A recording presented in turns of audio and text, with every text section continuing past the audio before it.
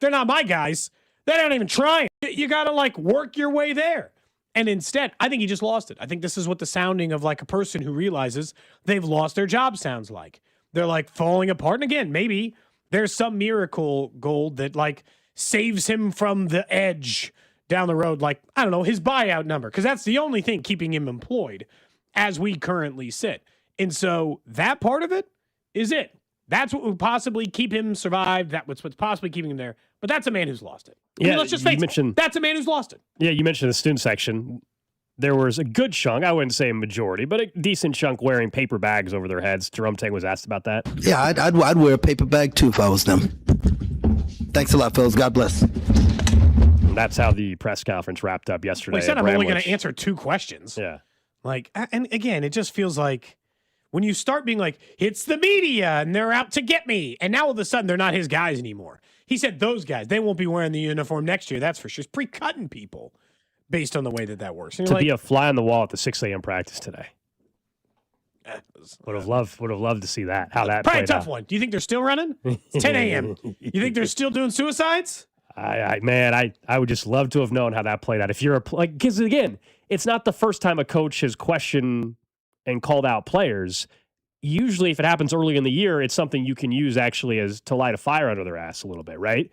There's 7 games left. That doesn't even do that at this point. It's now just like, oh man, people showing up to practice? Are they like, what was the effort level like at practice today? After your coach says that, was knowing that you have 7 games to go, knowing that you're probably not going to be on that team next year anyway. Yeah, exactly. He just said, I'm not going to be a member of the team anyway. So what's my motivation? Like, and I guess that's the part, Gold. What's my motivation now to be good the rest of the way? Drink Tang, gang. It's Tang-terrific. Is that his motivation going in there? I don't know, Do you think he man. apologized to him today? Man, like, guys, my bad. You guys don't doubt it. actually stink. It's me who stinks. Sorry, Doc. We only serve Tang here. Tang? What's that? Poor. Trying to keep the straightest face. I see you, Gold. He's trying to keep the straight face. He can't even make Kansas State fans mad. If the glass is empty, it must be Tang. He can't even keep. I mean, what K-State fans got to defend this today? Do you remember, like, just yesterday when I said, hey, can a single K-State fan text in and tell me that they want Jerome Tang? We got 0 text. Could you imagine trying to ask that today? Cody, they're going to finish. I couldn't keep them on board yesterday. 16th in the Big 12 this year. I guess part of this is like the rise and fall becomes very interesting to me in a lot of ways because Jerome Tang was a long-term assistant under Scott Drew who took a long time to get a program going, right? It just wasn't like up and running at Baylor. They gave him a lot of time. He got the program where it was and then had a lot of success later on. Okay, great. So they brought him in. He immediately went to an Elite Eight. And everyone's like, oh, man, we got Jerome Tang. Things are cooking. Marquise Noel was awesome. What happened? Like, genuinely, what happened? Were those just none of your guys? And this was the, like, when Illinois won the championship after Bill Self left, and everyone's like, well, those are just Bill's guys, and then it slowly trickled away to not being the same? Mm-hmm. Is it just he got lucky and he inherited a great roster and then was just good enough to not screw it up? Because since then, it's been pretty much a disaster. Like, not as bad as this year, obviously, where they've hit rock bottom.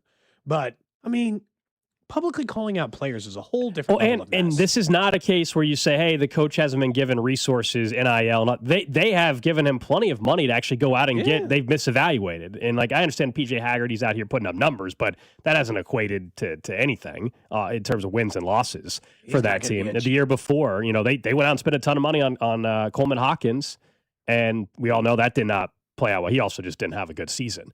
And so they have misevaluated. It's been an absolute disaster. And if you're Gene Taylor, the athletic director, he deserves heat for this as well. But does he have the ability to come up with $18 million or some sort of agreement to move on? And then it's always like, okay, it's the $18 million, Cody, but then it's also the money to go hire the next guy on top of that. So it's more than just $18 million. Oh, yeah, because that next player or next coach, is going to want like a real payday. And I'm not saying, because it was pretty bad those last couple of years of Bruce Weber. He went 9-20 and then 14-17, and then they washed him out. And he was 11-21 the year before that. So the final 3 years of Bruce Weber got bleak. But Bruce Weber, it's like, if you look at his early success, it was like tournament, no tournament 2 years. 3 straight years in the tournament. then 3 bad years, and then they ran him out. With Tang, he made the tournament. He made the Elite Eight. And since then, his team has been either incredibly mediocre or downright bad. And so I just wasn't expecting it to fall apart this quickly for Kansas State, where all of a sudden they're at a point in their program where they've only made the NCAA tournament one time in the last 7 years. Like, I'm not, and again, they don't have some like long history. It's not like they didn't go through droughts before in the 90s or early 2000s or whatever, right? I'm not saying they're a world-class basketball organization. They're not usually a laughingstock. And under Frank Martin and the first few years of Bruce Weber, that was a capable, go-to-the-tournament, every-team kind of program. And since then, it's been bleak.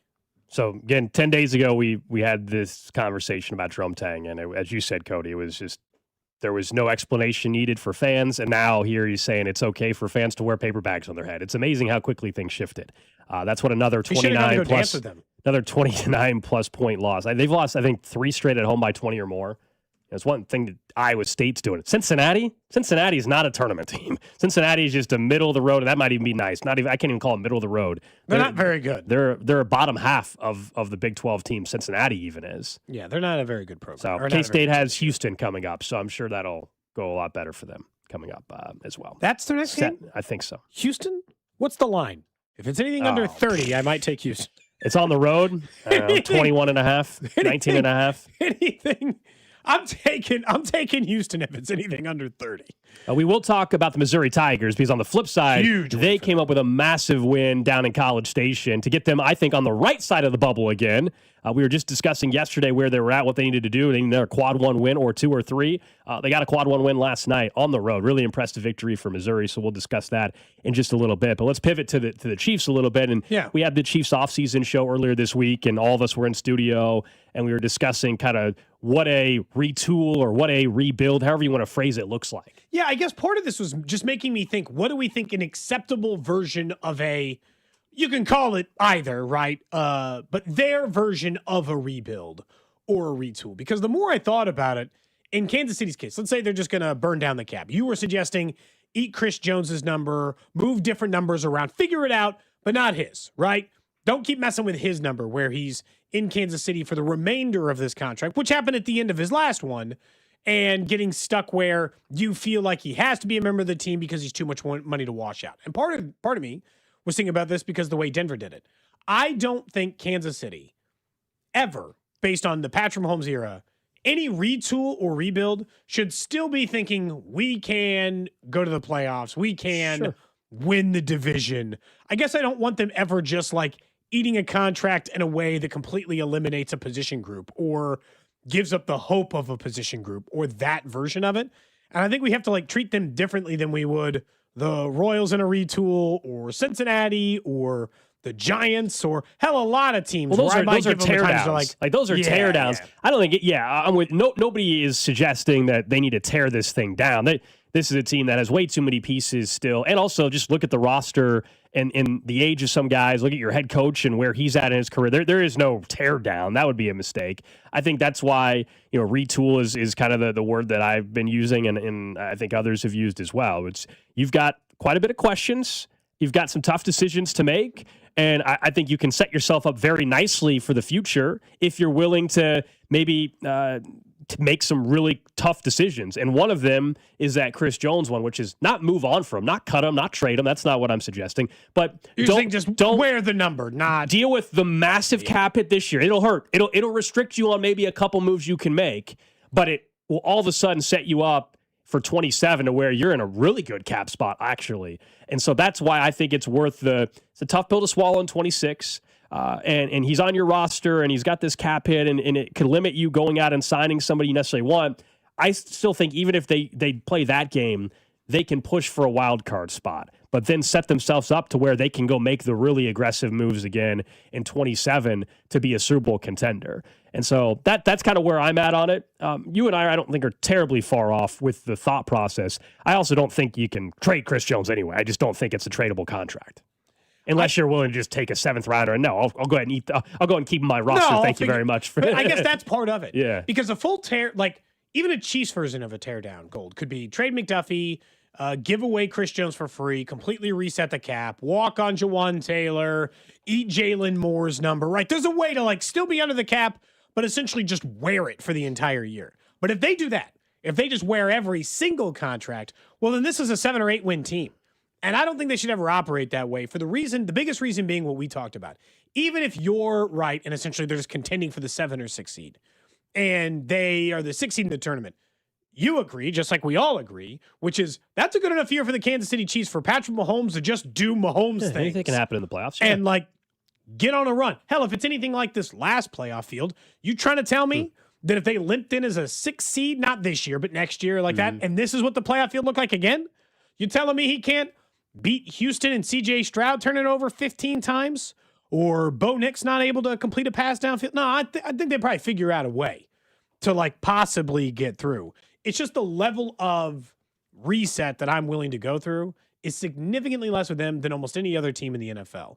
Because if I were the Ravens, for instance, I got a new coach. I'm trying to resettle with Lamar Jackson, and I don't want to burn Lamar Jackson years either. I might be willing to like really take a step back this year as far as what I do with these numbers, how I handle these contracts, and who I'm willing to burn out of town in order to figure it out. Because I haven't lost that year, I guess, in the way Kansas City lost it. Because that's the other part. Maybe they don't get 3 or 4 games of Mahomes. So, like, you know, is there an argument? But because they won 6 games this year, and it was like a loss last year, not they got to the playoffs and just didn't go far. They lost a year. It had no chance, no hope, no prayer. I'm not really looking to do another year of it's an 8-win team and then we'll figure it out. I also think I want to put themselves in a position to have a chance. I also think because of last year, you know, in the past, like this year when they lost to Jacksonville, because of prior history, look, that was the most frustrating loss for me of the entire season. Yeah. But when that happened, you still thought, okay, they'll figure this thing out. So now next year, Cody, if it's early in the year and they have a loss like that, I don't know who it's against, but let's just whatever. I think the skepticism will be warranted, and people it is going to be a little bit more of like prove it to me. You know, like last year, you're banking on they figure it out. This is what they do. Now that it didn't happen, they didn't figure it out. It was a 6-win season. I do think it'll be much tougher for fans, and you know, I think even those of us that cover the team. And if they start slow, I'm going to have a hard time believing. Yeah, that's what I'm turning back around. I think it's just going to be a much different feel around whenever with the struggles and the concerns. I think they will be met with much more skepticism, and rightfully so. Someone says the look-ahead line for Houston and K-State is 16.5. They're like, I'm going to take out my I think it'll be 19.5 by the time we get to tip-off. There's no way they're going to make that a game, are they? College sports are weird. That's the only thing. I understand that. You know, I'm not going to recommend whatever them, that lunatic who bet his entire life savings, the guy who bet on Seattle or whatever. I assume there was a pretty infamous guy for the Super Bowl. I remember the food truck guy down that had money on Miami. Remember the guy that sold his food truck and bet $35,000 on Miami and then lost. So he lost the food truck. There was a California man who bet his entire $33,000 life savings on the Seahawks to win the Super Bowl. Wow. Dumb bet, but good for him. I mean, yes, it's incredibly stupid. Don't wager your entire life savings. And because it was on the money line, it was like 33 to win 49. So it's like he risked his entire life savings and he won 16 grand. Oh, okay. I don't know. Not 39, sorry, 49. Gotcha. So he, I don't know if it was the first. I saw a future Super Bowl bet too was wagered. I don't remember what book it was or if it was the first one for for next season, but it was like $500. It was like $1,500 or $2,500 to win $1.2 million. Who was he betting on? Or maybe it was $25,000. I think it was Bengals Cowboys. He just threw that. Bengals Cowboys exacta. So he chose. So just to be out clear, of all matchups, a guy had $25,000 to burn on an exacta Super Bowl matchup, and he chose 2 of the historically least likely franchises to do it over the last 30 years. One's been in the last 5. The Cowboys haven't even. The Cowboys and I get haven't been to one. And I get it. If this time last year, if you would have said somebody bet on the Patriots Seahawks, we all would have been like, "What?" Yeah. Now the only issue is I think the Cowboys are an even bigger long shot just because they always find a way to screw it up. It was 500 to 1, I think, is what it was. Jeez. Which makes sense. Please bet Sicko responsibly. behavior. Yeah. Call 1-800-GAMBLER. Figure something out, that's for sure. Uh-huh. Let's get back to the college basketball and before we talk about the most recent update from Mayor Lucas on the stadium front. I watched pretty much wire to wire the MU game last night. Great game. And I think what stood out in particular about it was that was a team who was really having a hard time guarding the three. Texas A&M couldn't miss. But boy, did they fight like hell in that game. They were crazy in the offensive glass. They felt like the worst team in the entire first half, but went into half with a very narrow deficit and then outplayed A&M in the second half when they didn't shoot the lights out of the building and managed to get a lead and not blow it late, even though it was a bit of a sweat, a pretty good sweat, I would say, towards the end of the game.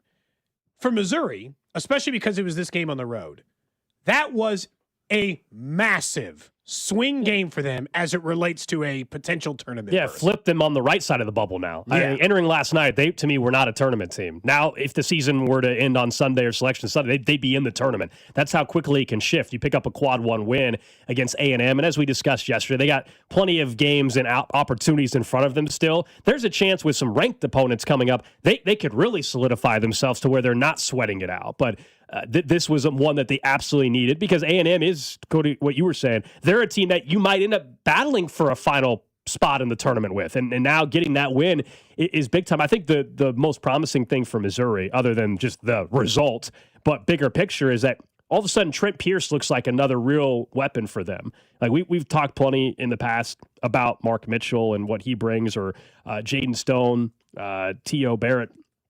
Trent Pierce, like he stepped up big for them as well. I think you're feeling pretty good about them moving forward. Now we'll see, can they stack a couple? They get Texas in Columbia on Saturday. Then they go on, then they're not on the road. I guess they're hosting Vandy, who's right now a top 20 team in the country. They're hot. They're beating a lot of ranked teams. And this time next week, their bubble situation could be so much, but we may not even be talking bubble anymore. No, honestly. Now you drop the next two, you're back in a spot to where it's a little dicey because you've got two ranked opponents in a row after you got Vandy and Arkansas. Sure, but win two of the next three, and you get a reprieve for a while, right? We don't have to get you back into the bubble conversation. I mean, again, I cannot emphasize how big of a swing game that is for them. Now they're 7th in the SEC. They beat a team who stood directly in their path to a tournament spot, right ahead of two ranked opponents, and they only face 3 ranked opponents the rest of the way. They face Arkansas twice before the SEC tournament, so they've got all the flexibility in the world to stack up wins against teams that they are, at least should be, better than on paper. And on the show yesterday, was talking about how I didn't think Dennis Gates was a good in-game coach. I thought he made some nice adjustments in that game to get him there. I will say, I thought they were going to blow it. Just a history of watching any kind of amount of Missouri sports, because we live in this town and we watch Missouri, Kansas, and Kansas State. I thought for sure Missouri was going to lose that game. The way that it was going towards the end, I was like, oh, they're going to kick this ball around. A&M had a clean look from 3 right before the end. And then even the final possession. I mean, I know it was great defense by Mizzou, but A&M right near there, the bucket, just really, really, really good defense.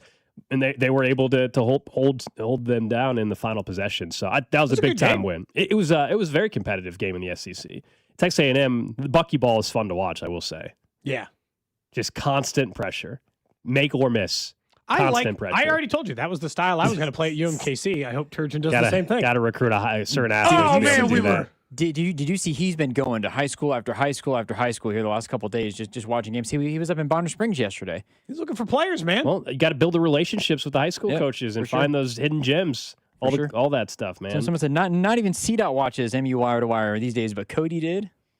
Full disclosure, I watched the final 5 minutes of the first half and then the second half. I did not watch opening tip. I was sanding cabinets while I did it with headphones on, but I definitely watched Sanding cabinets. Mm-hmm. I got to paint on Saturday, so I got to prep. What color are you going to? What color the cabinet's going to be? More like a purpley red. You have to purplely red. I can't really describe it. Preference red is the actual color, but I can show it to you later. Like a Florida State type of red, where it's like not burgundy, but it's burgundy's probably a good indicator of it. Okay. Yep. Darker color. We've given up. Our house doesn't get any natural light, so I've given up on trying to paint everything light colors, and instead going to make this house moody and dark. Give up. I surrender. The house doesn't get, and there's a lot of windows, but I have a ton of trees and that wisteria or whatever in the front yard, so you can't get any light in the house. All right, up next, let's get to what Mayor Quinn Lucas said yesterday at the State of the City about the Royals in 2026. And we might be headed out to spring training. We are checking in with our guy, Josh Vernon. We might be having a player join us. We'll keep an eye on that right here on 96.5 The Fan. Watch Cody and Gold on YouTube by subscribing to the 96.5 YouTube channel. Cody and Gold is brought to you by Heartland Men's Health, the leader in men's sexual health. Thousands of men have been successfully treated for low T, ED, and more, all with discretion and compassion. Make your appointment at heartlandmenshealth.com.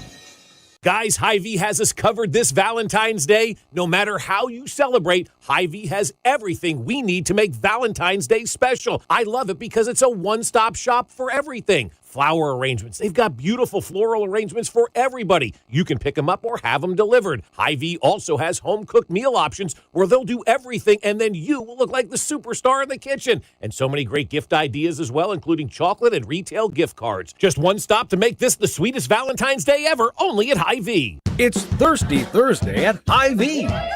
Time to stock up the bar and fill up your tank. Earn 50 cents per gallon fuel savings on every $50 purchase of wine, beer, hard seltzer, and spirits. Mix and match all your favorite libations and get a 50-cent fuel saver with every $50 purchase. Stack up the savings and your next fill-up could be free. Don't miss Thirsty Thursday at your Kansas City, Missouri Hy-Vee. Product promotion differs by location. Offers valid where legal, available while supplies last. Oh, how's that flu, babe? Did you take Dayquil Intense Flu yet? Nah, I got this. Ugh, okay, I don't got this. You stay on the couch, and I'll grab the Dayquil. Undo your flu symptoms with Dayquil Intense Flu. Dayquil Intense Flu provides powerful relief of your flu symptoms. I'm ready for that to-do list. Wow, you do got this. Dayquil Intense Flu. The daytime coughing, aching, fever, under your flu, medicine. Use as directed, keep out of reach of children. This is the story of the one. As an HVAC technician, he and his digital multimeter are in high demand. So when a noisy office HVAC turns out to be a failing blower motor, he doesn't break a sweat. With Grainger's easy-to-use website and product information, he selects the product he needs to keep everything humming right along. Call 1-800-GRAINGER, click Grainger.com, or just stop by. Grainger, for the ones who get it done.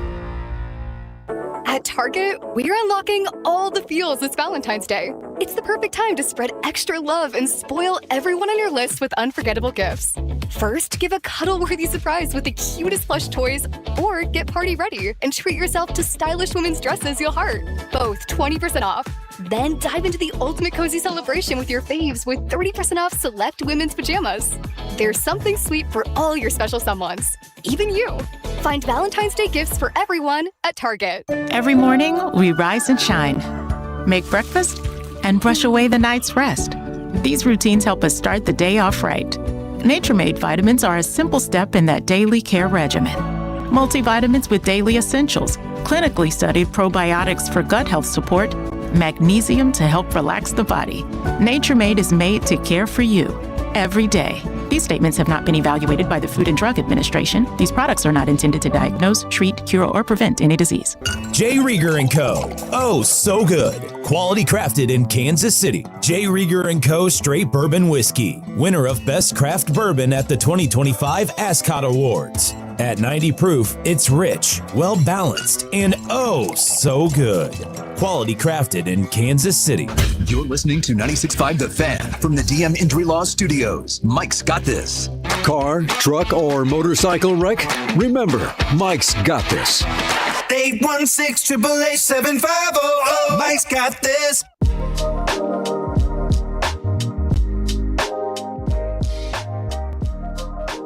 Back here on Cody and Gold, Alex Gold, Cody Tapp, Drew Nixon with you.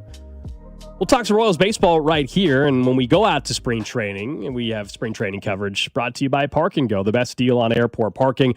Throughout the next couple weeks, there'll be some shows where we'll have a Royals player join us. I don't think that's going to be today. We got some clarity on that, but Vern is out there covering the Royals, and on some days we will have a few Royals players join the show. We had Isaac Collins on the station yesterday, I know, with Fesco and Dusty. So we hope to, whether it's tomorrow or next week, we'll certainly get a couple Royals players to check in as they start to rev up. First spring training game a week from tomorrow.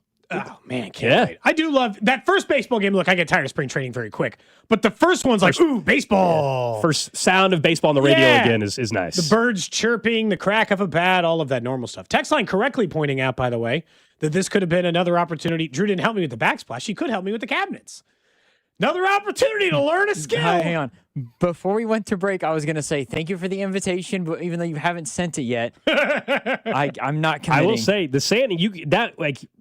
I would rather do the sanding, believe it or not, than the tile. I have Really? sanded Oh, before, no. so I have sanded. The tile, it offers like it is more frustrating if you have to do a specific cut, but it is a far more satisfying, like, I've accomplished Because I've something sanded cabinets than just before. sanding cabinets. See, maybe it's just because I know I've done that, whereas like tile, I haven't done I that. sand it 3 times with Yeah, it's 3 annoying. different grits. I know. And not even done with the You should also doors yet. You could also just get an electric one where you can put instead of having to do it by hand. Do you have that? Well, yeah, I'm not like doing it with a sanding block.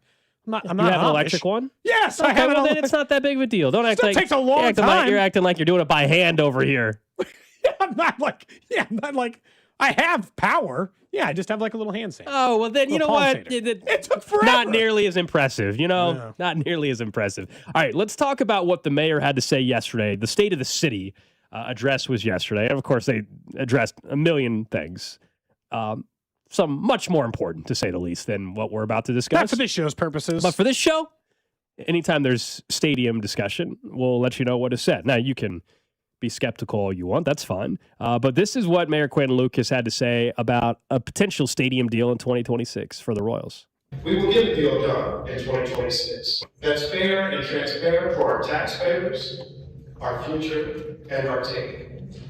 Successful cities must remain centers of activity, and Kansas City will continue its progress with mass generation to ensure that downtown continues to grow with business and residential population and cultural amenities. That was from Eric Graves on Twitter, who works for Channel 9. He was at the event. Apologies for the audio there a little bit, but you can hear at the beginning, essentially guaranteeing a deal in 2026. We will get a deal done in 2026. Now, the skepticism is, of course, Cody, he also said they would not lose the Chiefs. So I get it. Although, based on the Chiefs going to Kansas, I still think most likely the Royals will end up in KCMO and end up downtown. Although I'm not as confident as others at the station that will know by opening day. I don't see that happening. I will say that seems to be the prevailing thought amongst people that aren't us. The truth is, I'm a cynic. And they've made me that. It's not my own fault. I would have definitely thought by now we would already know the Royals were going downtown in a stadium downtown. I don't know, probably in that like old KC Star site building, because I just would have thought that the vote was close, but they found some way to get there. Lucas, here's the problem. Gold, I want to take him at his word, and that in 2026 they will announce that Jackson County and Missouri will have the Royals. He up until 5 days, 4 days, maybe even 3 days before the Chiefs announced, like officially announced their move to Kansas on that Monday, was still claiming they weren't going. So, like, no offense, at this point, any grandstanding of the Royals will be announced that they're having a stadium in 2026 with any level of definitive wording is just not accurate. Do I think right now that Kansas City, Missouri is the favorite? I do. So, like, he might end up looking right on this one versus the way the Chiefs one ended. And he didn't go as hard. Like, I think he softened more than LaVota did by the time we actually got to the vote. But it's with any kind of certainty. Can you say that? Because the only way you get that for certain is if you know you can still give them the money without a vote, which is what they're going to try in Kansas City, Missouri, right? But again, they, even without the plan to require a vote, Cody, if there's a petition with enough signatures, they can push for a vote. Citizens of Kansas City, Missouri can still make that. Probably would, I would case, guess. You know, someone says it was the mayor's meeting in a bathroom. No, it was at City Hall. Just the audio quality was terrible. Apologies for that. It was at City Hall, but yeah, the audio quality was not great.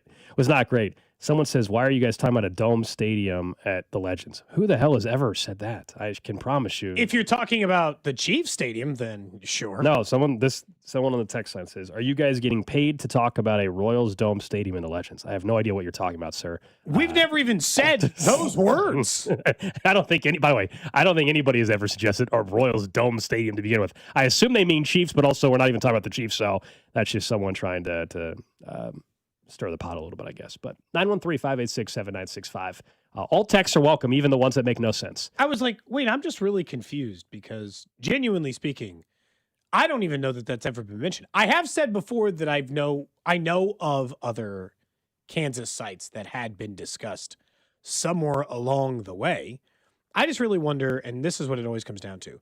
Do they, if they think they can get it through, and they have to, I think a vote is less likely to pass in Jackson County if they try to sneak it through, and then a recall happens, and then it looks like the will of the people are against you, versus if you took a chance and said, we could get there. I also do think, like, let's say the Chiefs went to East Village, Royals went to East Village or the Crown Center site, Washington Square Park. Do you think, standard vote, stadium looks cool, let's call it a quarter-cent sales tax, or 8-cent sales tax, right, instead of 3/8 or a quarter, whatever. It's less than the previous one. Quarter-cent sales tax, Washington Square Park. Just the Royals. Stadium looks awesome. No businesses are complaining. Does it pass? If it had to go to a public vote. I think if it's a campaign that does truly lay out exactly what it's going to cost the taxpayer, and if there is far more transparency and organization with the campaign, I do, but I also don't think it's a slam dunk. Like, we all know the 16-point loss the last time was contributing factors. We have a long list of those, whether it's the Chiefs plan, whether it was with the moving of the sites, whether it was just overall with the messaging and allowing certain messaging to become the vocal opinion on ownership and things like that, as in poor PR by the team. If they run a real campaign that makes sense, and now that the Chiefs have already left, I think it could pass. But we all know with any public project that requires public money, I should say, even if it's a public-private partnership. I don't care if it's Kansas City or if it's any other market. Kansas it's less, back even a less, little, not a ton, but it's much more difficult in 2026 to pass a tax increase. It just is. Yes. And again, I don't know if you saw, like, Front Office Sports, what was it? Less than a day ago, put out an article that said, Iowa really wants the Bears. Okay. And, like, I don't know, Duquesne or something. And so, like, people were putting out funny renderings of the little, like, Riverside area or whatever. It's like Quad Cities? I don't know which part of Iowa, but it's like they formed, the same as Kansas did. They formed a commission to get all the money together to try to steal the Bears. And I'm like, that's 2 states, not one. They're not going to take the Bears all the way up to Iowa at that point and all the way over at that point. But this just goes back to the same thing. The reason why you have to even read that article or even take it 2% serious is because these teams, I think genuinely what's happening here is a lot of these teams see this as the last 100% opportunity for the paycheck on the stadium front. Not saying it'll never happen again, but because it's getting more and more progressively difficult to get these stadium deals passed cleanly, unless you're just going to go the people have no say, then I think that they're exploring all the options. They're like, no, we're taking the last big final payday on this stadium front before maybe it gets even more challenging 10 years from now, 15 years from now. Because 10 years ago, the Royals-Chiefs one passes. Just 10 years ago, it passes. And they didn't come close. They lost by, 16 points? I don't remember the number now. I think that's right. And I think that's where these teams are probably, and that's why the Bears are like, we'll go to Indiana. We'll be in Gary. Wasn't that what they were talking about, Drew? He said it was once the murder capital of the United States. It was Northwest Indiana, which Gary is the city essentially in Northwest. You have Hammond and all the other ones, but Gary is the city. Yes. Is Gary a dump?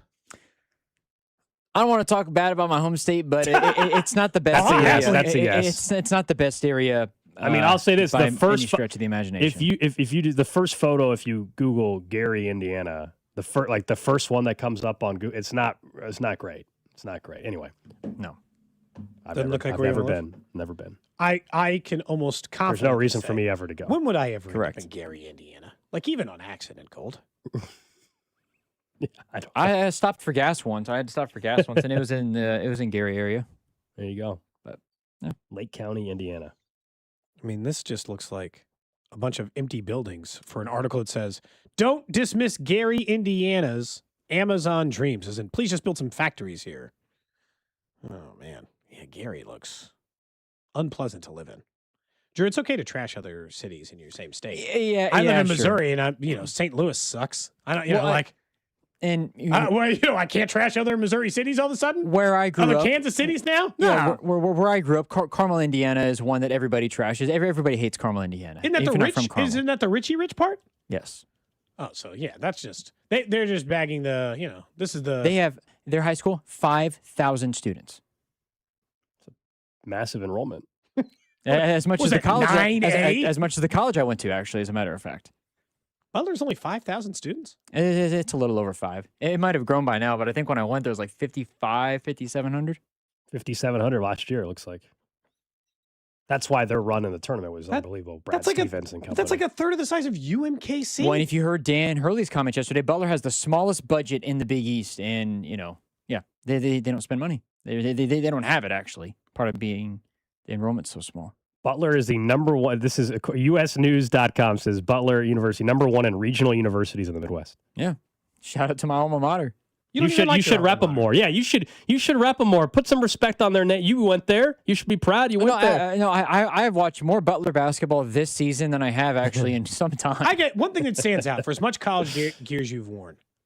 I've never seen you in anything Butler Bulldog. Oh, I've seen you in Florida, Georgia, Missouri, Kansas State, I've worn Illinois, North Dakota State, Boise. I've seen you in every university but Butler. I've got one Butler shirt. I need to get a hoodie actually, but I have one Butler shirt and I've worn it multiple times. Not here.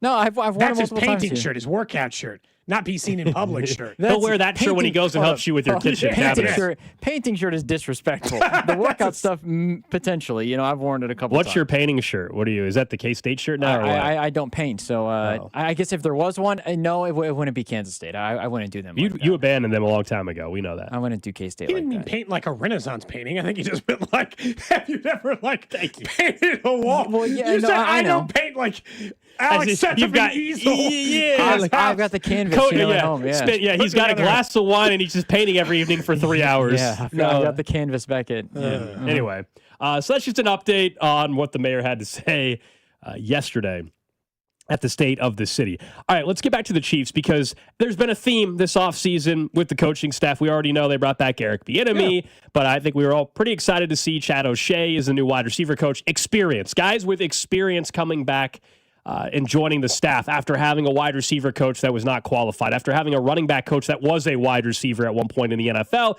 and seemingly hiring guys you're maybe hiring at a favor for others. And this offseason's been a complete shift. I don't know if it's going to work, right? That's what makes this all interesting to discuss now. We'll find out in the fall. But the Chiefs reportedly have hired now former NFL running back, current Oklahoma running back coach DeMarco Murray. He's a name that I think all of us recognize as their running back coach. He's been on the college circuit as a coach since 2019. Now he's making the pivot to the National Football League. And like, if you talk to someone that's an Oklahoma grad or I don't listen to fans. They're OU alum, delusional. they'll tell you that, hey, he didn't develop any running backs, and last year they were not a great running offense. There's so many reasons for that. He's not a play caller. They had a quarterback that was good and then got hurt and then came back and wasn't the same. Anyway, my thing that I like about this, it's almost like Andy Reid realized, hey, maybe hiring my buddies to be position coaches turned out to be an issue with developing players over the last calendar year or so. In particular, like guys, Xavier Worthy did not develop. Is there more developing for Rashee Rice? Our run game did not have much development. That's what I like about both the DeMarco Murray and Chad O'Shea hire. I'm not telling you it's all going to be fixed. I've got questions still about overall. I would have liked them to have had a real offensive coordinator search, but I do love for with that said, they have really shaken up the offensive staff. And they've gone the experience route. Guys that, frankly, feel like they're going to be able to coach. They're teachers. That's what they need with some of these younger guys. If you're going to have a young running back come in, if you're going to continue to try to develop Xavier Worthy, you need guys that can coach and have coached quality players. And it also helps that, DeMarco Murray played the damn position he's coaching. I think what stands out, and again, I know Oklahoma fans are down on him. I was reading some articles up on it because I'm more interested in the approach this offseason than the person. And DeMarco Murray's been offered NFL jobs before. He chose not to leave Oklahoma because he went there and he likes it, maybe. But so he was unwilling to make that transition, and they convinced him to come up and coach running backs here. We asked for outside hires. We asked for people who had been away from their system for a little bit. And I get it. Maybe we didn't get the full version of what we wanted. We didn't get Mike McDaniel and no Heck and no Tobe. But here's the thing. I never needed him to get rid of everybody I was dissatisfied with. I needed them to get rid of some of it in an effort to like have some fresh voices and figure out a way to go about this. And in this case, the Murray hire to me points to the entire offseason of, you're right. They have learned that maybe old nepotism hire or whatever they had going on here, the old buddy system of he was a kid of a guy that I used to coach with, or he's just been around me forever, or that's done. And they're going to try to do some new things and hear some outside voices and change things up a little bit. The one part about Murray versus this is like, and this goes back to the same thing. I still think that part of what they need to do is figure out how to get under center more. Yeah, we've talked about that a lot. Look at these teams that were in the Final Four of the playoffs. And I was asking, they have certainly been under center more in a given season, but they are never under center a lot. And I still think it is an underrated thing that a problem they might have this year, Gold, is that they can't practice it in a way that they would normally practice it because of the Mahomes injury. So if you can get me new wide receivers coaches, new running back coaches, and get me some people who've actually played this position, I'm all for it. I can tell you right now, I know nothing about DeMarco Murray. How can it not be an upgrade over former wide receiver teaching? And I'm not saying he can't, because obviously Andy Reid didn't play. He can coach a quarterback, and he didn't play quarterback. I'm not saying it's not that, but those were just like, it was the old boys club. Pinkston played for him, had coached with him, and he just promoted him to a different position that he wasn't familiar with. I am glad they are going outside hires. So this just points to another, like, at least willingness to make a change. You and I are fearful they wouldn't make any change. They at least, and while they went back to Eric Bieniemy, they still, and I'll stand by this, they still kind of ran Matt Nagy out of town. By the time they got to the end of the year, they were like, at beginning of the year, like, this is it. Andy Heck's really the only remaining staff member on the offense, that I can recall. I mean, I guess there might be some quality control. Yeah, Tobe is special teams. Tobe's the only one that I'm surprised. Maybe not surprised. Special teams were awful last year. That's the one guy that he was not willing to move on from. Nope. Was Dave Tobe. And it better be, special teams better be cleaned up next year. Otherwise, only going to get louder from fans. I'll say, I think if you made Andy Reid like elimination style, like a bracket of all 64 coaches were on his staff, Tobe and Spags would be the number one seeds and they would face each other off in the championship. I think Andy Reid respects and loves Dave Tobe so much, he might be the hardest person for him to fire on the team. Like, I'm just telling you, if he ranked out every coach that he loves, Tobe might survive everybody but Spags as far as like how bad it would have to go for Andy Reid to get rid of him. Look, I hope he makes some adjustments because his kick return strategy or his punt return strategy or the holding stunk. It was the worst unit on the field this year, and the offense could barely score at times. So it really is saying it was the worst unit by far on the field this year, which changed the whole other thing. Do you care about the Oklahoma fans' opinion of DeMarco Murray? Just for clarity, I'll just point out, this is what OU fans have mentioned. That, like DeMarco Murray as a coach at Oklahoma, here were the Sooners' rushing yards per game and national ranks. Now, much like the OC conversation we had here around Nagy and EB, I think there's more nuance that's required. And I don't follow Oklahoma football, so I don't know how good the running backs were supposed to be. All I know is their quarterback was great early on, then got hurt. DeMarco Murray was not the play caller. So there's so many factors. But just for clarity, if you were wondering, this past year, Oklahoma's run game was 120th in FBS. It was 66th the year before, 34th, 10th, 31st, 46th. That's as him as the running back coach. But he's a position coach, not the OC, so I don't know how much stock to put in there. But if you're wondering, how did the running game overall fare with DeMarco Murray at OU? Yeah, not great. It wasn't great. In terms of recognizable names, too, like Samaje Perine, Joe Mixon, DeMarco Murray himself, like there hasn't been somebody out, like Jaden Ott transferred from Cal. He's there right now, to be or was really there, good, yeah. and he barely even played last year. So, yeah, their running back position has not been as good as in recent years past. No. Samaje Perine, I think, has the record, or he used to have the record for most rushing yards. Yeah, it was against Kansas. Destroyed them. In one game. Gold remembers that game. It was against KU. He might have had 700 yards in that game. I don't remember what the number was, but it was 427 yards. I will never forget that game. It was how many? 400. When I say 427 yards, yeah. If you give up, I'm sorry. They lost that 44-7.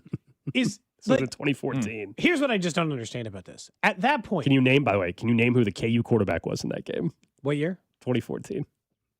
They lost 44-7. They gave up 427 to Samaje Perine. 2014. Mm-hmm.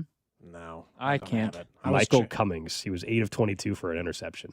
Anyway, man, at that point, 22. I'm sorry. At that point, how do you not just line up 11 people on the line and just don't guard the wide receivers? I think they tried. He had You gotta 5 stop. touchdowns. You gotta stop. You gotta stop trying to do anything else defensively and stop letting the man run for Samaje 427 Perine had yards. 5 touchdowns on 34 carries for 427 yards in that game.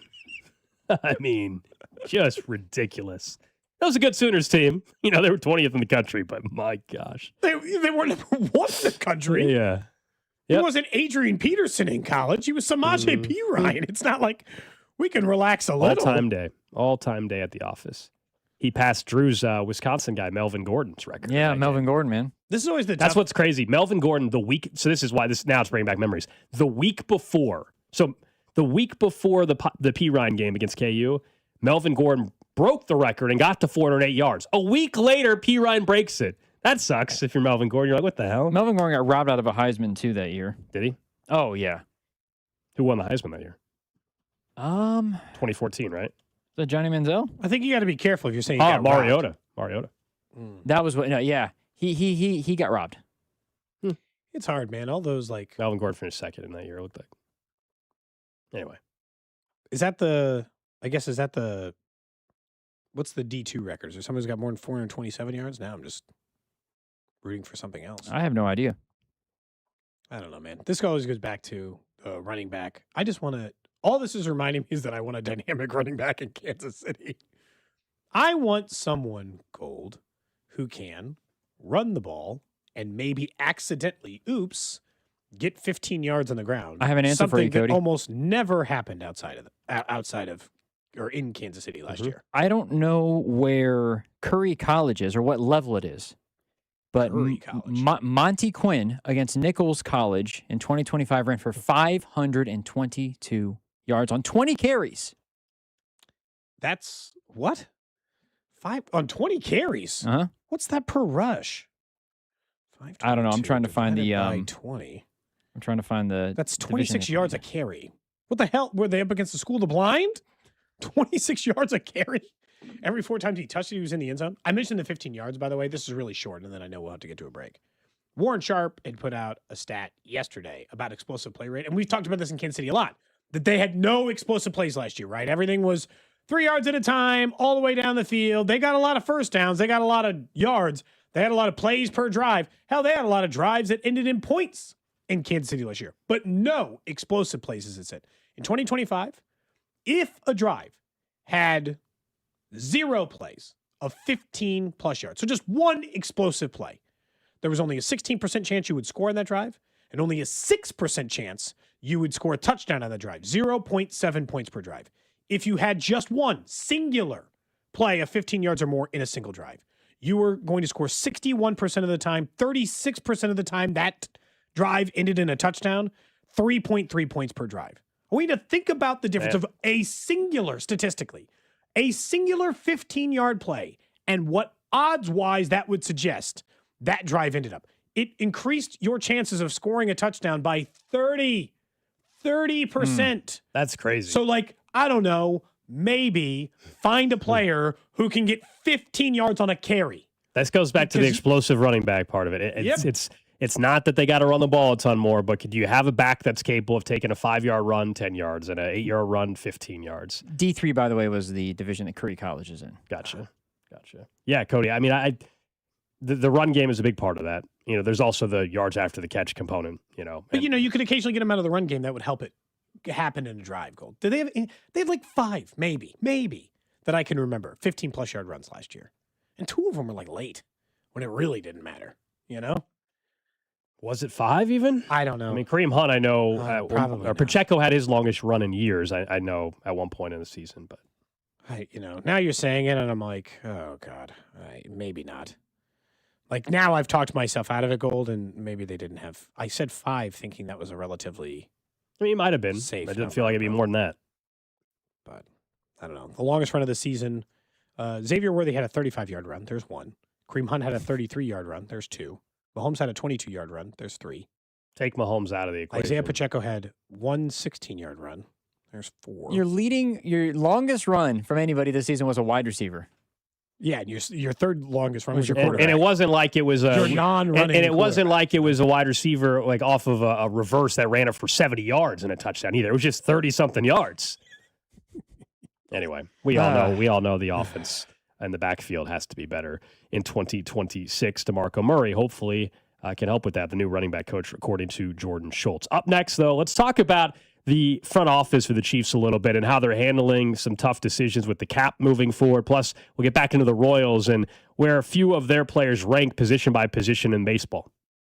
What's up, Kansas City? This is Vinny Pasquantino, and you're listening to Cody and Gold, weekdays starting at 10 on 96.5 The Fan. Brought to you by Heartland Men's Health, the leader in men's sexual health. Thousands of men have been successfully treated for low T, ED, and more, all with discretion and compassion. Make your appointment at heartlandmenshealth.com.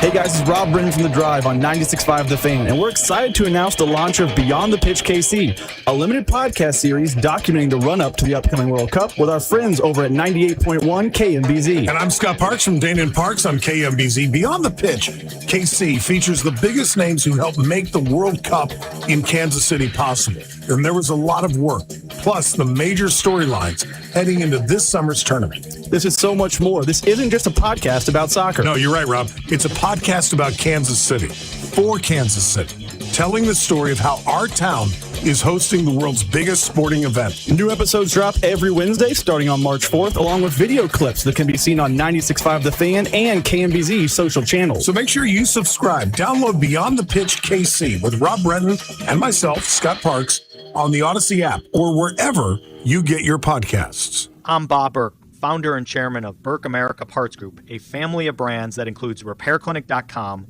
an appliance and HVAC parts solution company that's grown into an international brand. Before AmericanEagle.com, we partially launched a new technology platform developed by another firm.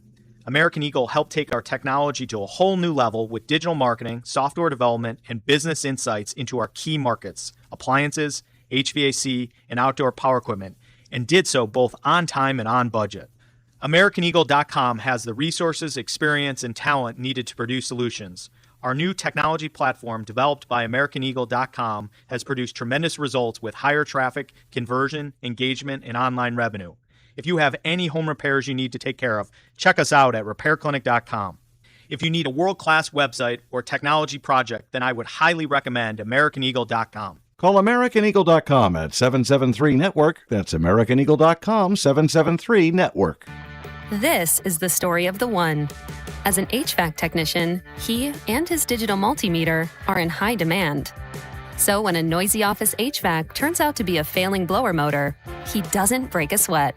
With Grainger's easy-to-use website and product information, he selects the product he needs to keep everything humming right along. Call 1-800-GRAINGER, click Grainger.com, or just stop by. Grainger, for the ones who get it done. Tired of hearing scary radio ads about the IRS? Tax Relief Advocates is different. TRA is here to tell you that if you owe money to the IRS, whether it's $5,000 or $500,000, we have a solution. TRA can eliminate or reduce what you owe to the IRS with zero risk to you. If we can't reduce your tax debt, then you pay nothing. We have over 1,000 5-star reviews on Google and an A+ with a BBB. End your tax nightmare today by visiting TRA.com or call 800-575-6879. 800-575-6879. Hey guys, it's Rob Brennan from The Drive on 96.5 The Fan. We're excited to launch Beyond the Pitch KC, a limited podcast series documenting the run-up to the World Cup with our friends at 98.1 KMBZ. And I'm Scott Parks from Dana and Parks. This is about Kansas City, not about soccer. Telling the story of how our town ended up hosting the world's biggest sporting event. New episodes drop every Wednesday starting on March 4th, plus video clips on 96.5 The Fan and KMBZ social channels. Subscribe to Beyond the Pitch KC on the Odyssey app or wherever you get your podcasts.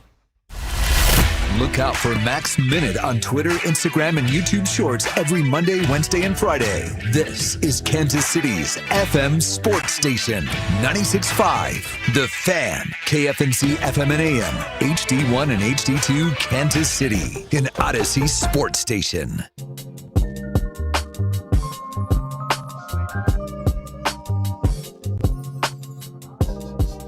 11 o'clock hour. Here on Cody and Gold, Alex Gold, Cody Tapp, Drew Nixon with you. We'll get to the trash of the day in 20 minutes.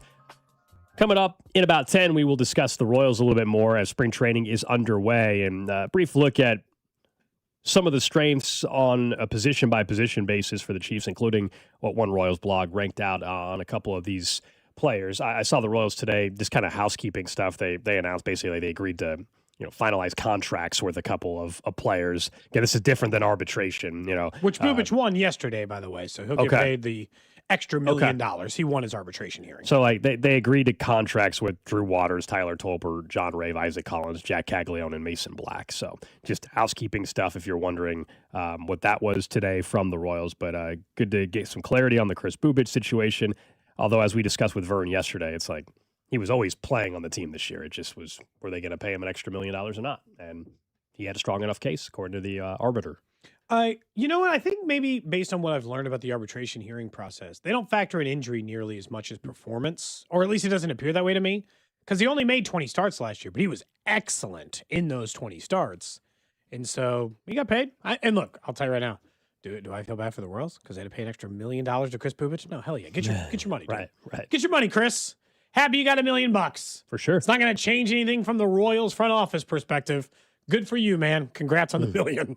Totally. Happy for you. Maybe we'll try to get him on the show. He'd be a good guy to talk on the show. Yeah, we will, over the next couple of weeks, hope to have a couple players join us throughout spring training with our guy Josh Vernier, who's out there, our Royals insider. He's got his hot stove show tonight. So if you're wanting your Royals fix and all that, that'll be coming up this evening right here on your home for the Royals, 96.5 The Fan. Let's pivot to the Chiefs, though, before we get into a deeper discussion on the Royals. And we were earlier talking about the coaching staff last hour. But you look at the front office, and we've all agreed, I think universally, hey, this is one of, if not the most important off seasons for Brett Veach. I think it kind of goes without saying at this point. And so you look at the decisions that they have to make, and we all know the prior regime, while the drafting was incredible from John Dorsey and key pillars and Hall of Famers, as a matter of fact, what got him in trouble at the end was he was terrible at managing the cap. And they had to let players go that they liked because they couldn't manage. This is an offseason where some of the cap decisions are going to force other decisions for you in a greater deal. And they are going to have to decide, how much are they willing to continue being right up against the cap? Or are they willing to pay the price a little bit now this year, bite the bullet on it, so to speak, and set themselves up better for 2027? Because I actually think, along with people around him, the Chiefs have done a pretty damn good job managing the cap by being able to retain, of course, signing mega deals for Patrick Mahomes, but a massive deal for Chris Jones. Again, this conversation, this is not whether or not you think the deal for Chris Jones or Travis Kelce or anybody was the right deal. I'm talking strictly from a cap perspective. Yeah. How do you feel they handle the cap? I think got a lot of smart people around Brett Veach. They do a pretty damn good job. It also helps. Your job's easier when the cap is growing at a rate we've never seen before, frankly, in the NFL. I will say, Brant Tillis was a guy... He got a lot of credit for it. And this is why I'm asking the question. Brant Tillis was a guy in Kansas City who people did credit a lot for his cap management and cap skills. Brant Tillis he's not here anymore. He is in Carolina, helping on the... Matter of fact, he just got like a partial promotion, I believe, with the Panthers, where he's in charge of more stuff. So... I kind of feel like the next 2 years for me are a cap audition for Brett Veach and his management of it. Here's what I really think happened. I think it's like you bought a new house and you picked up a bunch of new furniture. I think they were in the middle of the three-peat and they let some normally fiscally sound from a cap perspective things get a little out of whack in an effort to get the three-peat. So they messed with some contracts they probably shouldn't have messed with and kicked some numbers down the road they probably shouldn't have kicked down the road and are now in a bad spot because of what they were attempting to go for. But that means for me, you are under it because it's not an easy cap hole to climb out of this year. It's the worst maybe in the NFL, or at least it's one of the bottom 5 in the NFL. You are saved by the grace of Patrick Mahomes' deal and the contract he signed because good news, as always, you can go to the old Bank of Mahomes and manipulate this thing in a lot of different ways. Yeah, so I think they got a lot of moves they have to make. I don't know if I disagree with the painting of the picture of like it's doomsday with the cap for the Kansas City Chiefs. I just think they're in one of the worst spots in the NFL this year. Not all the time. The projected cap, the estimated cap is going to be like $303 million. They're around 58 million over with 54 players signed for next year. And as we all know, you got to be under the cap by the new league year, which is March 11th. I just think, Cody, there's some obvious moves they can make that very easily. Like, so, for example, the one we all know, Jerome Taylor, okay? 4-year, $80 million contract. If they cut him, you got $7.4 million you got to eat this year, dead cap, dead money. But that opens $20 million of the 58 that we were talking about that they're over. So that's like the first one. Mike Dana, if you were to move on from him, I think they will, $8.9 million. You almost just saved $30 million of the 58 right there. And these aren't players that were like, they're letting go for cap reasons, but we're sad or gone. Right. Because there's a difference Drew there. Tranquil, I'm still curious if they're actually going to do this, but if they moved on from him, again, I actually really think Drew Tranquil has been a nice player for this team, but I understand there's some people that think maybe they'll move on because they drafted a 5th-round pick linebacker last year in Bassa. But $6 million you could save if you cut him. I'm up to $36 million of the 58, just with 3 moves that I would call not that extremely difficult. Mahomes could probably get you the other 30. Noah Gray, do you want him back? $4 million you could cut him to do that. That's not. These are just cuts. These aren't even restructures. So before I even restructure anybody, I think you can clear up $40 million by making moves that are not really all that detrimental to your 2026 roster. And then, as you were saying, Cody, you get to the restructures. Mahomes, you could clear if they really wanted to. I don't know if they'll do the full extent. They could actually, in just one restructure with Mahomes, they could free up $44 million if they really wanted to. And we could keep going, right? Trey Smith, they could restructure and move that deal they just signed already. Creed Humphrey. I'm just saying, yes, right now they are way over. There are 6-7 moves, I didn't mean to do that they could easily clear up $80 to $90 million of space. No, they can definitely get to a number where they can still spend this year. But like we talked about kind of at the beginning, you can't rob yourself forever unless you think the cap is going to continue to explode. I think what I was thinking about as it relates to the cap is, which of the deals that Brett Veach have signed would I say are like home run deals that I have almost no complaint about? Mahomes. I don't care. That deal's working fine.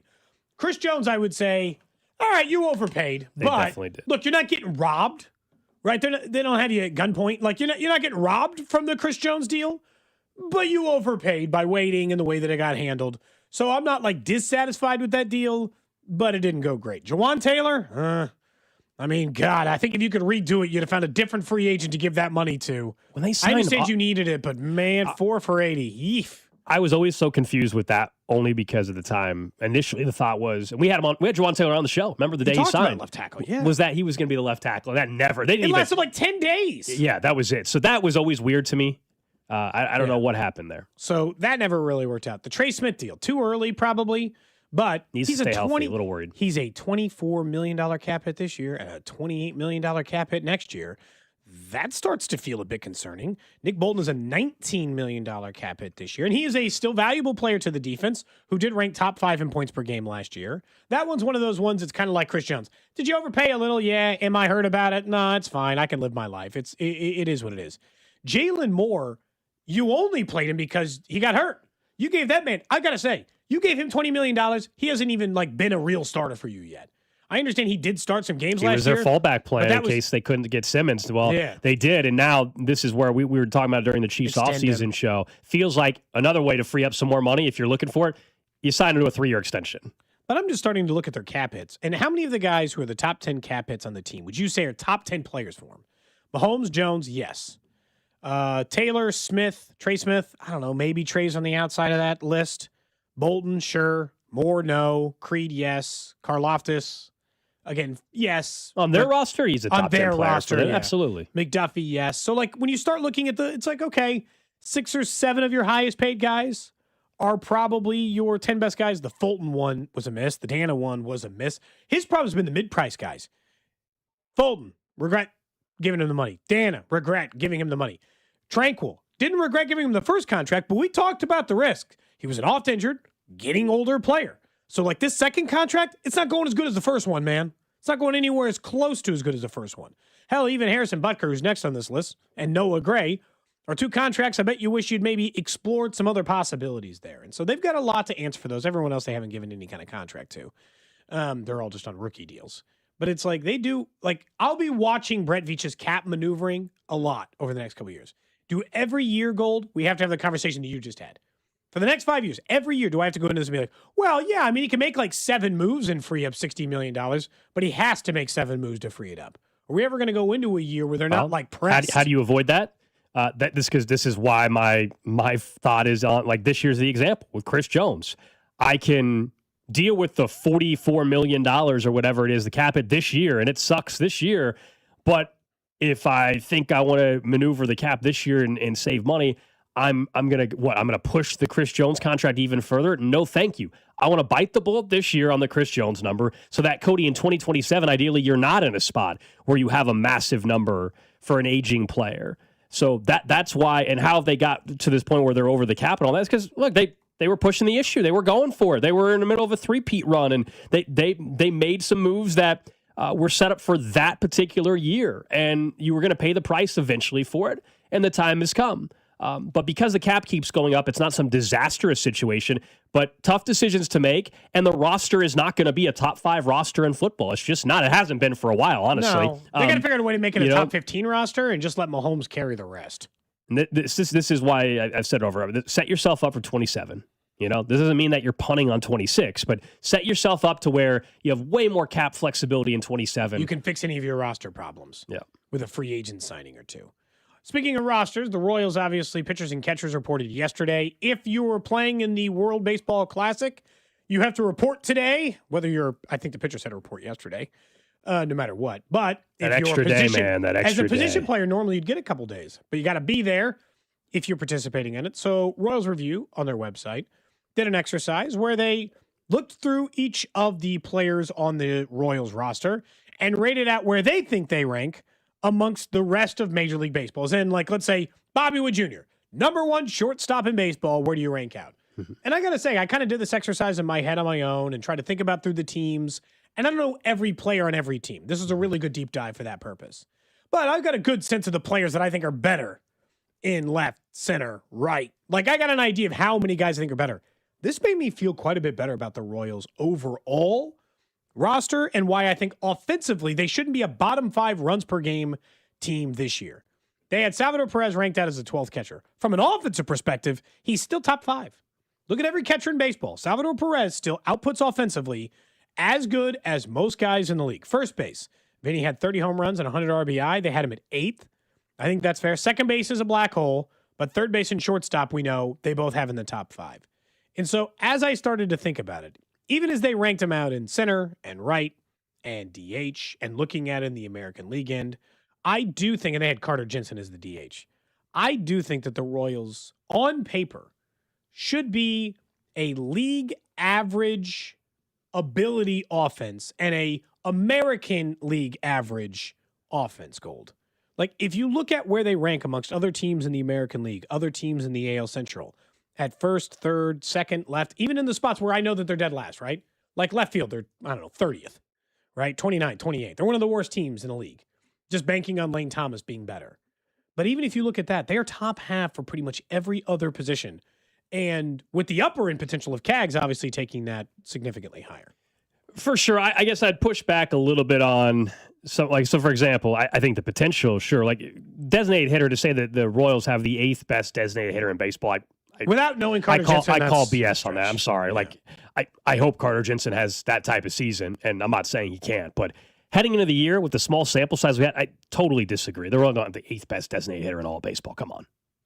That is very optimistic. They have the 8th best. Carter Jensen, come on.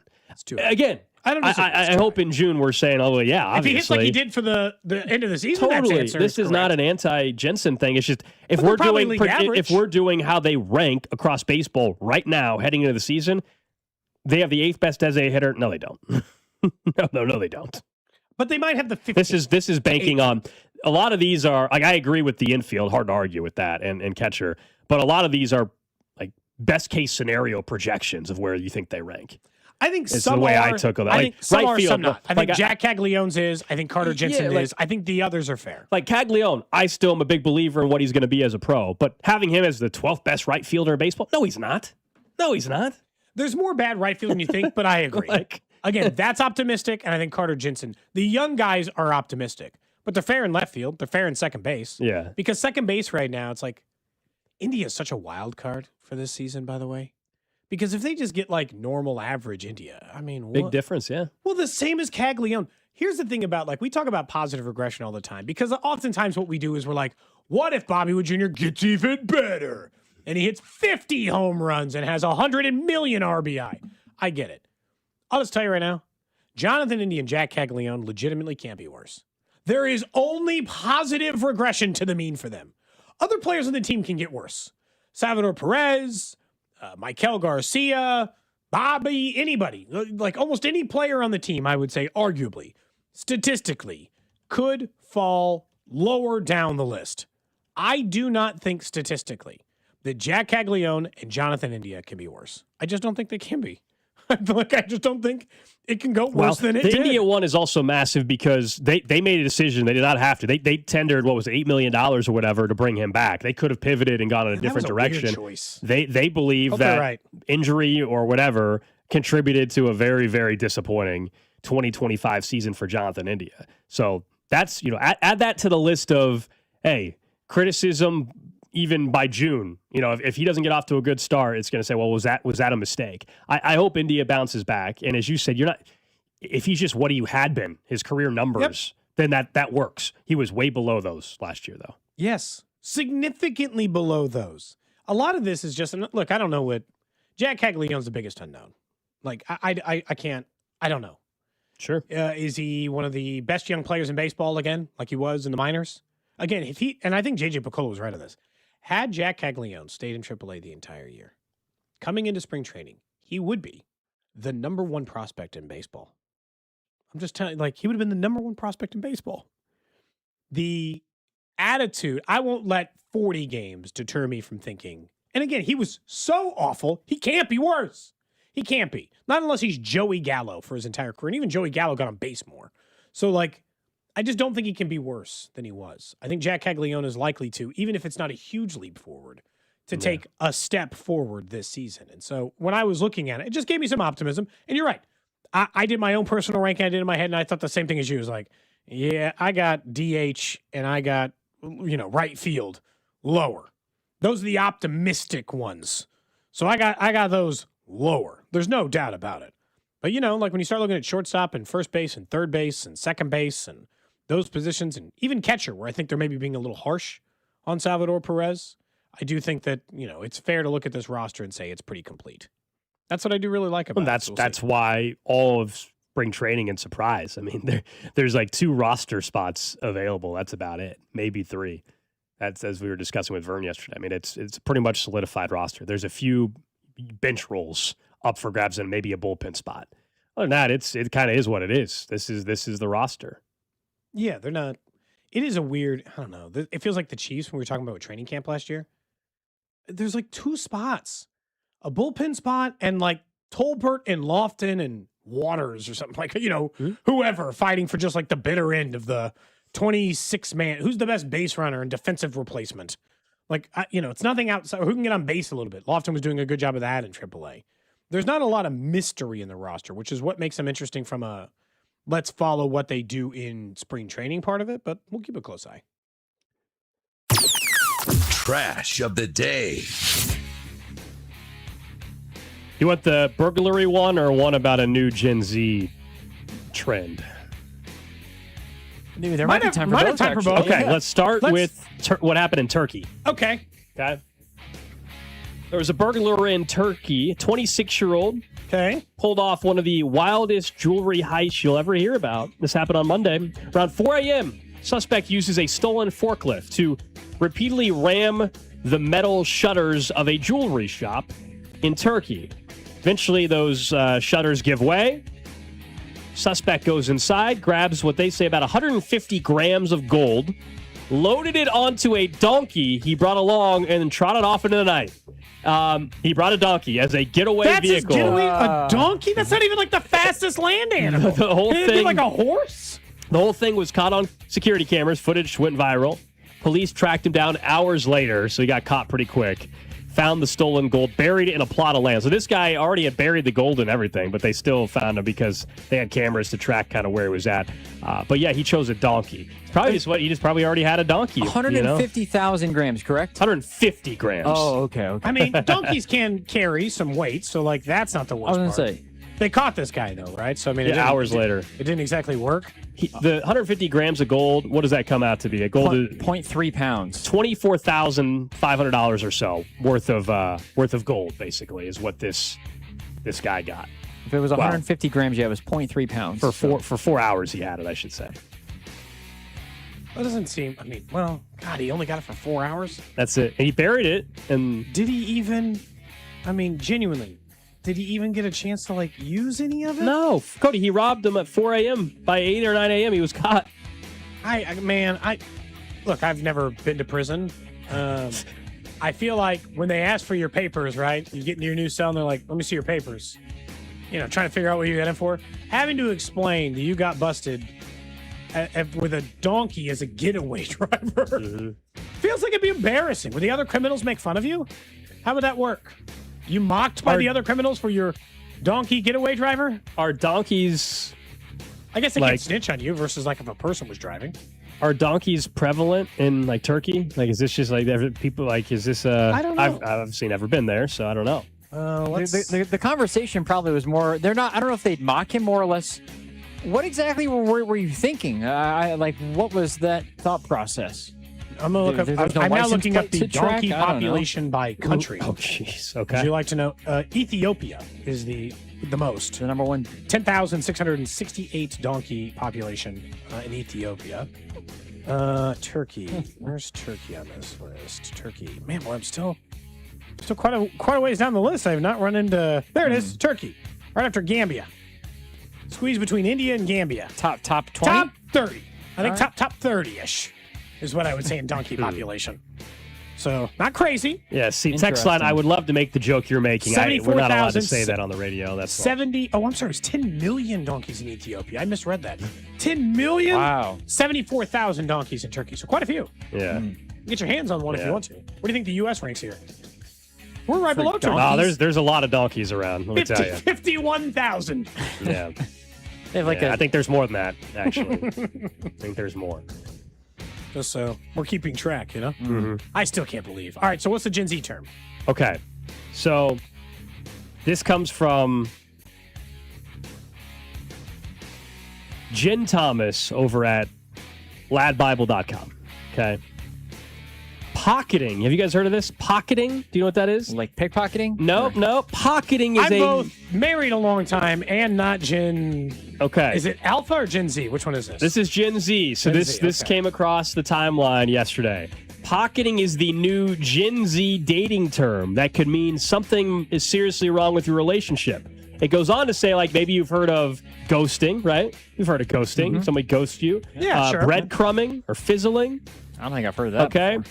So here's what this is. these. Pocketing, according to this site, is been compared to breadcrumbing in that it involves a relationship where you're given just enough to keep you hanging on and invested in things. But the difference with pocketing is that it also involves you being kept secret by your partner. So this means like hidden from social media, or your partner refuses to introduce you to their friends or their family, essentially keeping you in their pocket away from everyone else. Wow, so ashamed to be with you. So like you're like good enough to be in a relationship and hang out, but not good enough for my friends and my family to know who you are. That's messed up. Pocketing is a Gen Z thing. I mean, it's happening, I guess. I mean, if you're like 5 months in and you've never met anybody in their life? Anybody, then you got to call that off.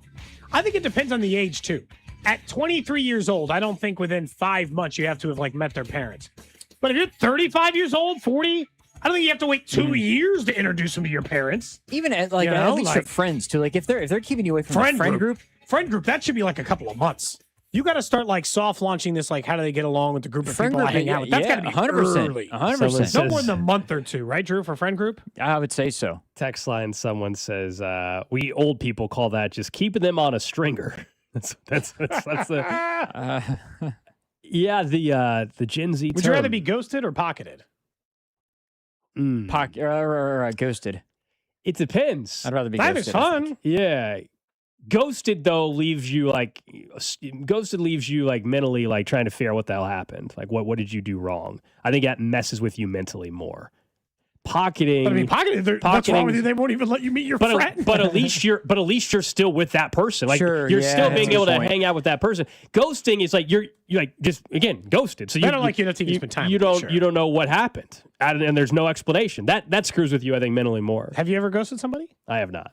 I see. Sure? I wonder. I am sure. So that's the thing. Does you're saying that like Cody's saying that like there's somebody that I ghosted that he knows or something. In terms of pocketing, though, does the like let's say she's not letting you in on the friend group or anything like that. Do her friends know that she's in a relationship, or is it like no? I think that's the point. Yeah. So it's like a secret relationship essentially. That's kind of what it's saying. I think I'd rather have that than the ghosting, because it's not like the friend group knows that they're in a relationship, but they're keeping it.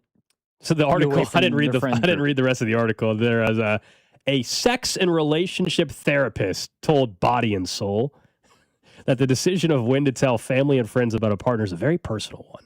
She explained that it depends on many factors. Like anything, there are no universals here. She continued to say, pocketing is only an issue if people aren't having honest conversations as the relationship progresses. The expert said one of the key questions to ask yourself is, what sort of relationship have we agreed to? And is it clear?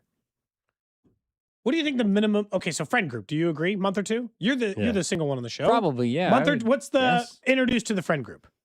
Yeah, Could be early, but like no later than a couple of months. I think 4 or 5 weeks in is when I introduced somebody I was dating at the time to my best friend and his wife and stuff. We went out to dinner. That's like in the range. It's definitely at least a month in though. At least I think. I don't think after you've been gone on like 3 dates, you're having to meet your best friend. But what if you were out? You guys have been enjoying each other company, and you're out. So people are like, hey. And she texted you, like, yeah, we're out. Come out and join us. You wouldn't. That is kind of what happened. That is kind of what happened, actually. That feels like a natural transition into it. That's okay. Yeah. I think somebody from the 785 understands this, at least because they said they kept a lot of relationships on the quote unquote down low back in the day. Someone says at least pocketing means you're probably still having sex. Well, fair enough. You guys hadn't heard that term either. That was news to me. I have not heard of pocketing. Pocketing is a thing. That is the trash of the We're day. learning. Up next, we'll get to the Cheese Shred half hour. We'll talk about one player who was hurt all of last year, and you and I think there's a different path of what the contribution could look like in 26. We'll get to that player next. Cody and Gold. I'm just telling you the facts. Brought to you by Heartland Men's Health, the leader in men's sexual health. Thousands of men have been successfully treated for low T, ED, and more, all with discretion and compassion. Make your appointment at heartlandmenshealth.com. 96.5, The Fan.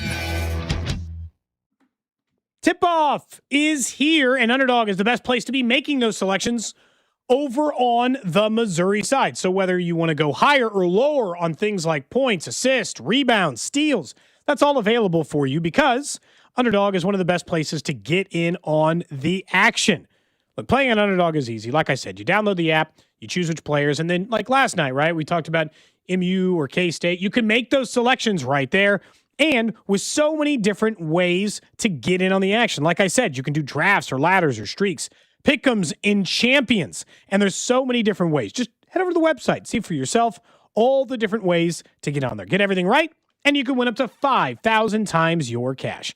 Download the app today and use promo code TAPP, T-A-P-P, to score $75 in bonus entries when you play your first $5. That's promo code TAPP, T-A-P-P. Underdog, make plays, win money. Must be 18 plus and present in Missouri. Terms apply. See assets at underdogfantasy.com/web/playing good terms.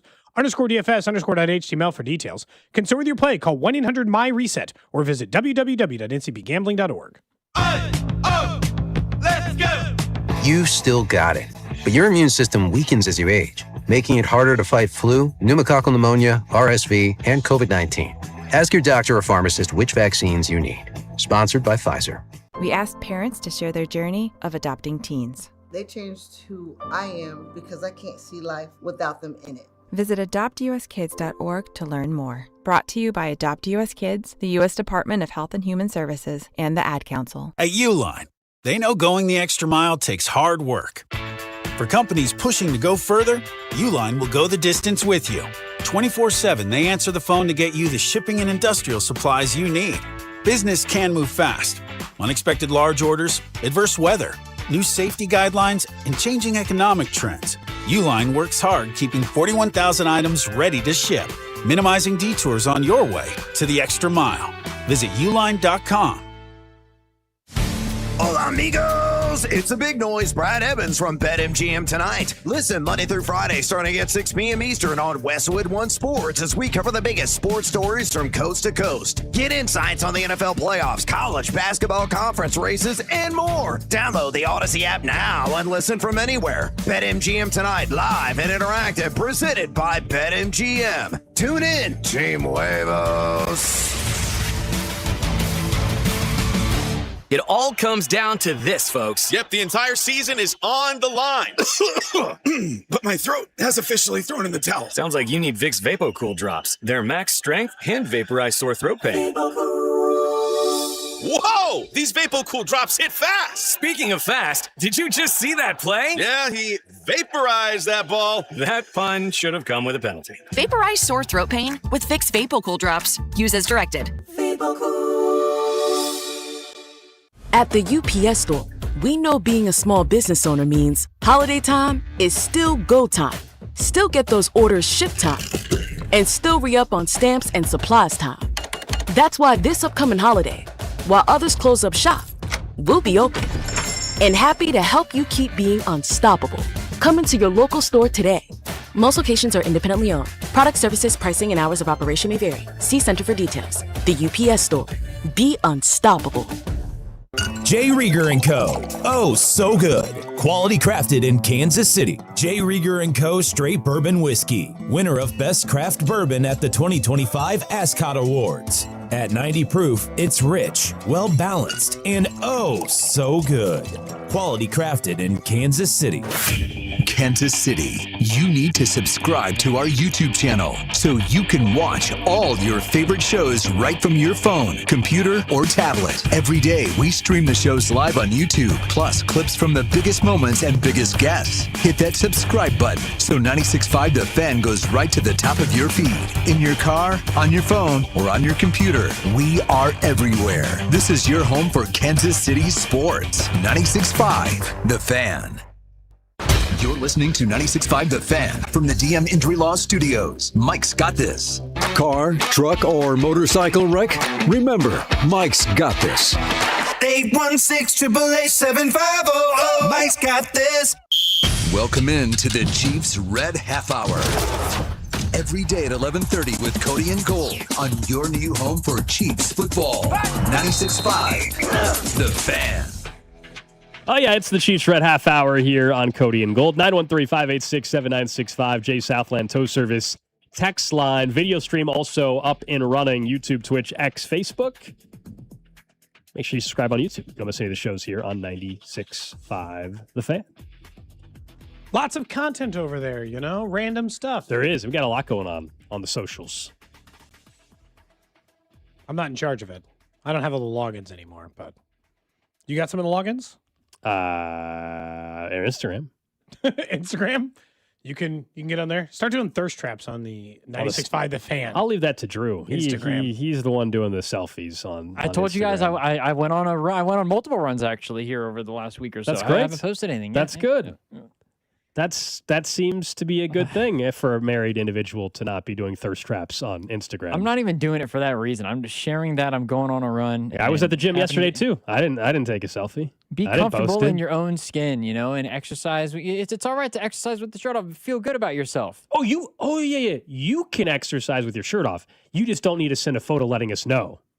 That's all. I'm not doing it to let you know, more or less. I'm just showing that I'm exercising. Why else would you put it on Instagram? I don't know. Here's you don't want anybody to know. Because if I exercise with my shirt off every time, then if I go on a run with my shirt off every time, then which is most of the time when it's warm out, then that's just the element I'm in. I become torn on this because, certainly don't need to let everybody know every single one of your moves in this world. But is there a huge difference between Drew posting I'm exercising photo than somebody posting I'm at the Royals game today? Just letting people know what you're up to, you know? If you are posting a shirtless photo when you're married, it's different than saying, I'm here to watch Bobby Witt Jr. play baseball tonight. Hey, then we need to. What get if it was just a gym selfie, but he had a shirt on? That's Is it better. different than That's that? progress. That's better. Yeah. Is it different than that? Yeah. We need to have these married football players stop the jersey swap then and with their shirts off as they're taking pictures with the That's jerseys. not Then even the same I thing. think we need to. I think we need I'll to tell you stop now, that. I'd never take a shirt with my shirt.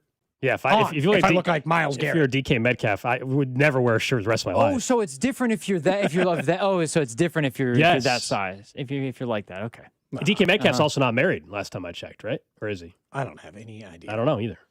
Anyway. Someone's asking, will we play Jerome Tang's press conference from last night? Oh, yes. We will get back to the Kansas State Wildcats and their loss yesterday to Cincinnati. We'll do that in the noon hour. We'll also talk about the Missouri Tigers, who had a big-time win down at College Station against Texas A&M. But let's talk about the Chiefs. It is the Chiefs Red Half Hour. And last year at training camp, very early on, Felix Anudike-Uzomah suffered an injury, and he did not play. And I remember having Nate Taylor on, and we were talking about just where his career path is headed. Now, he's still super young. He's 24, but any of the hope about, the expectations of first-round pick and all that, that's out the window. The question is, what do you expect next year? You were asking me this, and I told you, Cody, there's a real chance he didn't even make the team. You think there's he might be at training camp, and why wouldn't he be? I think there's a real last year there was a chance he wouldn't have made the team if he made it through camp. I absolutely think there's a real scenario where he doesn't make the 2026 Kansas City Chiefs roster. Absolutely. So I asked the question mostly because, and this is going to sound crazy for me, I might be higher on Felix Anudike-Uzomah than most people now. Look at the switch. Just that he makes the team, or what? Look at the change from me. Yeah, what? Okay, so first off, admitted, I will be burying any thought or question about where he was drafted and the production that you would expect out of a player drafted at his position. That's dead. I've given up on that a long time ago. So let's just stop any notion that would be the case. I think Felix Anudike-Uzomah has a real chance to be a contributor to the defensive line in a 2 to 4, maybe 3 to 4 sack range player, because he's in a contract year. I do think he got slightly better as an NFL player from year 1 to year 2. So I think even given an injury year, I should expect a slight increase from year 2 to 3, or in this case now 3 to 4, because of the injury. And because of everything he has on the line, and I'm not saying he's never going to get a big paycheck. He could get 12 sacks. He might not get a big paycheck. He's never going to get a big paycheck, but he will have a chance to do something, I think, from a contribution in for this team. And I don't think they can solve all their defensive line stuff just in free agency. So I do think he's going to be on the team. And I think because he is a first-round pick in a contract year, they'll try to exploit that to their own gain. I think Felix has like a role on the team. I just think it's a small role. That's all. The first-round pick stuff, that's been dead forever ago. I'm not counting on that. If he would give this team, I'd lock in 3 sacks right now. Just contribute and give us a little something. Omar Norman Lott comes back from injury. Ashton Gelati's there. We all think they're at least drafting one defensive lineman, maybe as high as number 9 in the draft. Plus, I think they sign a veteran. Where is he fitting in this equation? If they're spending a top draft pick or multiple picks on defensive linemen, and they already in last year they drafted Norman Lott and Gelati. Yeah. Where's the numbers working out where he makes the team? He's 20 snaps a game, right? 15 snaps a game. There's players like that you don't realize get that amount of snaps. I'm not saying he's a starter. He's not a starter. I hope he recognized that, hey, look, my future, my career, this is on the line this year. It's unfortunate I got hurt, but did I go through an off-season program the way I'm supposed to go through an off-season program, not only with rehab from the injury, but did I take what advice the coaching staff was telling me I needed to go and develop into and work on? Did I work my ass off this entire offseason in the last couple months to put myself in a spot to where I can thrive? If he did that, then he's got a chance. But that has not been so far what we have seen. So I'm glad to see, and hope that he's healthy heading into camp and everything like that. And we'll see. I just wonder truly from a roster perspective, are you trusting the guy that has really not shown you anything, that hasn't been healthy, that maybe he didn't do what he was supposed to do last offseason, and you're going to give that guy a roster spot over who you just drafted in the first couple rounds this year? I don't think you are. Plus, they're going to not want to rely on Felix, so they're going to probably sign a veteran off defensive lineman too. I don't know if the math works out roster-wise. I think because Omar Norman Lott, Ashton Gelati, number 9 overall pick, Chris Jones. I think Dan is probably gone, I agree. just based on the number and everything else in between. That's where I do think, and we talked about the cap stuff just a second ago. This is where I probably would take a chance on Felix, where I would say, hey, lineman number 6, that guy, when he does well for us, that guy gets us 2 to 4 sacks in the season. He plays 15 to 20 snaps. When we move Chris Jones to the outside or when we're running 5 guys on the line, I think that there's enough there to see it through this year and find out where his role is. Part of the problem, I think, is, and you and I both heard this, which is I think the Chiefs are down on him in the sense that I think they've tried to do some things to be like, hey, man, take your career serious or you're going to lose your career, as in like get it together, work harder, be on top of it. And that has not been his strength. So will the risk of it's year 4, you're coming off a major injury, you have done nothing for this team up to this point. In a contract year, is that enough to motivate you? Contract year motivates a lot of people. Yeah, I was looking at defensive. This is just defensive end snap counts last year. Just defensive end. So Karlaftis got 73% of the defensive end snaps. Mike Dana, 37%. Amenahue, who we all agree won't be back probably, 54%. Ashton Gelati already was getting 46%. Those are, and then Malik Herring got 6 snaps. Okay, so 0.58 or whatever. So that gives you an idea of the snap breakdown. Well, I know George Karlaftis is not getting any fewer than what he had this year. So 73% of them are already going towards George Karlaftis. We both think Mike Dana and likely Amenahue are gone. So one of them had 54% of snaps, the other had 37%. So there's an opening there.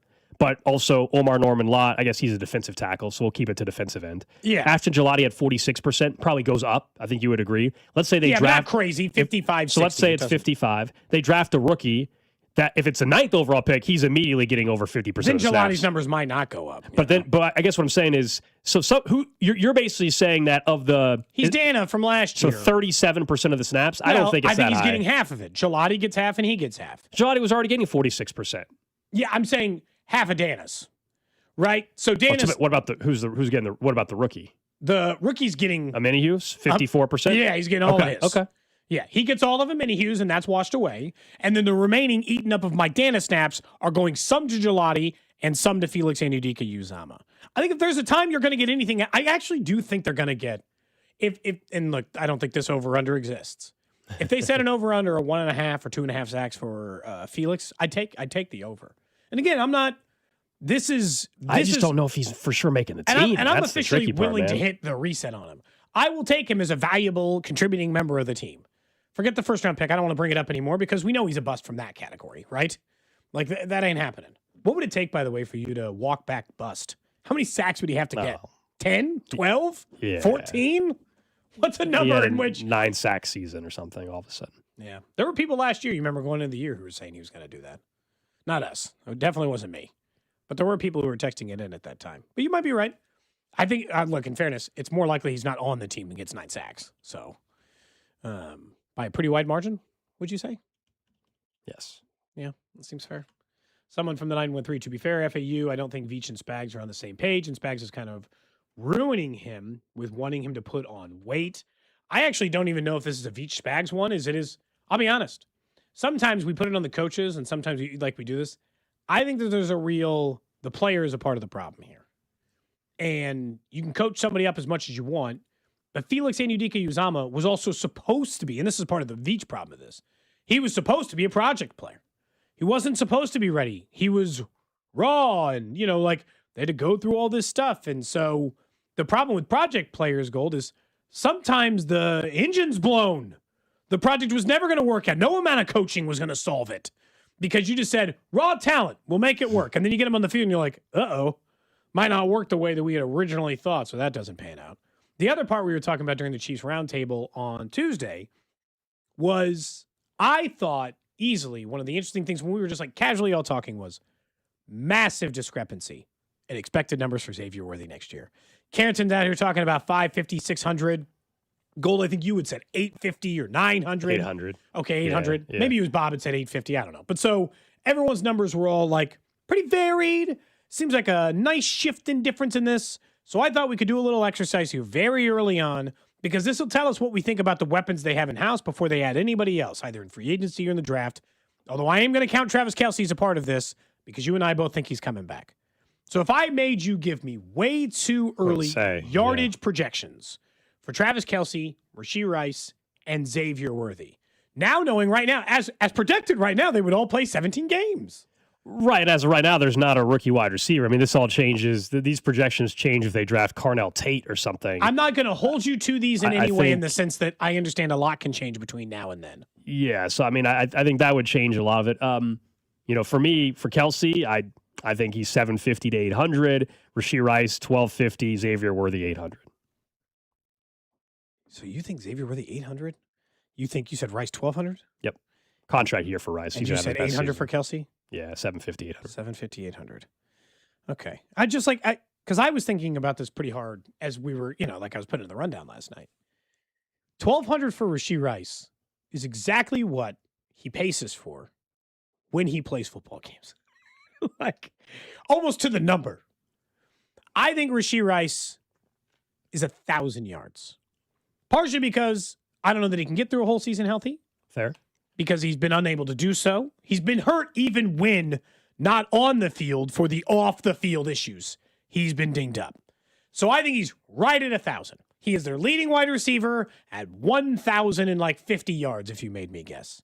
I think Travis Kelce is in the identical range he was last year, so between 8 and 850 when he comes back, because I don't think they'll lower his... They already did the big chop on his targets and his snaps. That needs to be more. He's got 108, should be less. But I don't think that they will. So I'll say it's around 800 yards. So we're in a similar range to that. And then Xavier Worthy, and this is where the problem lies.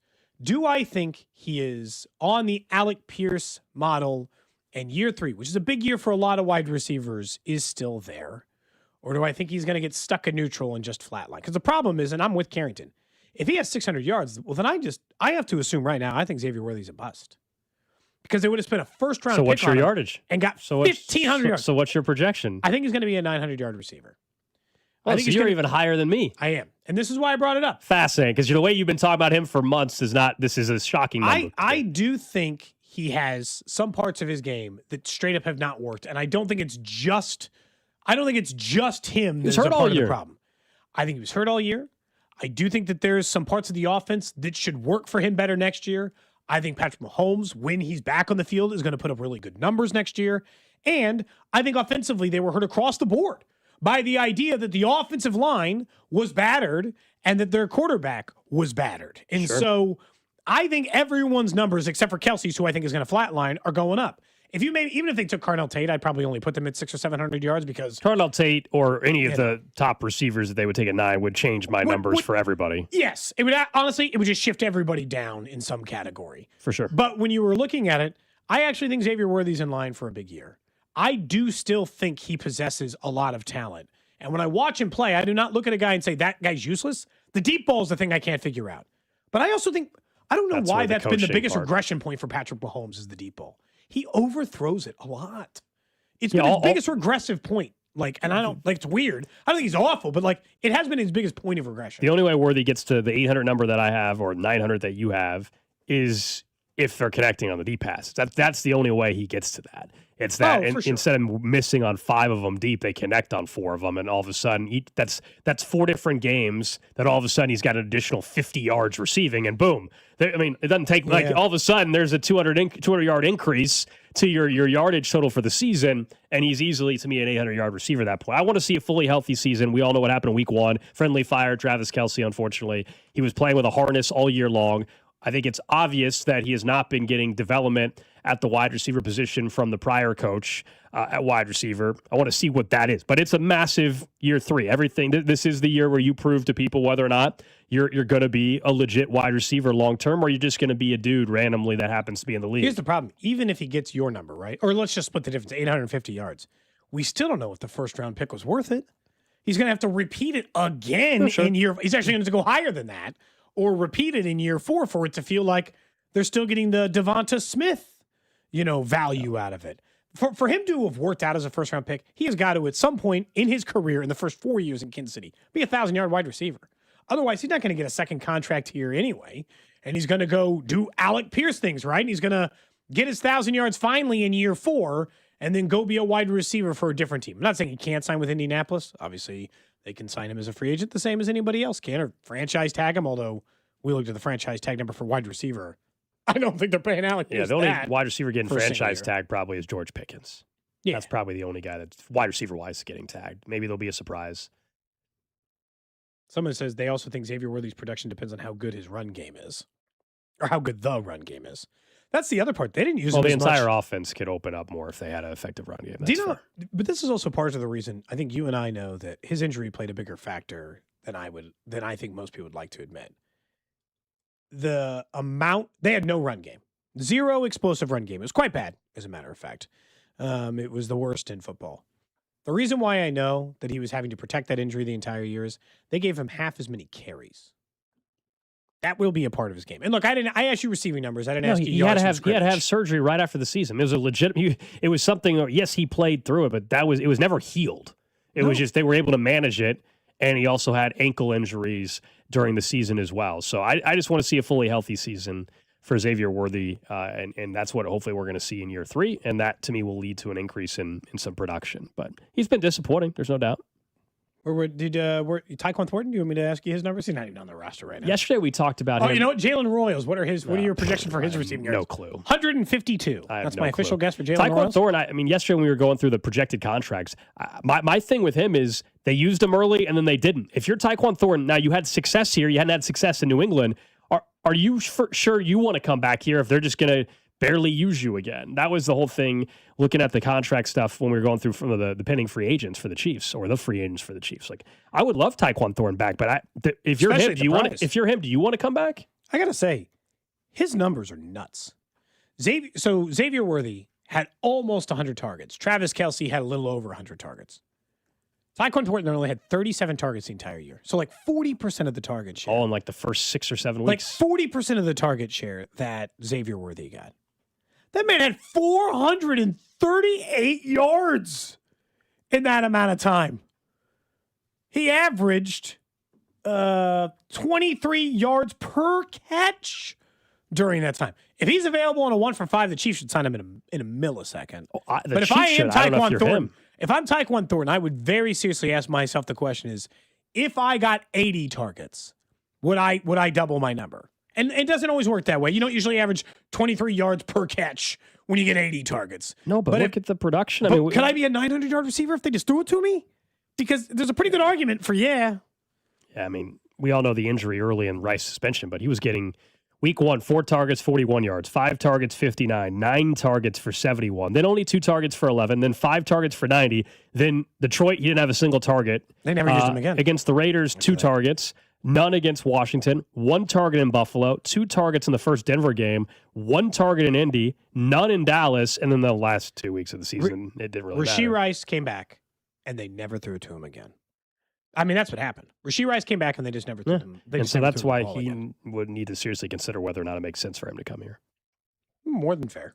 But to your point, I would, like, if I were the Chiefs, I'd say you had, in your career before you came here, less than 400 total yards. Like, dead serious. He had less than 400 total yards in 3 full seasons in the NFL. He came here in 438. So, like, hey, man, we're not, like, I understand we didn't use you as much, and we can definitely continue to grow that role, but don't pretend like we didn't use you. You weren't even getting anything going with those other teams, and at least we got you something. He had more touchdowns this year than he had his entire career the previous 3 seasons. So, like, they got, like, and this goes back to the Connor Embry thing, which is interesting. They had a lot out of Tyquan. They didn't get anything out of anyone else, but Tyquan had a hell of a turnaround. He did.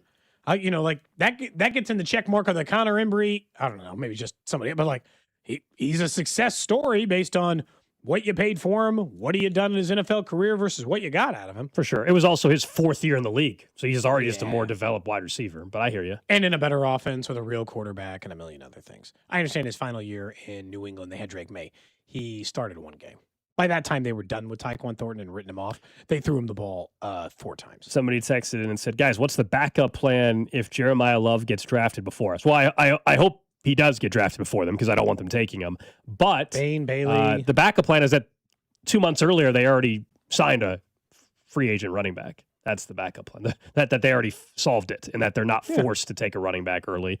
They can take a running back at pick 40. I don't care. That's fine. If they do not, I'll tell you right now, if they don't sign a free agent running back other than, like, let's say a free agent running back better than like Tyler Algier, oh boy, they're taking Love at 9, right? Like they're taking Love at 9.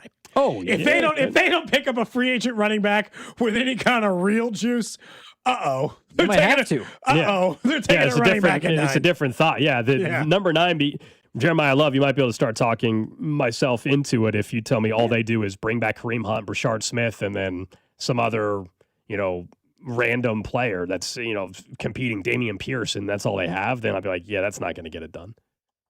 And so it's a different conversation. I just think there's plenty of free agent running backs at a pretty decent price that they can solve this thing without having to go heavy in the draft on one. But they want to go second or third round for a back. By all means. Oh, yeah, we're not complaining about that. The pick 40 still, that's as good of a pick as they used on Clyde.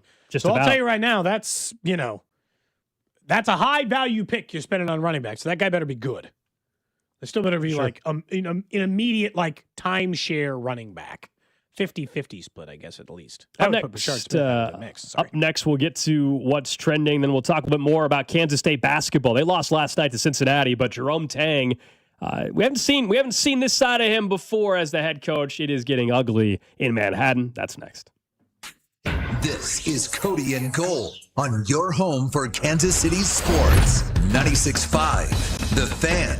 Brought to you by Heartland Men's Health, the leader in men's sexual health. Thousands of men have been successfully treated for low T, ED, and more, all with discretion and compassion.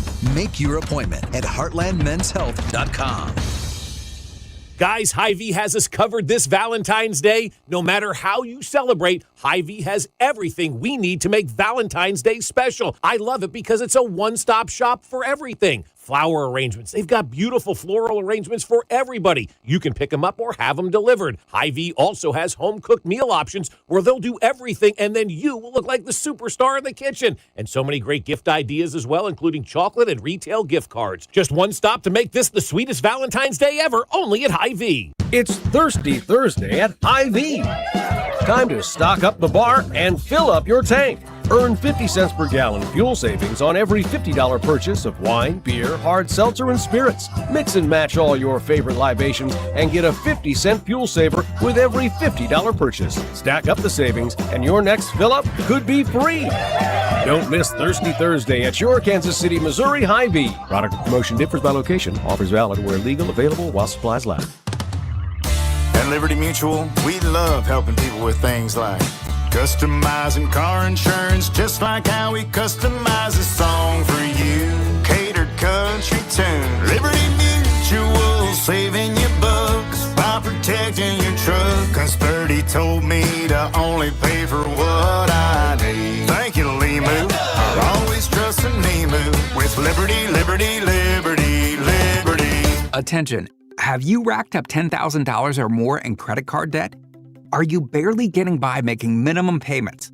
With credit card debt reaching all-time highs, National Debt Relief is notifying consumers about significant debt relief options currently being made available to help those with overwhelming credit card debt. These options may reduce a large portion of credit card debt for those who qualify. You don't need to declare bankruptcy or take out a consolidation loan, and you may only have to pay back a fraction of what you owe, even if you have bad credit. National Debt Relief has already reduced the credit card debt for more than 550,000 consumers. So don't wait. If you owe $10,000, $20,000, or even $100,000 in credit card debt, you can now take advantage of this financial debt relief as the cost of living continues to skyrocket. To check what debt reduction you may qualify for, call 800-894-7722. That's 800-894-7722. Again, 800-894-7722. You like saving money, right? We all do. That's why Allstate just lowered the price of car insurance. Not, but wait, there's a catch. Lower. Actually lower. So if you're shopping around or just want to see how much you could save, check Allstate first for a new lower auto rate that could save you hundreds. You're in good hands with Allstate. Not available in every state. Only applicable for new auto insurance business. Rates will vary by several factors, including how you purchase the policy. Potential savings vary. Allstate North American Insurance Company and Affiliates, Northbrook, Illinois. I'm Boomer Esiason. My mom died from cancer. She was only 37 years old. She didn't have life insurance, and that was devastating for my family. That's why having life insurance is so important to me. Ethos makes it fast and easy. Get a quote in seconds, apply in minutes, and get same-day coverage. You can get up to $3 million in coverage with no medical exam. Get your free quote at ethos.com/play. That's ethos.com/play. Paid spokesperson. Time spent on application may vary. Online health questions required.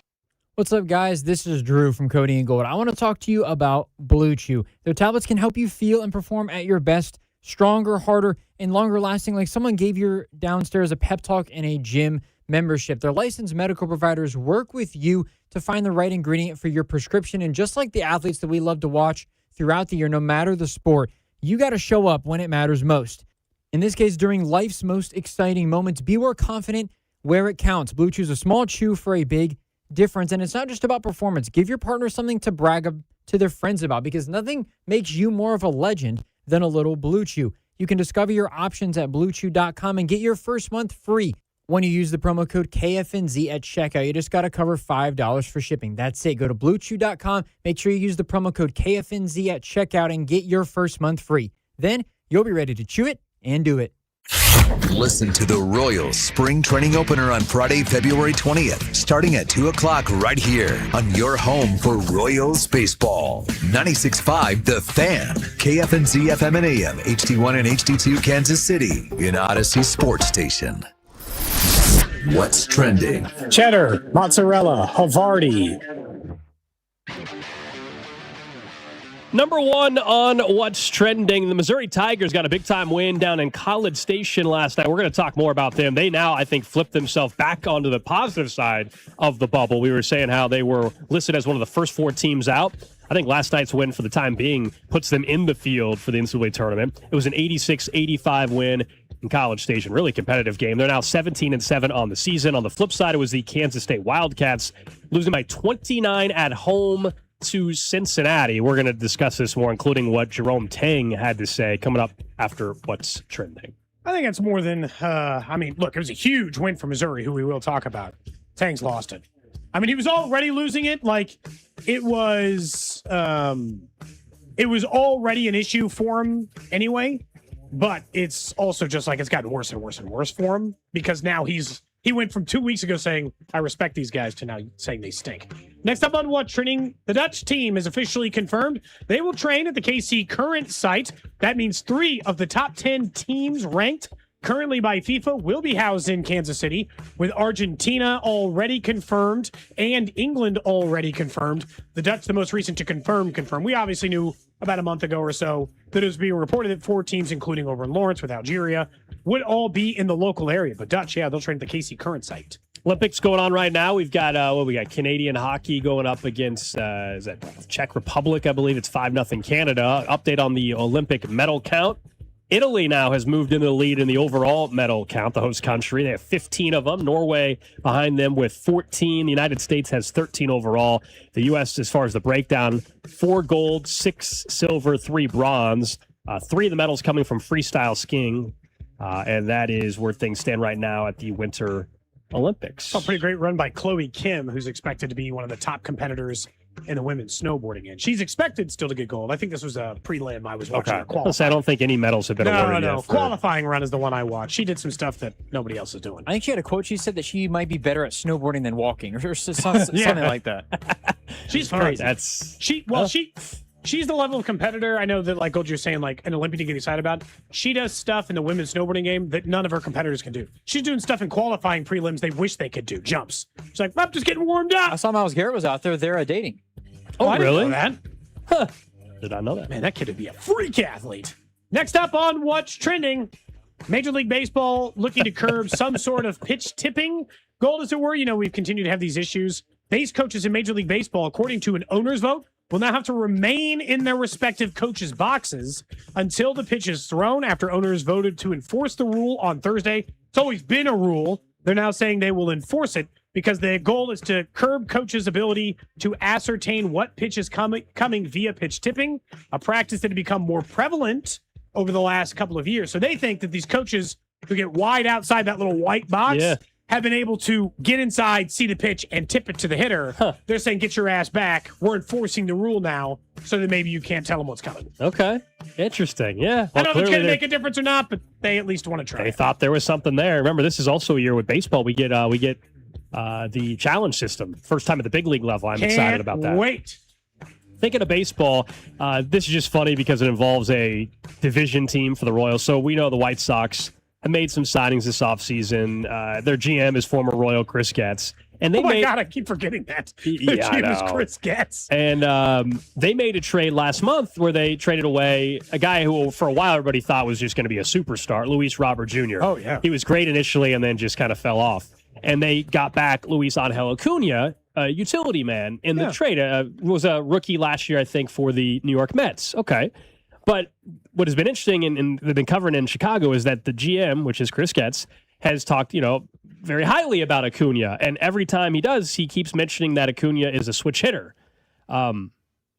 He's not? He's a righty. And 4 different times their GM has called him a switch hitter. So it's not just like a slip up. 4 different times their GM has said, yeah, he's a switch hitter. He's not a switch hitter. People are like, did you know when you traded for him that he's not a switch hitter? Because you keep saying he is over and over and over.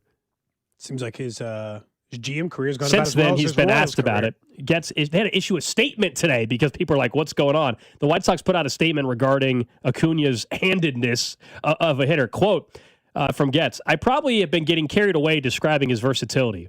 Why does it have to stop there? I called Luis Angel and told him that even though he's just right-handed, we still love him. Oh, he's trying. Oh, my God. So this, I got to say, boy, I really do. In a weird way, it's one of my favorite things about sports, even though it shouldn't be. I like the comedy of inept teams doing things you've never seen before. Like, like the Royals when they're like rolling people up in the tarp or whatever. Like, there's some part of me, it might be because I've lived in a town in which teams I've rooted for have been that at times, right? So they've had this like, you've done something I've never seen before as far as ineptitude. They traded away a guy who still has the upper end potential of being a really, really good baseball player. He doesn't even know what side of the plate he hits from. He just took anybody. He just took any player who was available. And Drew, you weren't around for this, but Chris Getz is one of the worst Royals players to ever exist.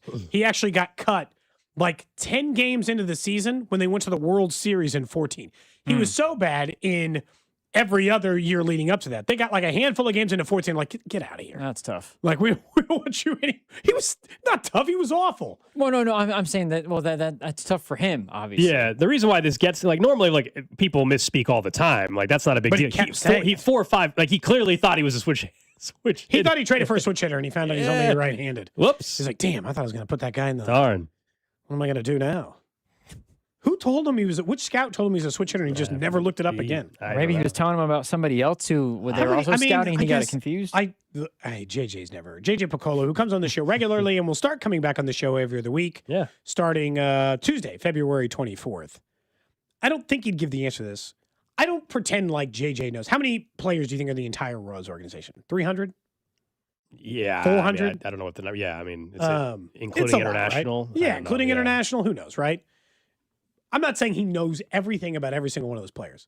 But if you trade for a 23-year-old who's expected to be on your big league club, yeah. Who's expected to be on your roster for the big league club, and you traded Luis Robert, the previously thought of might be top 20 player in baseball. He's not, but like they thought he could turn into that.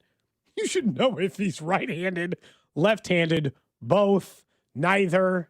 You should know something about him. Mm-hmm. That's great. Chris Getz. So we mentioned to start what's trending, the Missouri Tigers got a big win, and we will talk about their win in College Station, but I do want to start with Kansas State, who is 15th in the Big 12. There are 16 teams in the Big 12. They are 15th. They're not 16th? Who's 16th? They're technically just barely in front of Utah because overall they're 10-14 and Utah's 9-15. So, but they're both 1-10. So fine, tied for 16th in the Big 12. And they've lost 5 in a row. They've lost 3 straight at home by more than 20 points. Last night, it got so bad that even Jerome Tang has completely flipped from where he was 10 days ago. So they lost 91-62 to Cincinnati. They had lost at home the last time to Iowa State, 95-61. And prior to that, they lost to Kansas, 86-62. And there were other losses mixed in there, but I'm just talking about the home games. And 10 days ago, Jerome Tang, remember, we played the audio. He was like, I'm not embarrassed by these kids. You don't know what they're going through. Yada, yada, yada. I'm not, you know, do you need and to that tell? was after they had gotten worked by over Iowa by State. 30 by a good basket. He was asked, do you have a message for fans? He's like, I don't need to give a message to the fans. We discussed that. So then you fast forward to last night, and it's a complete 180. This was embarrassing. These dudes do not deserve to wear this uniform. There will be very few of them in it next year. I'm embarrassed for the university. I'm embarrassed for our fans, our student section. You know, it is just ridiculous. We got practice at 6 a.m. tomorrow morning, and we will get this thing right.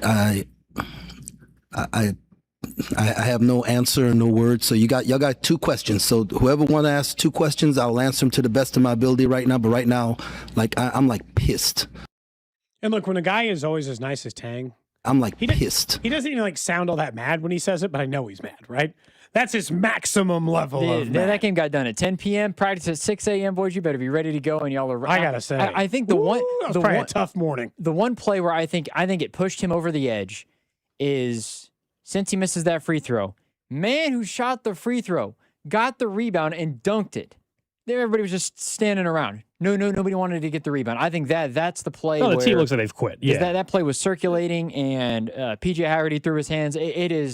It's on the body language. It is everything now. Yeah, it looks like they've quit. They're 10-14. They got 7 games to go. If you look, he's not the first coach to ever call out his players, but to that extent, when there's only 7 games left, it doesn't even do anything at this point in time. If you're in December and you're saying, hey, these guys don't even deserve to wear the uniform, you're trying to actually motivate them. You got a long season still to go. The season's almost over. You know, in certain actual games, it's already over from a realistic perspective, but actual games, there's still 7 left. And I don't know how. I mean, if you're those guys and your coach says that at this point in time, it's so over. This is a coach that has an $18 million buyout. That's the only way he still has a job next year. And even then, it's Gene Taylor, who's the AD, who should be taking heat for how it's gone down here. That building was empty last night. Fans are wearing paper bags over their head in the student section. It is ugly. And I know at the time it made sense to move on from Bruce Weber. So this is not revisionist history, me telling you they should have not fired him. No, it was right to fire Bruce Weber, and Jerome Tang in his first year went to the Elite Eight. But this has been a disaster ever since. Funny enough, for Jerome Tang with Weber's players.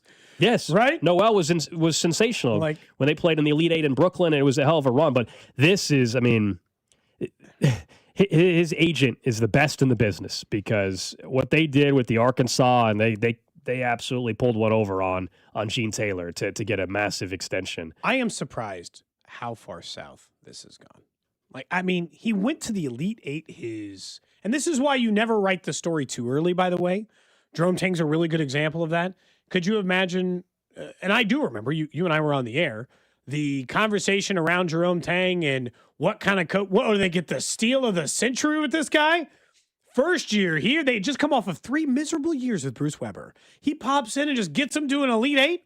And now 3 years later, we're talking about, can they drum up enough interest to get $18.5 million? I will say, and the text line had said this too, that sounds like a guy who feels emboldened and empowered by the fact that he knows he is hard to get rid of. Because I do not think you stand on that podium. Bill Self says critical things about his team sometimes. Gold in November, Bill Self will be like, I tell you what, this is the softest defensive team I've ever had. He'll say whatever. He'll it's not that he'll never be critical of a player. He, 2 weeks after saying he wasn't embarrassed, said these guys need to take their jerseys off and said that the fans are right for having paper sacks on their head. And also, that's just one thing, we can say that there's nothing wrong with saying something. As a head coach of a program, you can't ever side with make a mockery of us. You just have to be like, I hope to one day win enough so that they don't have to feel that they need that. Don't side with them. Don't say instead of dancing with them after my only Big 12 conference win, I'll go up there and put a paper sack on my head. I'd wear a paper bag too if I was them. He's in a lose-lose situation. Thanks a lot, fellas. God bless. You guys are making fun of him for dancing up there with the student section. I think he's in a lose-lose situation where if he celebrates a win, the situation he created. No, it doesn't matter. I think that it's still the same thing. What's a lose-lose? his situation's lose-lose because you guys and everybody else were making fun of him after he was dancing in the crowd after the win. Yeah. And now everybody's making fun of him or saying that he's wrong for having this. He's in a lose-lose situation. No, that's not true. There's a third situation. He could have just won the game and gone to the locker room and said, "Nice job, fellas." Like there's not like a third there is a third situation. His only two choices weren't side with the people with paper bags on his head or dance after their only Big 12 win. There's a third option. Just try to handle things professionally and calmly and try to figure out what's broken with your basketball team. Look, the truth is, and this happens sometimes with coaches and players, he's just lost it. He has no answers. Yeah. He's out of answers. And so he's talking like a man who has lost any possible idea of how to solve this problem. And so he thinks the solution is, I'll just run every single one of these players out of town. I will get a brand new, entirely different basketball team, and I will hope that team's better. Is he going to keep his job? Well, that depends whether Gene $18 Taylor and donors and backers of the program can come up with the $18 million to move on from him. Otherwise, he'll be there next year, or there's some agreement. I mean, that's what has to happen. I think I don't think people are being unfair to Jerome Tang at all, Drew. Whether it's from a week ago, I think when 10 days ago you publicly go after anybody asking you if you owe the fans an explanation or are you disappointed, and then fast forward 10 days later, now it goes to this extreme. Like, yeah, it's not normal to just flip the switch completely like this. That to me is more than fair to be like, what changed in 10 days, Coach? I think it's his private comments or thoughts about the team became public in a manner that he was very frustrated with. And like I said, I thought the play not blocking out on that free throw, guy catches and dunks it. That was the tip of that was the tipping point for him to take it from a private setting to a setting there. Because somebody texted in, I wouldn't want to play for him if I heard how bad I suck too. I think there's levels to this. Yeah. Like, do you understand the amount of times, like when I played in high school, not even college, I'm not getting paid a dime, anything like that. The amount of times it's have some pride in yourself.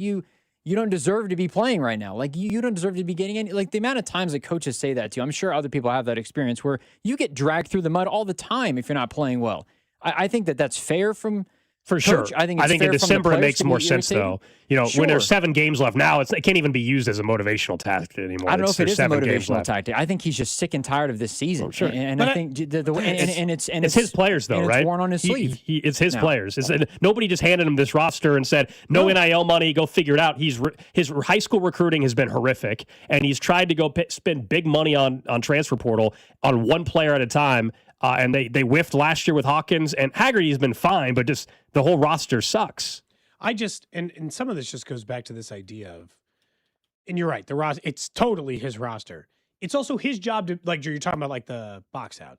It's his job to make sure that these kids don't quit. And they were already quitting on him for all the other reasons that he was falling apart. And then any last hope of not quitting on him, he buried last night by saying, quit. I don't like you anyway. You stink. The hell out of here. Look, some of this is just. I don't think he actually. I don't think he literally feels that way. These are normal crash outs for coaches who do not have any control over their organization anymore and will eventually be fired. Am I sure it's this year? I just don't know how he can come back. $18.5 I just don't know how you can. I don't know. Cody, there's barely anybody at the games. There's barely anybody at the games last night. The attendance was horrific. Because he's not going to get. Here's the biggest problem with Tang's buyout versus many of the others we've seen in college football here lately. Jerome Tang's not getting another head coaching job. His offset, it's going to be the full 18.5. Even if he has offset language, like he probably does, because most people do, he's not getting another head coaching job anywhere. The offset's not coming. Yeah, not. He's going to be an assistant coach at Baylor again under Scott Drew. He's not getting for $400,000. He's not getting any offset. I think also you're paying the full freight. You know the reason why he does keep the job, because I know that it's football compared to basketball. Players were making fun of Mike Norvell in the locker room, and he's still the head coach for this season because they can't afford to pay him. Players were making fun of him in the locker room, and he is still the head coach of that football team. I hate to say it, I kind of think Tang's going to keep the job. I think he will be there next year. I think it's too big of a buyout, Gold. I think he gets one more year with the Kansas State Wildcats, and then they'll figure it out from there. I don't think, to your point to the AD end, I don't think Watson's in trouble unless the Klein deal doesn't go great. He can nobody Gene will care. Taylor, not Watson. Or Gene Taylor. Sorry. Yeah. Watson. Sorry. You're thinking Former, baseball. Yeah. Gene Taylor. I don't think anything goes south for him unless Colin Klein just kind of tanks early. Because if that works out, everyone will forgive the basketball end. But they used to be like we were talking about with Missouri. Oh, go to the tournament 5 or 6 times out of every decade, run into an Elite 8 or a Sweet 16, right? Like that's what. If you're a mid-level Power 4 basketball program, make the tournament half the time. One of those half the times you make it, play in the second weekend. That's it. It's not like a huge bar. It's not a high bar. Nobody's asking the world of you. He has got nowhere that first year seems like the flukiest possible year on paper. It does. I don't know how you have him back next year. I understand the dollar is a big chunk of money. I just don't know how you bring him back. And as people are pointing out, it's not like you run it back next year, you're in the same spot. Okay, instead of 18, it's 15 million. You're just delaying in the inevitable. I mean, if you don't think he's the right guy anymore, get a year to save up the cash. Is it 15 million next year? It goes down to 15. That's it. It only goes down $3.5 million. So hell, again, his agent worked wonders. They truly convinced Gene Taylor. That's why he deserves criticism here too, Cody. Yes, he gets credit for the hire for the first year, but he also convinced I guess it'd be the chancellor, president, whatever, to agree to the extension as well. They were convinced that he was leaving for Arkansas. They hired John Calipari. They were not hiring Jerome Tang. That's the name of the game. Props to Jerome Tang, man. Good for you. You got your money. Your agent did his job. But they totally fooled Kansas State. Good for Tang.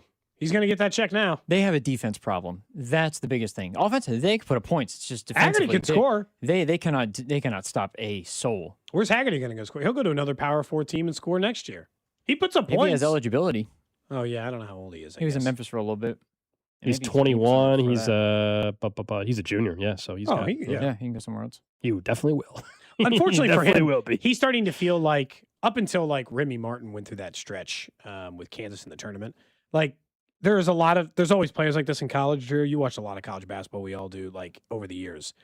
There's always a couple of guys in college basketball that have no trouble scoring points, but also, doesn't matter what team they're on, the team's never all that good. They just put up points.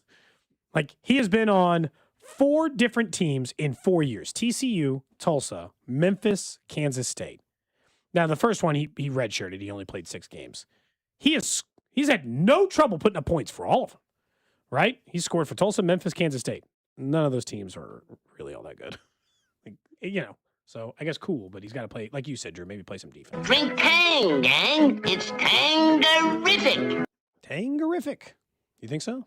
Think it's going great? Tang in a pouch. If he does get another year, he just has to stop doing the best player in the portal thing. Yeah, hasn't worked the last 2 high years. school kids a little bit better too. I understand in today's day and age, it's the portal, but he's not recruiting. Even the old-fashioned way, it's not working. We talk about this with UMKC. One of Missouri's best players is a Kansas City kid. We talk about UMKC can't recruit local. At Kansas State, you should be able to get a local point guard. Kansas City is a good recruiting area. Mm-hmm. There are good players in this area who go play in a lot of good colleges. If you're Kansas State, you should be able to get 1 or 2 guys locally. Not the way it's going around. I mean, I wouldn't go play for him right now. He tried to go talk to my kid to go play basketball. No. To talk to, it's going to be, portal might be his only way. The biggest check might be his only way next year. That's the problem. If, he's the coach. It's a whole nother part of the problem. I was taking a look, by the way. Speaking, we'll get back into college basketball in a little bit with Missouri and the other stuff and the Royals.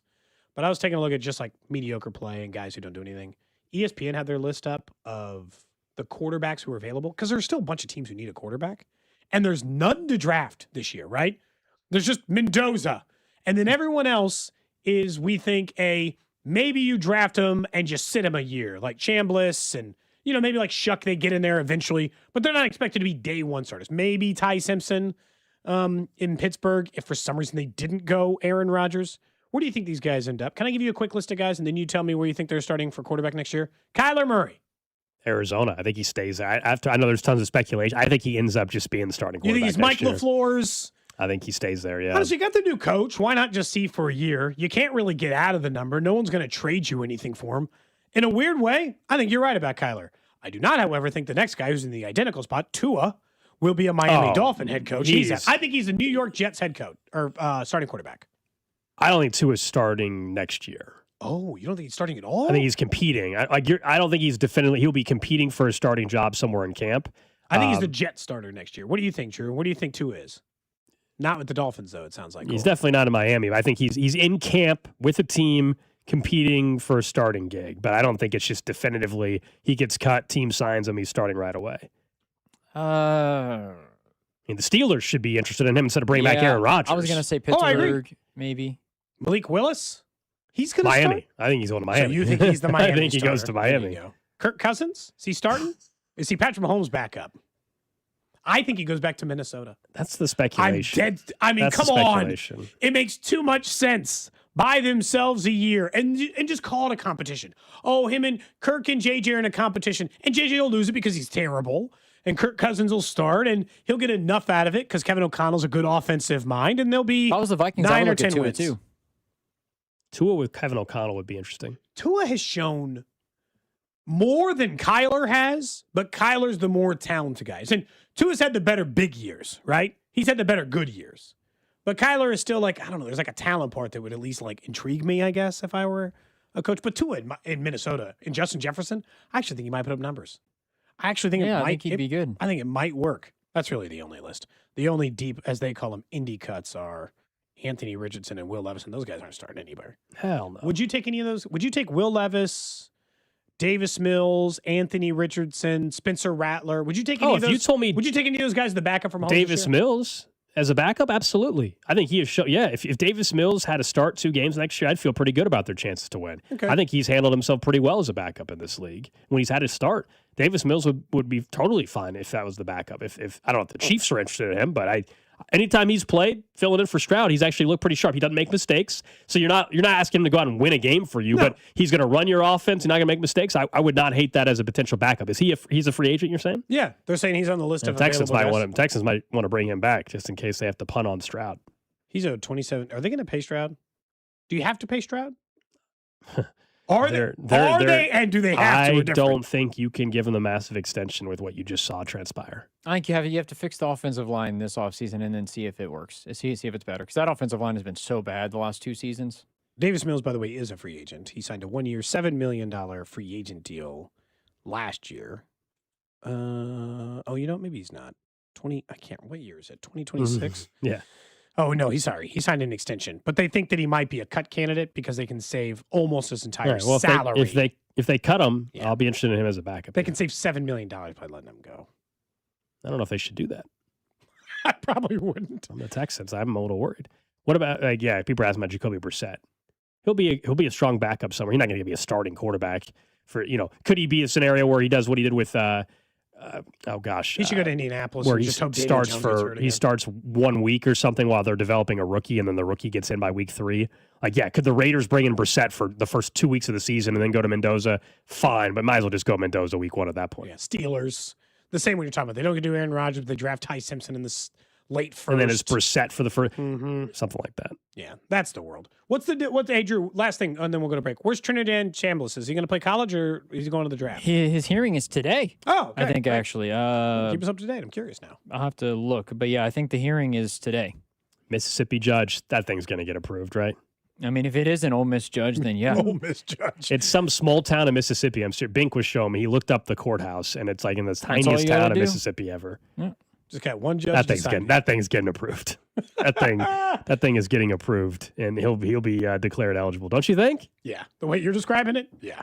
All right, up next, let's give you the latest on what Mayor Quinn Lucas had to say at the State of the City around the Royals and a 2026 stadium plan, plus the random question of the day. You're listening to Cody and Gold. We're going to try to tickle your tonsils. Brought to you by Heartland Men's Health, the leader in men's sexual health. Thousands of men have been successfully treated for low T, ED, and more, all with discretion and compassion. Make your appointment at heartlandmenshealth.com. Hi there, I'm Charlie. And I'm Carter. Our dad is Rex with Rex Buys KC. If you're thinking about selling a home in Kansas City and don't know where to start, our dad can help. Sometimes life throws curveballs, like moving for a new job, dealing with a divorce, or inheriting a house you weren't expecting. Dad doesn't just make offers, he talks with people to help them understand all of their options. No pressure, and it doesn't cost anything to talk with his team. He's a local home buyer who really knows Kansas City.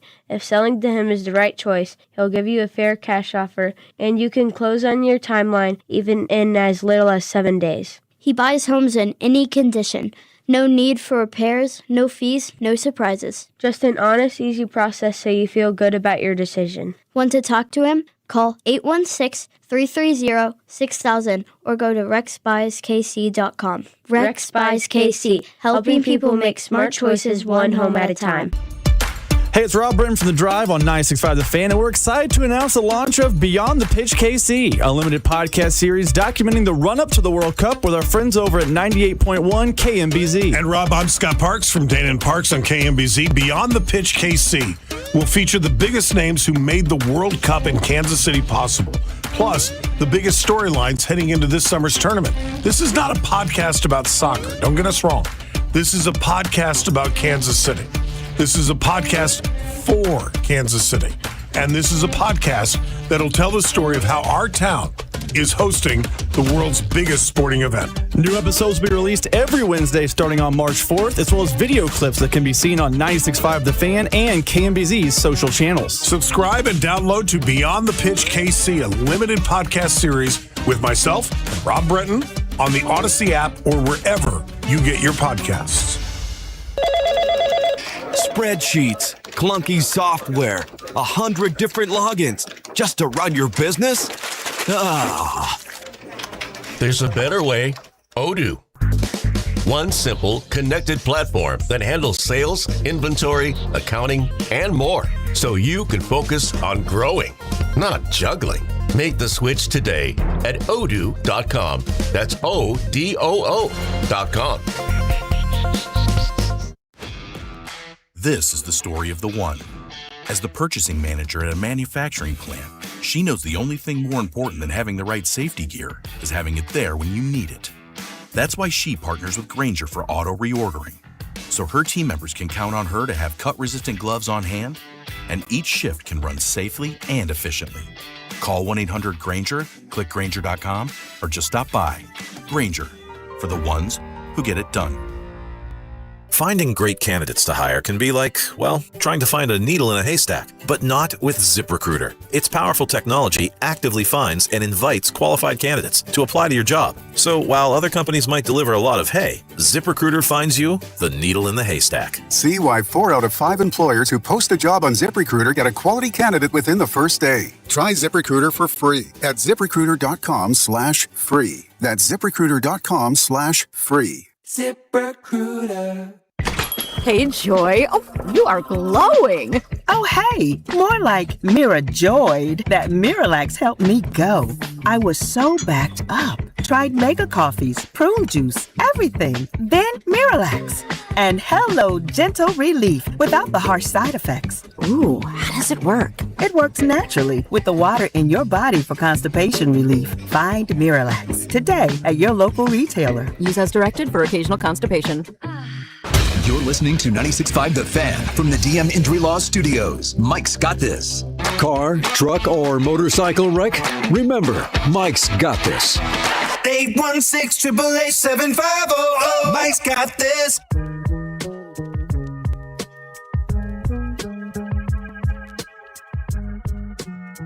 Back here on Cody and Gold, we'll get to the random question of the day. Also at 1 o'clock, we'll talk Missouri basketball and what they were able to do down in College Station. Perhaps get themselves on the right side of the bubble for the time being. A big quad one win against Texas A&M. Did see during the break, this is just kind of interesting given how much discussion there has been around Darren Peterson. We all know with the load management, if you want to believe it's that, or the flu and not playing through it, or the cramps and the ankle, you name it. It has been one of the most bizarre things to cover and follow in college basketball. And Kansas just announced that they're going to be part of a Made for March docu-series. Michigan and Kansas are both selected for this. The journey begins April 4th on Paramount Plus, and Bill Self put out a statement saying for 20 years they've been asked to do a documentary, and they've always turned them down. However, this is a special team, and one moment where he said he felt it was finally the right time to let viewers behind the curtain to get an unfettered look at what goes on with Kansas basketball. Look, my guess is they got a nice check, and he kind of likes this basketball team, so they agreed to it, and he only probably has a couple years left to coach, so it felt like the right time. But how much content, creative control do they have? Because, man, behind-the-scenes access to this Darren Peterson saga, fascinating. It could either they're not going to show it that much, or it could end up shedding a ton of light, and we're going to have a completely different opinion. I don't know. Sign me up to watch it for a variety of reasons. I'm a KU alum, but if they show anything about this Darren Peterson saga and behind the scenes on that, it'd be really interesting. So it's probably wishful thinking, and I'll be careful before I've learned this lesson from the NFL, obviously. Yeah, creative control. Is it like there's all kinds of crazy stuff going on with Antonio Brown in one of those years, and they didn't show a single second of it? For sure. And so the creative control part of it, I imagine, will curb it a little bit. And so I don't want to get my hopes up. But in the off chance that they show any of it, I'll at least wait for someone to tell me, right? Or catch some of it. Are you interested? As a Kansas fan, this usually applies to like the more individual fan base. As a Kansas fan, I imagine you're really excited to see it. But only more excited if the team actually does something, accomplishes something. They just go out and the round of 32, probably not super interested in seeing what the hell happens. Sure, because again, this doesn't even go to Paramount Plus till April 4th. So the final, by then you'll determine, you might be done with it. Like you said, if it's an early exit or something. But the Darren Peterson aspect makes it interesting. Thinking of that, did you see today Bill Self in his media availability once again was talking about the Darren Peterson stuff? Now you can believe whatever you want to believe, but listen to his response to the narratives that are out there. This is I'm not a social media guy, but I have gotten on X and read some of the things and narratives that are out there about him, and it's really not remotely true. The thing about it is, when you're honest, people don't believe you, and when you then you don't comment on it, people create their own narratives. And you know what? I do the same thing about things I don't know about. Well, it must be this, geez, it has to be that if they're not going to talk about it. But here's the bottom line. Was his hamstring legit? Hell yes. Would you risk injuring it more in November? No. Was his cramping legit? Yes, positively it was. Did he turn his ankle bad to the point where he couldn't practice for 9 days and then practice one day and play BYU? Yes. And that was adrenaline kicking in the BYU game. And then, of all things, he gets sick. And this is what blows my mind. Well, he didn't play because he's sick, isn't a big deal. But he didn't play because he was sick when he didn't play the other games, added together, becomes a big deal in people's minds. He's got a string of bad luck. But was he sick? Yeah, he's sick enough he couldn't practice. But he said he was still going to give it a run. And he came to shoot around, and he gave it a run. And he went out before, and he gets lightheaded, and I walk in, the doctor says, Bill, he's not going to be able to go. But the negative is that people saw him out there. What could have happened between being out there and not playing? Yeah. Bottom line is he was just trying to see if he could go. I mean, if he wanted to run from it or hide from it, he wouldn't have gone out there. So the narrative is BS. So that was Bill Self today at his media availability. He spent 2.5 minutes, giving his point of view on what is out there. Now, source is important here. It's not like Bill Self's, for sure. Not like he wouldn't say something to protect a player. My whole thing, I've told you from the beginning. I do think he's sick. I think the cramping, the hamstring, all of that, very real, and when he can play through it, when he can't. I think Monday night, the sick part, and now Bill Self just gave you the explanation of why he was out there during warmups and then why he wasn't, and that's what they say happened, right? And everybody can, as even Bill Self, everybody can judge it however they want. The Monday night one is less excusable, and he was saying like he doesn't get why people view it that way. I just think there's a different, like the hamstring, the cramping, and all that. I think it's very real, and I think some of the criticism around that has been unfair. Monday night though, sick, flu, giving it a go, and all that. Biggest game of the season in the regular season, that is, like not playing through that.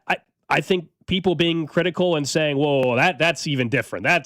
That one, but me. I know it from just other makes you KU look fan, soft. Yeah, like play through the flu. To me is different than the other stuff. It just is, and he obviously disagrees with that. But I think there's a difference between having the flu or being sick. Now, first time we heard it, he's saying he was lightheaded. That's different than what we had heard. Sure, obviously that would impact your ability to play a basketball game. I'm just passing along the latest update from Bill Self. It's the first time we've heard him really talk that in depth, actually, about what has transpired. It sounds like somebody was showing us some tweets that were out there around Darren Peters. He has a Twitter account. He doesn't get on there very often, but anybody can go on Twitter and look at something. Oh, I imagine these coaches and players. And look, I think people live a different amount of online. Bill Self hasn't sent out a tweet since September 19th of last year. When he met, my guess is somebody on PR staff probably who's doing their job, which is, hey, here's what people are saying, and here's the guy's text being fired off to a local friend and all this other stuff and the issues that come with it. I'm not surprised. It is always going to be the most one of the most fascinating things we've truly, it was one of these we're going to remember for a long time, especially if he goes on and has a great NBA career. But or they go and do something special in the tournament. Sure. Then it'll be like, well, because again, if they if they win a championship, for God's sake, I mean, if they do that, no one will ever care that Darren Peterson had cramps in November. Oh, any Final KU Four fan trip or better, they just won't care. Any KU fan that is understandably frustrated, and I'm frustrated about the situation. I'm sure my guess is Darren Peterson's frustrated by the situation as well. If they get to the Final Four, nobody's going to give a damn about him not playing against Arizona on that Monday night. Isn't this something though that I don't know why they're. Because I'm sure he was asked about it post-game. Why not just say he was lightheaded? I think we're finding out this new information. Well, we didn't know that. We're finding it out on Thursday. Why, to just tell us straight up and then forget the online stuff. Tell us everything that's going on with him. From if he's lightheaded, you should feel comfortable enough to say it. If you're comfortable enough saying it now, you should have said it after Thursday. Like, hey, he was dealing with some lightheadedness. He's been feeling sick. I asked him if he wanted to go and let him make the decision. He said no. And then leave it at that. That's fair. I think on his Hawk Talk show, which is Tuesday nights or whatever it is, I think it was Tuesday night, he explained a little bit more about the trainer thing. But yeah, I think that's a fair criticism, Drew. My guess is his explanation would be, we just beat the number one team in the country. That's what I was focused on. But you're right. I mean, sure. If you wanted to clear it up more, that's fair. Look, no, to just do it one time and not have to worry about it again. The part that I think is, again, everybody will make their narrative. I do think Bill Self, you can believe what he's saying or not. The beginning, what he said, I think we all can agree, which is like, you put out something, people will think you're lying, and if you don't, people will, like that. That's just true about everything, right? Yeah, agreed. That's true about everything, and so I don't expect anybody to hear that audio and be like, "All right, case closed, nothing to see here." That's not what I'm suggesting. Yeah, but of course not. Because if somebody started like a nasty rumor about me, and they'd be like, "I saw Cody in this spot," you'd be like, "But I didn't do that." I'd be like, "Yeah, sure you didn't." That's exactly what you'd say as someone who did it. And if I said I did, and if I just avoided it, they'd be like, he's guilty. And this text is fair, too. And I think this is important. And nobody can say he hasn't been doing this either way. From the 913, someone says, hey, it wouldn't be a good look to potential future recruits also if you're not defending your guy. And nobody can dispute that. He's been defending and going out today and trying to squash the narrative that he thinks isn't true, at least. Around Darren Peterson, that's supporting your guy. That's his job. He's doing his job. You're right, and that's important long term for future top recruits that you want to have come to your program. That he's going to have your back. That's important. It's kind of weird the compared to what we were just discussing the beginning of the hour and playing some of the audio with. It's with weird. Tang. Yeah, it's weird because the truth is that I still think he looks kind of soft not playing through the flu. That's fair. And I don't know how. Flu does come in a scale. A 1 to 100 scale is in, I'm hugging the toilet. I got no out here. What do you want me to do with the 100? And sure. My body kind of hurts and I feel tired. There's a scale in this system that I can't possibly know that he was on. But it always comes back to the same thing. Had he missed the game for the flu against, let's just say, one other random Big 12 team who's a Utah, yes. Utah, perfect example. Nobody says anything. It's like, well, he's sick, and they made me make a joke. Now, Bill Self on Hawk Talk did say he said on Hawk Talk that during the Utah game he was sick in that game too. So found out after the fact. He misses Utah, and everybody cracks their joke God can't even get through a cold, but it's Utah. He missed number 1 Arizona at home. I get it. And it's that part. That's a hard thing to shake. It just is. Yeah. No, I'm not saying any of it's the fake. optics are terrible. Yeah. The optics are terrible. Now, this is what I've seen a ton of, and I'll push back on this because I know that he's going to possibly be the number 1 overall pick. And I know at least one person nationally has made the Kobe comp. That's like one person. I don't think we've ever said that on the show, but whatever. And some people believe that. And when you watch him play, there are moments where you're like, oh, that looks familiar. Anyway, people are saying, well, Michael Jordan played with the flu. Kobe played with dislocated shoulder. Same thing. That's different degrees. That's true. But also, you're comparing the greatest basketball player of all time to a 19-year-old kid still at the end of the day. So that's why I always hate, I don't think, everyone wants to simplify that. No, he's a professional player now. He's making money. So the criticism towards Darren Peterson is more just than what it ever has been. We've acknowledged that. It's different than what it was 10 years ago. But I don't think that's a fair comp. He's not the one comparing himself to Michael Jordan or Kobe Bryant. And so suggesting that a 19-year-old kid is supposed to be just as mature and just as tough as the greatest basketball player of all time, that's a bit crazy to me. All right, before we get to the random question of the day, I do want to pivot to the Royals briefly because Mayor Quentin Lucas of KC the audio's not great, but yeah, he had his State of the City address yesterday, and he addressed the Royals Stadium. Let's see if this audio is a little bit better. We will get the deal done in 2026. No, equally. Yeah, the audio sucks. Point is, he said in 2026 we'll have the Royals. We said we will get a deal done in 2026 with the Royals, and he went on from there talking about how important it is to have, organizations and professional teams. You want to talk about things you have to say sometimes, and here's the problem: Lucas and everybody on the Jackson County side has lost, and it's not just him. They've all lost an incredible amount of credibility in this. Because they've been trying to tell me for 2 years they'd have the Chiefs and the Royals and no one was going nowhere and they're all staying home and don't you worry, we'll get all these things done. They were saying it up to 72 hours before the Chiefs stood at a podium and said, Chiefs in Kansas. So even at that point, it became a bit of a stretch. Do I think it's a favorite now? Sure. Do I think that Mayor Lucas in his State of the City saying, we're 100% going to get it done with the Royals, just you wait, it's coming. We'll get it done. And the optimism seemingly around not just people in this station, but a lot of people seem to have this growing sentiment. And you and I are still, I'll be honest, quite skeptical personally that we're going to know the Royals Stadium before opening day. And while I pray that is actually the news we get, Gold. How can I possibly think that as slow as this process has been? How can I do think they end up in KC now. I really do. But opening day does seem quick. And you're like, what do you mean quick? It's been years. Well, clearly there's been a big change in the last month or so on the dialogue around that, whether it's just how the Chiefs ended up going to Kansas, whether it's the Royals publicly acknowledging that they are not considering anymore the 119th and all site. Clearly there's a shift in momentum, I think it's fair to say, towards the Washington Square Park site. But by March 28th or whatever, okay, it's 2 months, right? Or it's a month and a half, but I don't know about that. I'll be wrong, I guess, maybe, but this thing, it's been 2 years since the vote. They've had 22 months to figure out a new landing spot. Hell, everyone seemed to think that they had a partially done deal in Kansas 6 weeks ago, and they haven't said anything since. So, it's hard for me to imagine in a world that it gets done that fast, but also, I appreciate that Lucas is fighting hard because I do think that he's right in the sense that there is a part of it is important to a lot of these cities. And I don't think these municipalities and these cities would fight for these sports teams in this way if there was no benefit. I don't think they'd fight across state lines. I don't think they'd fight in different districts. Gold, I don't think they'd fight in different cities if there wasn't some value in having a professional sports team in your area. But as you and I said, as a just general Kansas Cityan, Chiefs are still in Kansas City, so I'm fine. Now, I'd like the Royals to do the same. But it's for his sake, I think his problem is that right now, what is his legacy, right? At this point, probably the airport. You got the airport built while he was here, right? All right, you got the airport.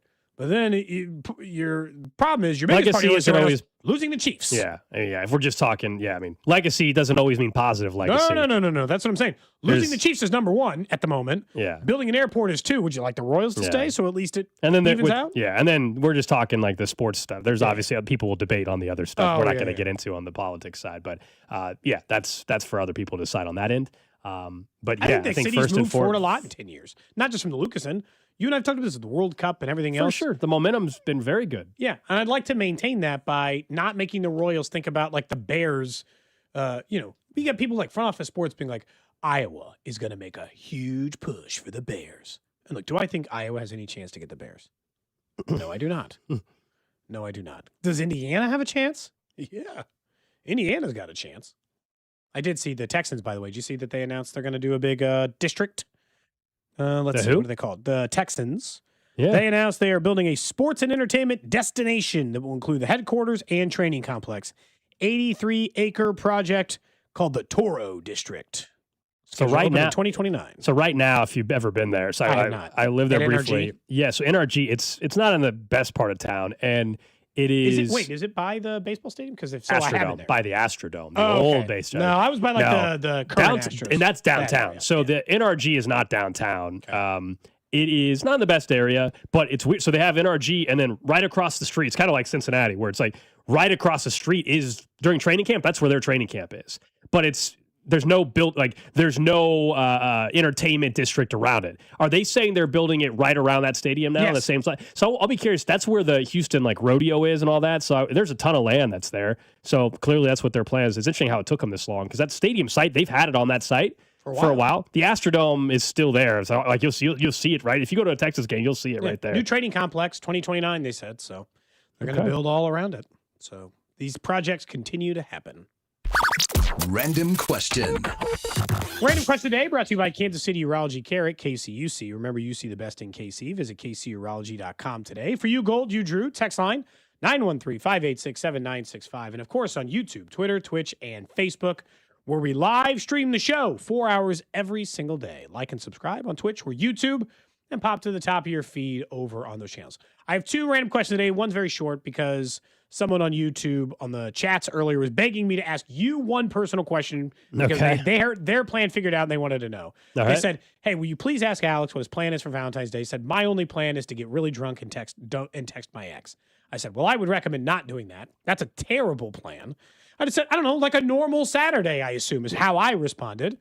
Do you have any Saturday plans? Why would I have plans? I'm not in a relationship. Why would I have plans on Valentine's Day? Do you hit the dating app and hope look for someone desperate? No, it's going to rain. It's going to rain all day Saturday. I'll probably end up going to the bar Saturday night or whatever. Yeah, that seems perfectly normal. During most of the day, I'm busy. I do a show on Westwood 1. I'll be on the air from 9 a.m. to 3 o'clock in the afternoon. So that's most of my day. Yeah, that's a good chunk of your day, honestly. 5 hours or whatever.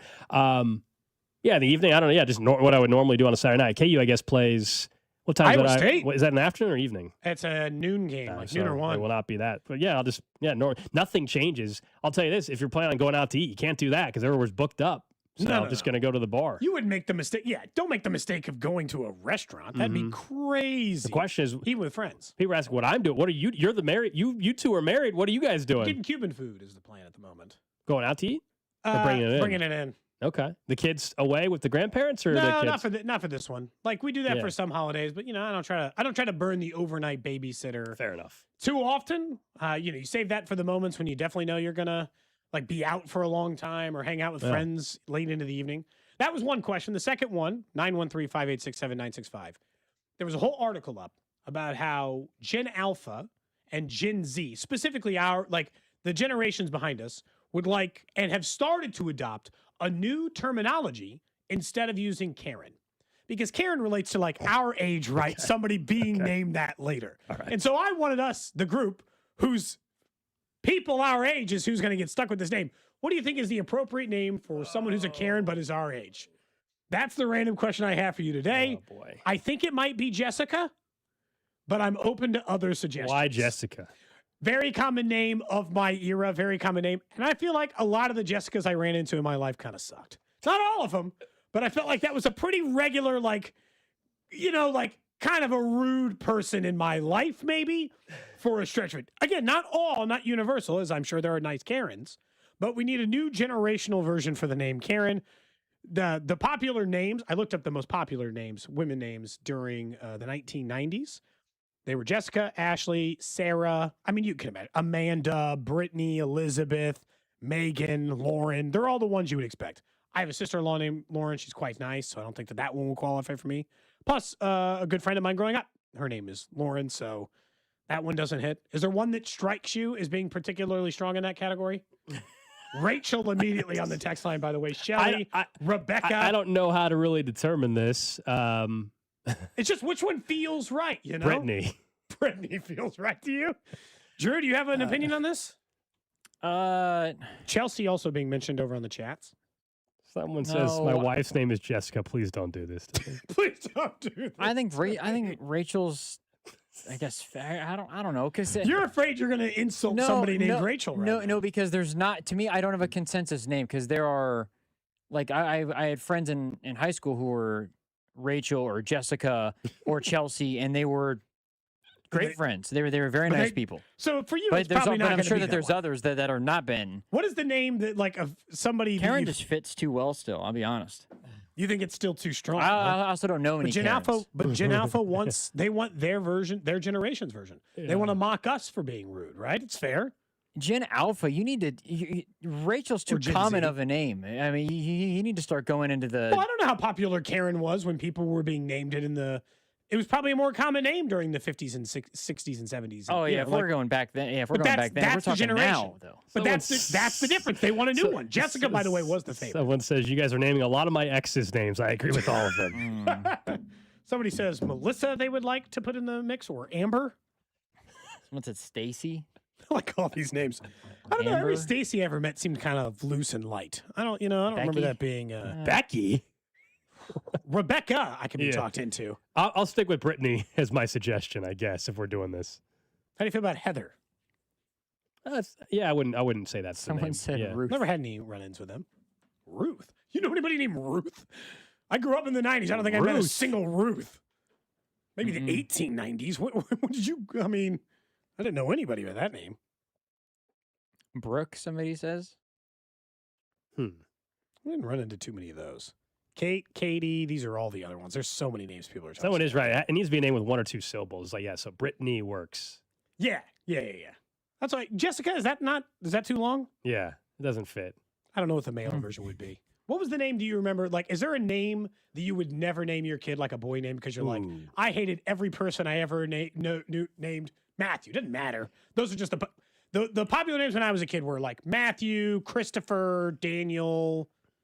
I was thinking, you know what? David, I don't James, know. I don't know if I name my kid Cody, you know? I don't know if I would do that. That's the cross-off? Don't know. You didn't know any other Codys? I did growing up. Okay. I did growing up. I don't know if I know any others right now. No, just you. Like, I'm sorry if this is your name, but like, I've never had a positive run-in with a Kyle, I don't think, in my life.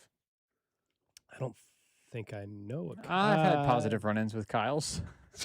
I swear to God, before I said that, right as I said that, one of the ones like 5 texts. 660 said, I hate all Kyles. Just before I even got the sentence out. Dang, man. I don't think I've had good experiences with Kyles. Oh, you've mostly gotten along with them, huh? Yeah. Shout out Kyle Guy. Drew, you've had no negative interactions with anyone. All kinds of names again. It's just a no. I don't think of any. Yeah, from me, I don't. Says Brad or Chad. Well, that's Chad is the one now that goes with the Karen. My childhood exactly. My childhood best friend was named Chad. So like, I don't have a negative association with that name.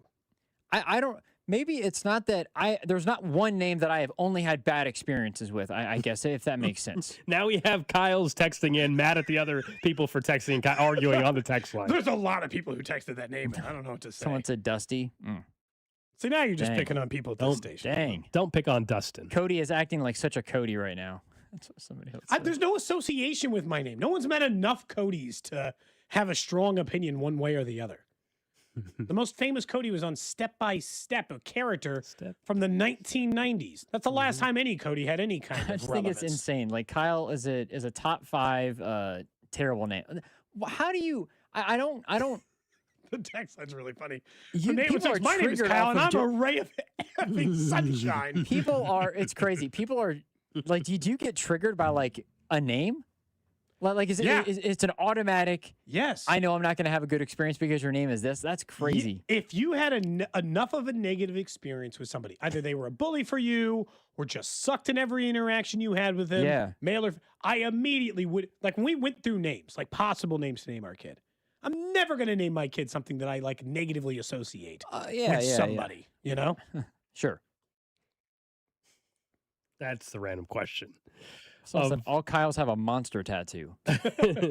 Up next, People hate Kyles. let's talk about Missouri. The Missouri Tigers got it done last night in College Station. What it says about that program and why you should be feeling pretty good moving forward.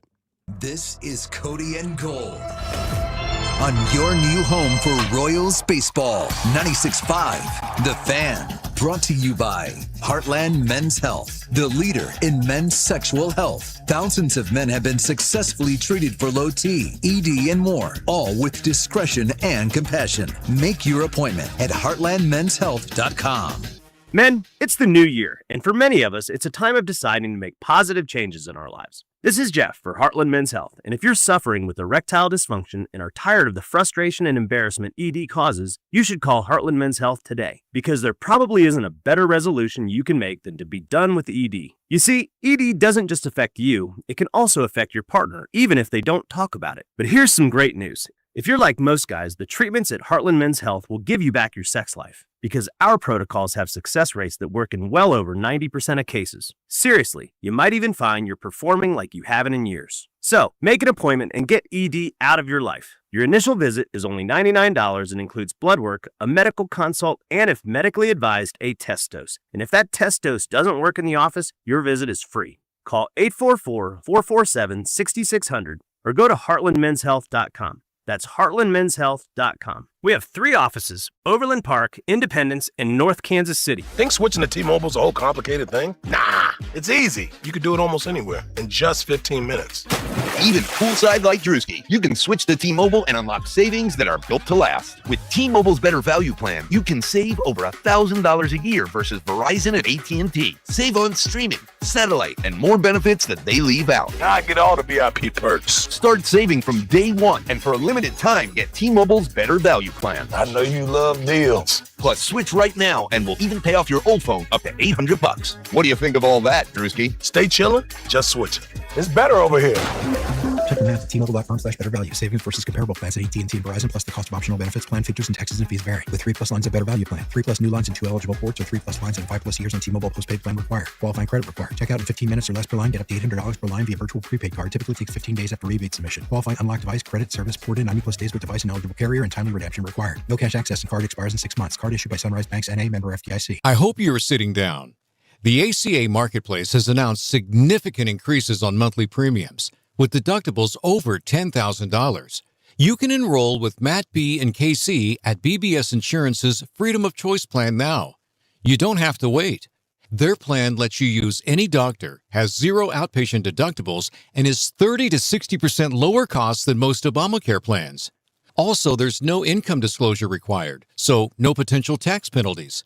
If you're a small business owner or pay for your own health insurance, you're uninsured, you're on COBRA, or your employer coverage is just too expensive, call Matt B. and KC for an instant quote over the phone. 816-205-4664.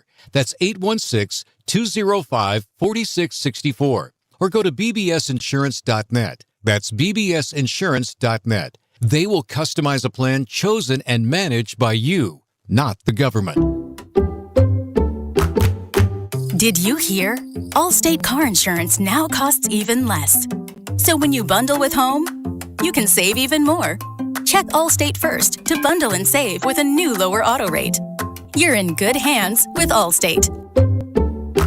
Not available in every state. Only applicable for new auto insurance business. Rates will vary by several factors, including how you purchase the policy. Potential savings may vary. Allstate North American Insurance Company and Affiliates, Northbrook, Illinois. Straight Talk Wireless presents Pickup Truck Wisdom. The smartest way to spend your money is not to. Straight Talk offers free 5G phones for new and existing customers on Verizon's 5G network. So the refund money I don't spend on that free phone is the refund money I get to keep for my family. Smart. Find us at straighttalk.com and Walmart. Straight Talk Wireless. Straightforward. Always.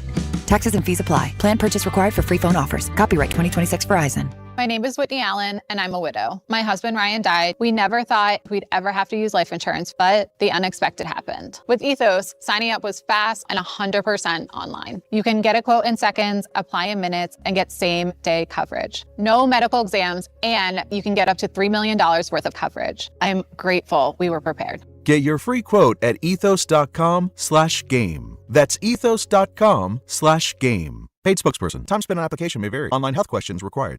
DQ presents the Spicy Menu. For a limited time, try the new Flamethrower Chicken Strip Basket for $6.99 with spicy, bold strips that heat you up. Served with a side of famous DQ soft serve as a dip to cool you down. That's right, dip those spicy chicken strips right into soft serve. Plus fries and toast, all for just $6.99. And add a new pineapple lemonade sparkler or cooler made with tahini. It's the limited time only Spicy Menu. Get it delivered in the DQ app. Happy tastes good. Participation may vary. Beyond the Pitch KC, a new podcast hosted by Scott Parks and Rob Brenton, telling the stories behind the World Cup in Kansas City. Starts Wednesday, March 4th on the Odyssey app or wherever you get your podcasts. 96.5 The Fan, KFNC FM and AM, HD1 and HD2 Kansas City, in Odyssey Sports Station.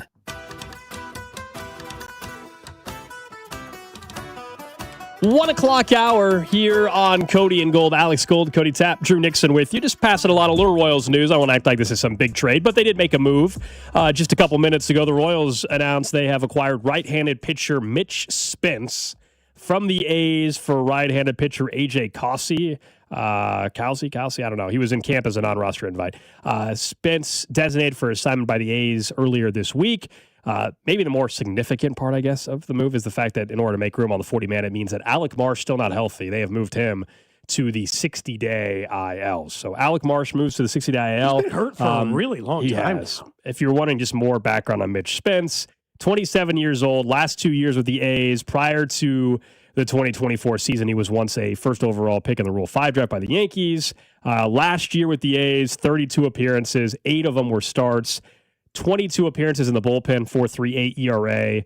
He moved in the rotation in June, made 7 starts, then got optioned to AAA. And so in 236 innings over 2 big league seasons, he has issued just 70 walks, and former 10th round pick of the Yankees back in 2019. So because they moved Marsh to the IL, they just need some depth. Yeah, I was like, what you're describing to me is it's not a big deal. I hope we don't see him pitch this year.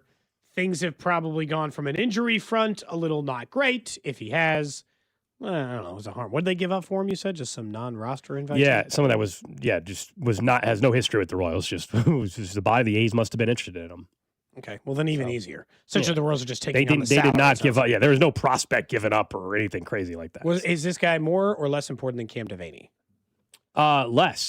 Less. Even less. He's even lower on the list. Yes, much less. That should tell me less. Which level I should care. Got it. Yeah, exactly.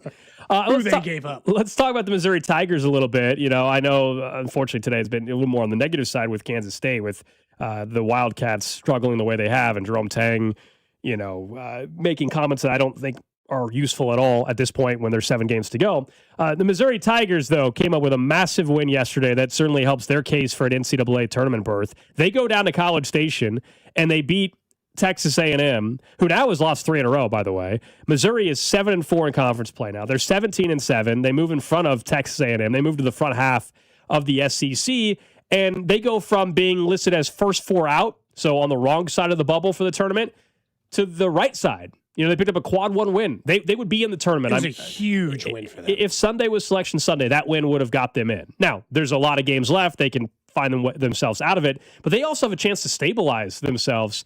Where they don't have to wonder what's happening on Selection Sunday. Exactly. They get Texas on Saturday, then number 19 Vandy and number 21 Arkansas. So if you get one of those ranked wins here, you're sitting pretty good. I think the most promising thing for Missouri was one, as you said earlier, how they battled 86-85. They were down at halftime by 5.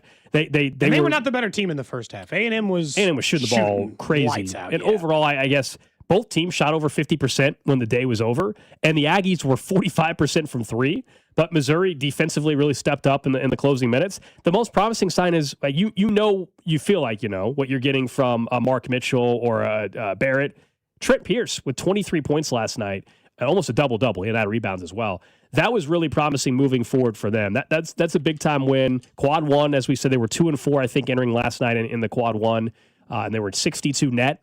I haven't looked to see what their updated net is. All I know is they flipped themselves to the right side of the bubble with that win for the time being. Like I went over to CBS. They had an updated one, right? Like updated bracketology, where we would put all the teams right now if they were in the tournament. They're essentially just running an algorithm and running it the same way.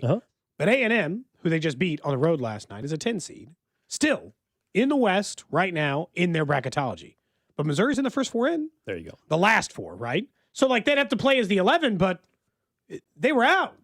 So like maybe in their mind, they didn't want to jump get out of A&M you want to get out of the Dayton line. You don't want to have to go to do. Dayton for the first. No. Because even on your resume, you're like, I got a tournament win. You can just easily lose that game. We have seen teams go to like the Elite Eight though, who played. I think sometimes they just kind of get comfortable. Yeah, Syracuse, VCU went first 4 to the Final Four. Unfortunately, that year I do remember quite a bit. So it's happened. Yeah, definitely. Well, and I think now that they got this win, you pair that up with a win over. You don't even have to get 2 wins over either Arkansas or Vandy. You just get one. Right. If you can get one of those, like if it's on the road at Arkansas and you get that win, I think that's one that can catapult you even further along the way. I think what's really stood out to me about Missouri lately, in particular, is they are very balanced. Like Kansas, they need their 5 guys to be their 5 guys. I understand against Arizona they didn't have Darren Peterson, and they still got to win. But they rely on 5 guys very heavily. And I'm not saying they don't have somebody who's their primary scorer. Like you said, Mark Mitchell has been a good chunk of that. Obviously, Pierce is coming off the huge game at guard. But guard plays where they're the best. Guess what? Guess what usually wins in the tournament? Guard play. Like they are a team right now that I do think has a chance that if they win 2 of their next 3 games, they got 2 ranked opponents in their next 3, 2 of which are at home. If they win 2 of their next 3, they're going to move themselves off that line gold that they don't have to keep sweating it for the rest of time. Now, the A&M one doesn't just get them off the hook. But think about the swing if they had lost it. Even if it's a road game. Now what? Now you definitely have to win against the ranked opponents, or at least at the worst split against Arkansas, and win the other ranked game against Vanderbilt, who is playing actively very well. Vanderbilt just beat like 2 top 10 teams in the last 2 weeks, I think. They're top 20 now. So they are, like that's not a team that you want to face at this moment, which means if they play Vanderbilt, is that their next matchup? Vanderbilt? Texas. Oh, Texas, then Vanderbilt? Mm-hmm. So let's take the Texas one aside for a minute, because that's certainly a game they could lose because, again, they're not better than everybody on their schedule. Vanderbilt beat Kentucky. Let's see. They beat Auburn just now. They beat Oklahoma. They've won, 4, 5 in a row? 6 in a row? Something like that. So since they lost to Arkansas, they got beat up by Arkansas bad. They're on a heater. And so it wasn't top 10 teams, but they have beat 2 ranked teams. And so Vanderbilt's got an opportunity, or if they beat Vanderbilt, that's another team who might be on a similar seed line as you. Arkansas, another team that might be on a similar seed line as you. Find a way to get one of those teams. You got to keep climbing the ladder. This has been a good job. That was their best game. That was one of their most impressive wins of the year because of the road aspect. How A&M shot. I think Florida's probably their Florida's probably their best. Kentucky still is, even though Kentucky is not they're ranked. They're their best Kentucky team by any means. But yeah, they are ranked. That was much needed. Yeah, that was much needed for Missouri. And as we discussed yesterday and talked about the non-conference for them, the non-conference was non-existent. And so you got to have a strong SEC play, and they're having a good SEC year. Do you want to know where they have Kansas on the bracketology for CBS? My guess is like a 3? Currently a 3, yes. Okay. In the Midwest region. Does Kansas, is it next year that Kansas City has a Sweet 16 or this year? I think 2 more years, isn't it? 2 more years? Hold on. Midwest Regional. Hold on. Yeah, I thought they had one coming up. It's definitely not this year. We know that. I couldn't remember. It's not this year. Midwest Regional. Give me a second. I'll find it. I know it's not this year, but sometime it's coming up again. It's either next year or the year after. It is coming up again soon. Because I think we were talking about it not that long ago with Drew and how we get Sweet 16s here every once in a while. There we go. All right. 2026, the regionals, as you were wondering, for this year. Houston, San Jose, Chicago, and Washington, D.C. Next year is still not Kansas City. Oh, yeah. Sorry. San Antonio, which is always should be a Final Four side every year. San Antonio, L.A., Kansas City, and New York. So next year, 2027. So 2 right in the middle of the country and 2 on the opposite ends of the earth. They would play. Final Four this year is in Drew's backyard. Here's Indianapolis. Here's the projected one. Let's see how you'd feel. Kansas would take on Austin Peay, the 14th. You're giving me the path already? Yeah. Okay. All right. Their region would be Michigan is the 1 line, Illinois is the 2. Arkansas is the 4. I think it feels like very difficult, but you know how this. I mean, you know how this goes. Like, I don't love it, but it's NCAA tournament. You're going to play somebody good eventually. You just hope that somebody gets upset and you get a break or two. At some I'm point. surprised that people haven't moved Kansas to the 2-line projection. I guess it's based on current resume versus projecting what they'll do in the next. I mean, few if they games. beat Iowa State on Saturday, then they will absolutely. But if they lose to Iowa State, they should stay on the 3-line. But if they beat them, I think the consensus will be the 2-line. Well, right now Iowa State is projected on the 2-line. So there you go. I mean, they would just trade places. I think there's an outside chance Kansas could still get to the 1-line. They'd have to win out. Including the Big 12 tournament? No. But they'd have to win they'd have to beat Houston. Maybe not twice, but at least once. They play them. They have to at least beat them once. Beat Iowa State. Beat Houston. Split with Houston. I think that would get it done and win all your other games. It depends. I think it depends on what everybody else does, but I think that would be a path. You'd have to go far in the Big 12 tournament. Because they're still, they're 19-5, right? And so, even though the losses other than the West Virginia one are not bad losses. My God, they still have Arizona on the calendar again, Iowa State, and Houston. Who are the ones right now? Arizona, Michigan, Duke, and who else? Who else is the one? Iowa State? Michigan, right? I said Michigan, yeah. Depends on where we look. I don't. You don't you have it pulled up? Weren't you just reading from the? Closed it. Oh, okay. I was like, weren't you just? I was like, well, we're done talking about that. Lenardi has Arizona, Michigan, UConn, and Duke. Okay, this one has Houston. UConn or Houston is the other one. Okay, right. And so geographically, of course, number one seed. I mean, you get sent out to if you're Kansas, you would want to be in the Midwest region probably. Houston's not terrible. You prefer the Chicago region, but that looks like it's going to be Michigan right now. So we'll see how it plays out. We got plenty of time till we got to dive into bracketology. Check out that glass floor. Also, all the top teams in the country. Going to be fun. I'm looking forward to that. I didn't go last year to the Big 12 tournament. So. Going to be an awesome Big 12 tournament. I mean, just without question. We'll talk some more Royals or other stuff coming in here in just a few minutes. Plus, Vern's Hot Stove shows Beach overall is one of the better GMs in the NFL. I don't think most people are arguing that. But I think like most people in this world, like a quarterback or a wide receiver, they have their strengths and their weaknesses. To this point, Brett Veach's weakness has been not acquiring top-end talent at top-end positions. Okay. One of his strengths for a large time of his time and why he got the job over John Dorsey. The reason John Dorsey got fired was not because he couldn't find talent. He drafted a bunch of Hall of Famers. Chris Jones, Patrick Mahomes, and maybe put that co with Veach, whatever. But Chris Jones, Patrick Mahomes, Travis Kelce, maybe Tyreek Hill? I don't know. He's going to have a Super Bowl ring. He might end up being a Hall of Famer. People will still remember as being one of the most dominant guys of his era. So, top-end talent. The thing that got Dorsey fired was the cap. And you look at the Chiefs' cap situation for the next couple of years, and it's thin. And it's been tight for years, as in they've been up against the number every single year for years. I am currently attributing that to we went for a three-peat, we put all of our eggs in the basket, and we were trying for it, and it's hurt us financially a little bit, but we had to try for it because it's a three-peat. But if he can't sort it out over the next couple of years, I'm going to start thinking Brant Tillis was the money man, and he ran out of town, and now they don't run the cap as well. Yeah, I don't think they've managed the cap poorly. Now, that's different than disagreeing on who they gave extensions to, right? There's maybe you just think you wouldn't have given an extension to Chris Jones. Fine, I got some questions. To me, that's a different conversation than what you're saying, which is not managing the cap well and getting yourself in trouble. Now, the fortunate thing that Brett Veach and every GM has going for him is the revenue keeps going crazy and the cap keeps going up. They are over the cap by $58 million if you believe the projected cap is like $303 million. I think, do they have to make moves to get under? Of course. I refuse to agree that, they are just in cap hell or something. No, they're not. No, because we can walk through the scenarios very easily how suddenly they got $70 million freed up, which puts them on the positive side of it. Number one. But should they have to move $70 million every year in order to get on the side? No, and that's where what you were saying, which is they've been up against it because they were going for it. And this is why my take has been Chris Jones might have a massive cap hit at 40-something million this year.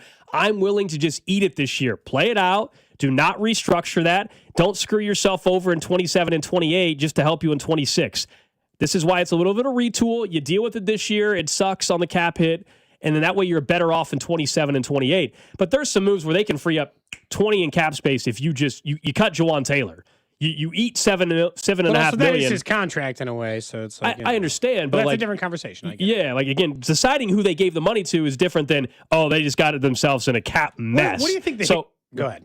I was just going to say, I'm just going to run through real quick how easy it is for them to free up money. I mean, $20 million if you move on from Jawan Taylor. We know that there's a chance they move on from Mike Dana. If they do, it's almost $9 million that they save. Drew Tranquill, I'm not as convinced that they for sure are moving on from him, but if they did, that's $6 million. Noah Gray's a candidate. That's $4 to $5 million. Right there, I just found over $30 million, $35 million. That's not even including restructures. We know with Mahomes, they don't always go full blown on the restructure, but they could free up as much as $44 million. Doesn't mean they will. Creed Humphrey could restructure. Trey Smith, even after a year, that's another $8.9 million. So I just opened up $70 million just like in 20 seconds. So easier said than done. I get it. But they have plenty of parts to maneuver without cutting anybody. It's like the Dorsey thing. They were forced to move on from Macklin because they were screwed. Yeah, they are like, if I tell you they cut Jawan Taylor, everybody's like, well, yeah, I want them to. But are they forced to not sign Jalen Watson or Trent McDuffie or something? And but these moves give them flexibility to do that. I don't think they're limited on those yet.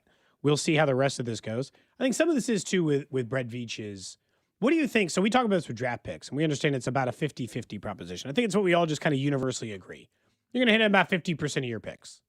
And we accept a certain casualty rate of you just don't hit because every prospect's not going to work out. What should be the hit rate of a contract extension?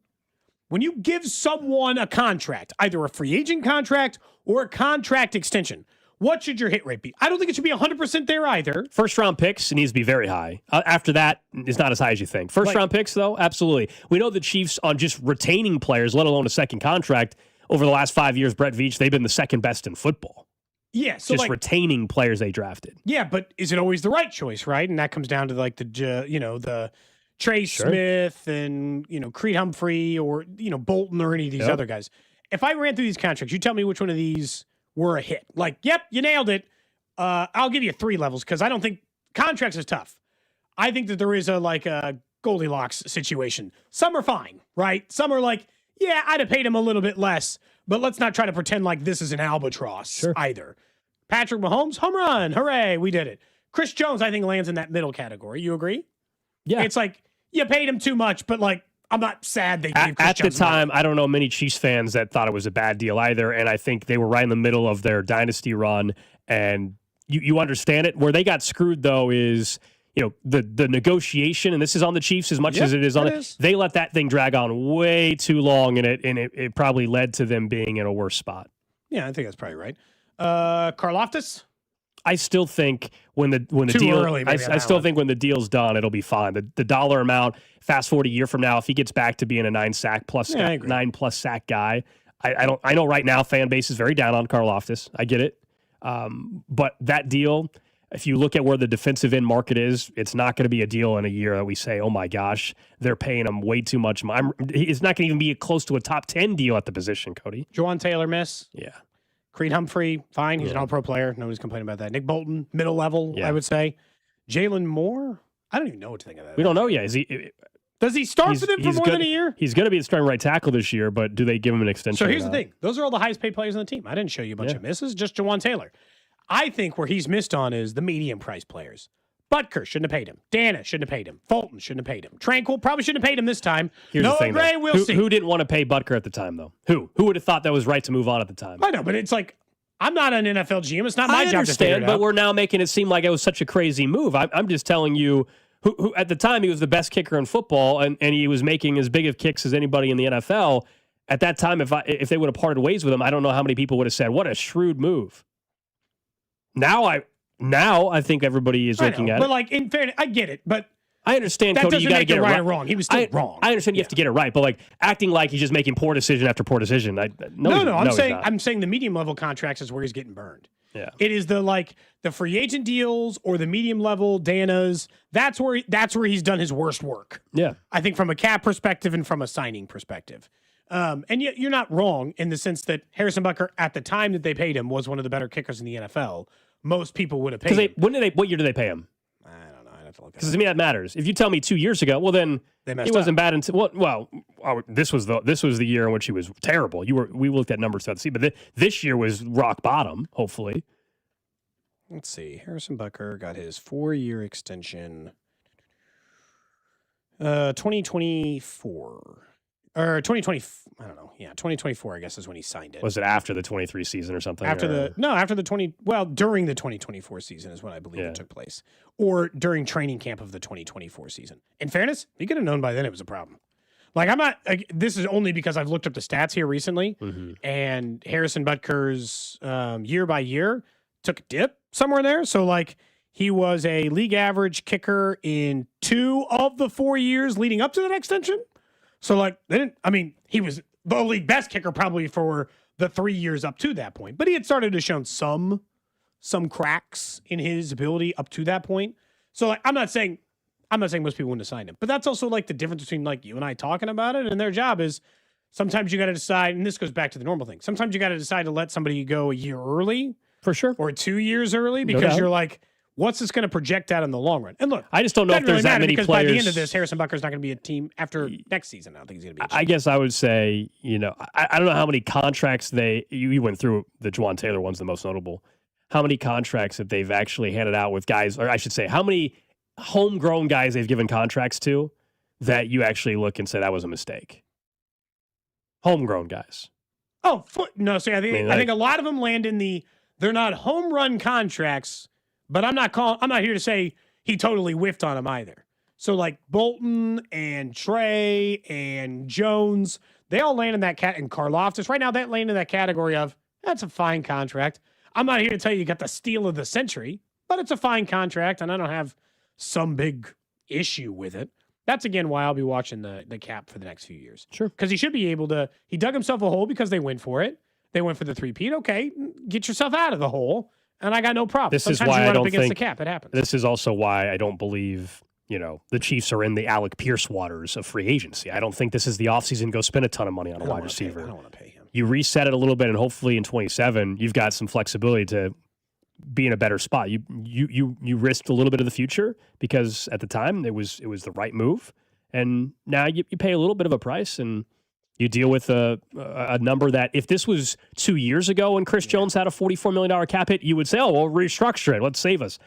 That, to me, would be a mistake to do that this year. Just play it out. Play it out. Bad news for you. I know. I think they might. They better just play it out. By the way, from the pressure rate and all that stuff, Chris Jones still rates as the number 2 defensive tackle in all football last year. Yeah, I just don't want to add another year or two. I'm the only person who thinks Chris Jones, I'm just general. Am I the only person who thinks Chris Jones is still good at football? And might still be good at football for a number of years. I think Chris Jones is I still think Chris Jones is one of the 3 best defensive tackles in the NFL. Yeah, I think he's still very good, but I also don't want to say, all right, we can't afford the $44 million cap it this year, so let's add more money to it when he's 2 years older from now. That, to me, is a mistake, That's all. I think that's the dangerous territory you put yourself in, and then you're trying to figure out how to maneuver the cap again, like we're talking about this offseason. I just thought like on Tuesday when we were doing the Chiefs stuff, I was talking like he just stinks now. I'm like, I don't think he stinks now. I hear you. All right, up next, let's get to what's trending. We'll also talk a little bit more about this Royals team from a positional basis and how one site ranked them out. I disagree with a couple of the positions. I'll tell you why next. Cody and Gold, brought to you by Heartland Men's Health, the leader in men's sexual health. Thousands of men have been successfully treated for low T, ED, and more, all with discretion and compassion. Make your appointment at heartlandmenshealth.com. Follow the station on Instagram for ticket giveaways and behind-the-scenes content from the show at The Fan 965. All right, your Friday nights just got a little louder because NBA Happy Hour is live on FanDuel. Every Friday from 5 to 6:30 p.m., FanDuel's running limited time specials to pregame your weekend. We're talking boosts, bonuses, surprises, all dropping right in the app. I know All-Star games coming up this weekend, but when you look ahead to the future, you can take a look at some of these games. Perhaps you're taking a look at the Milwaukee Bucks who decided to hold on to Giannis, and they're going to be underdogs in a lot of games still the rest of the way. Maybe you think there's an opportunity to bet on them, or part of your normal Friday night routine is watching some hoops. Well, FanDuel makes it even easier. It's the perfect way to kick off the weekend. A little basketball, a little action, and a whole lot of Friday energy. Visit FanDuel.com/local to get started. Again, that's FanDuel.com/local. That's NBA Happy Hour every Friday from 5 to 6:30 p.m. only on FanDuel, the official sportsbook partner of the NBA and 96.5 The Fan. 21 and present in Missouri. Opt-in required. Rewards are non-withdrawable. Restrictions apply, including bonus and token expiration, leg requirements, and max wager amount. See terms at sportsbook.fanduel.com. Gambling problem? Call 1-800-GAMBLER.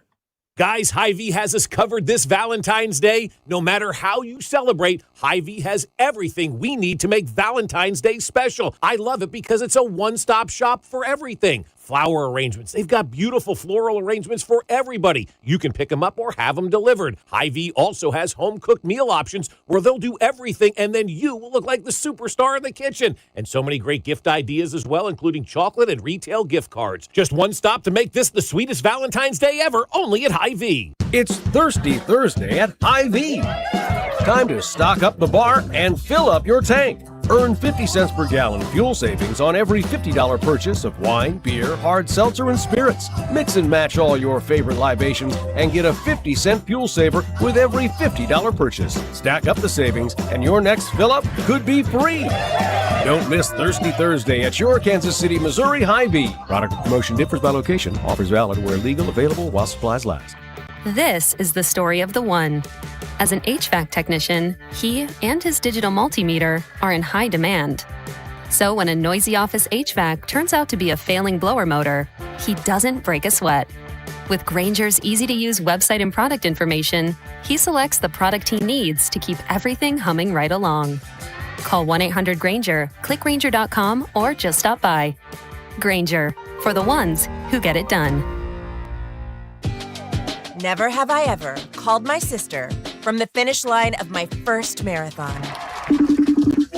Hello? You won't believe where I am. Are you running? Mile 26.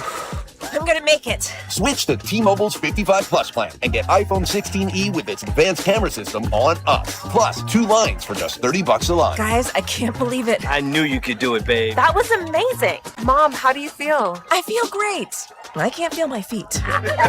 Let's take a picture. And then you may carry me to the car. Share every stride, every mile, every memory on America's best network. Switch to T-Mobile's 55 Plus plan and get iPhone 16e on us and 2 lines for just $30 a line. With 24 monthly bill credits and 2 eligible port-ins on Essentials 55 Plus for well-qualified customers with autopay plus taxes, fees, and $35 device connection charge. Credits end and balance due if you pay off early or cancel. Contact us. Finance agreement 128 gigabytes, $599.99 required. Best mobile network in the U.S. based on analysis by Ookla of Speed Test Intelligence Data 1H 2025. Visit T-Mobile.com. You already listen to 96.5 The Fan, but are you following us? Our Instagram is loaded with show clips, breaking news, mock drafts, and content you can't get on the air, like Thy Royal Decree and Chiefs Take Tuesday. Go to Instagram, search for The Fan 965, and hit that follow button. If you don't do this immediately, Dusty has threatened to do a photo shoot in a bathing suit. Kansas City's FM sports station, 96.5 The Fan. You're listening to 96.5 The Fan from the DM Injury Law Studios. Mike's got this. Car, truck, or motorcycle wreck? Remember, Mike's got this. 816-888-7500. Mike's got this. What's trending? Cheddar, mozzarella, Havarti. Number one on What's Trending, the Missouri Tigers picked up a huge win last night down in College Station against the Texas A&M Aggies. 86-85 was really entertaining basketball game, especially in the second half. Missouri gets to 17-7, and for the time being appears to put themselves on the right side of the NCAA tournament bubble. They've got Texas coming up on Saturday. Meanwhile, in Manhattan last night, it was ugly. We've been talking about throughout the show. Jerome Tang was fired up in his postgame, saying the guys should be embarrassed to wear the Kansas State uniform. They once again lost by 20+ at home. This time it was to a 13-12 Cincinnati team, 91-62. K-State is in 15th place in the Big 12. They're only not in last. They do have a head-to-head win against Utah that is saving them. Otherwise, they have the same conference record. There was no one in the stands for that game for Kansas State. Next up on What's Trending, the Royals complete a small trade earlier today. Mitch Spence has come into Kansas City. They've traded away A.J. Causey, who was a minor league invite guy. Mitch Spence has made 67 career appearances over the last 2 seasons, including 32 starts, 24 of which were in 2024. He has a career 4.77 ERA. In the corresponding move, they moved Alec Marsh to the 60-day injured list, meaning they're expecting him to... Remember, we were asking, like, healthy, man. Hey, is he going to be around sometime soon? We were asking him in the middle of last year. He never came back, and now he's on the 60-day IL this season. Just a depth move. AAA starter kind of guy is what it feels like for me, for Mitch Spence. Elsewhere with soccer, we know the World Cup coming to Kansas City later on this summer, and there was speculation about it. It's now confirmed. The Dutch national team officially confirming they will train at the KC Current site. That'll be where they're going to be hosting, camped out, I should say, for training. 3 of the top 10 teams in all of the world, ranked by FIFA, are all going to be having base camp in Kansas City. Pretty darn cool. That is cool. When you think about it that way, I mean, and all of them say pretty much the same thing. Climate-wise, for where we'll play, it's got some similar opportunities, and travel-wise, yeah, middle of the country. Convenient. Middle of the country, yeah, certainly helps. Next up on What's Trending, Major League Baseball doing something to try to curb pitch stealing. They're now enforcing a rule that already existed on the board. So the owners all voted on Thursday in their annual meetings in Florida that the coaches will now have to stay in that designated coaching area, saying that they believe the Joint Competition Committee recently agreed to move on it before the owners voted on it, saying that they're worried that the first and third base coaches have been moving up and down the line more frequently to facilitate better viewing angles of pitchers. According to sources familiar with the situation, based on pregame homework, coaches are able to figure out what pitch is about to be thrown and then either relay that to the hitter directly or indirectly via a runner on second base. So those guys coming further down, they know the pitch, hands on the hips, tell the second baseman, guy at the plate might know what's coming. So they're going to make them stand in their area so they're not taking advantage of that. Over in Milan, the Winter Olympics continue. Medal count update. Italy, the host country, now in the total medal count lead, overall medal count lead with 16 of them, including 6 gold medals. Norway in second with 14. The United States is currently in third with 13 medals, 4 gold, 6 silver, 3 bronze. We had it on the TV earlier. Been a lot of curling on TV, although we were watching Olympic hockey, which is starting up, which is going to be intriguing to watch the U.S., and men moving forward. We just saw Canada beat up, I think it was 5-0 at last check on Czech Republic. But the Olympics in its first full week. Been fun. Obviously, plenty more to watch. Lastly, on What's Trending, we had mentioned this earlier, but Trinidad Chambliss is actively, right now, Drew, in appeals court, talking about his appeal to try to get 1 more year of eligibility, saying that he was under the impression that he had 2 years of eligibility when he left to come to Ole Miss. That's what Ferris State had told him, and then showing pictures of his injury. There might be an update on that, But he also, on the stand, got asked about the last play in the Fiesta Bowl and said, quote, "I thought it was pass interference, but it's hard for a referee to call that." What the hell is he testifying on, whether or not he thought it was pass interference? There is a decision, by the way, that Already? is updated. The NCAA has denied Ole Miss's request for a reconsideration of Trinidad Chambliss's eligibility waiver, according to On3, and Ross Dellinger got it first. So, essentially, he's going to the NFL draft. Could he be? Is there any chance he'll go before 9 is all I care about? Probably not. I would assume the combine's coming up. I think he really has to get his ducks in a row, if you will, just to figure out the schedule. I don't even know if he's been invited to the combine, if things change a little bit because of this decision. Very fascinating stuff, though, because he's going to be probably considered. Yeah, hold on. Let's. That's not. Hold on. Yeah, it's confusion. So yes, the NCAA did what you said, but that's the whole reason why they're in court right now. So the NCAA denied the request for reconsideration, according to Dellinger. But now that his waiver and appeal and reconsideration have been denied, they're in the middle of a court hearing seeking to get an injunction against it. So it is not. Are we sure? Because Ross Dellinger says they denied the reconsideration. The NCAA. He's in court to fight the NCAA. That's why he's in court, because they're bypassing the NCAA.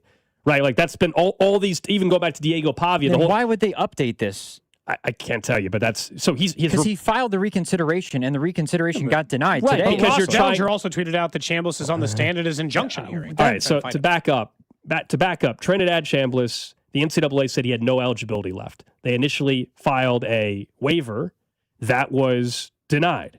Then there was an appeal that has now been denied. That was going to be through the NCAA.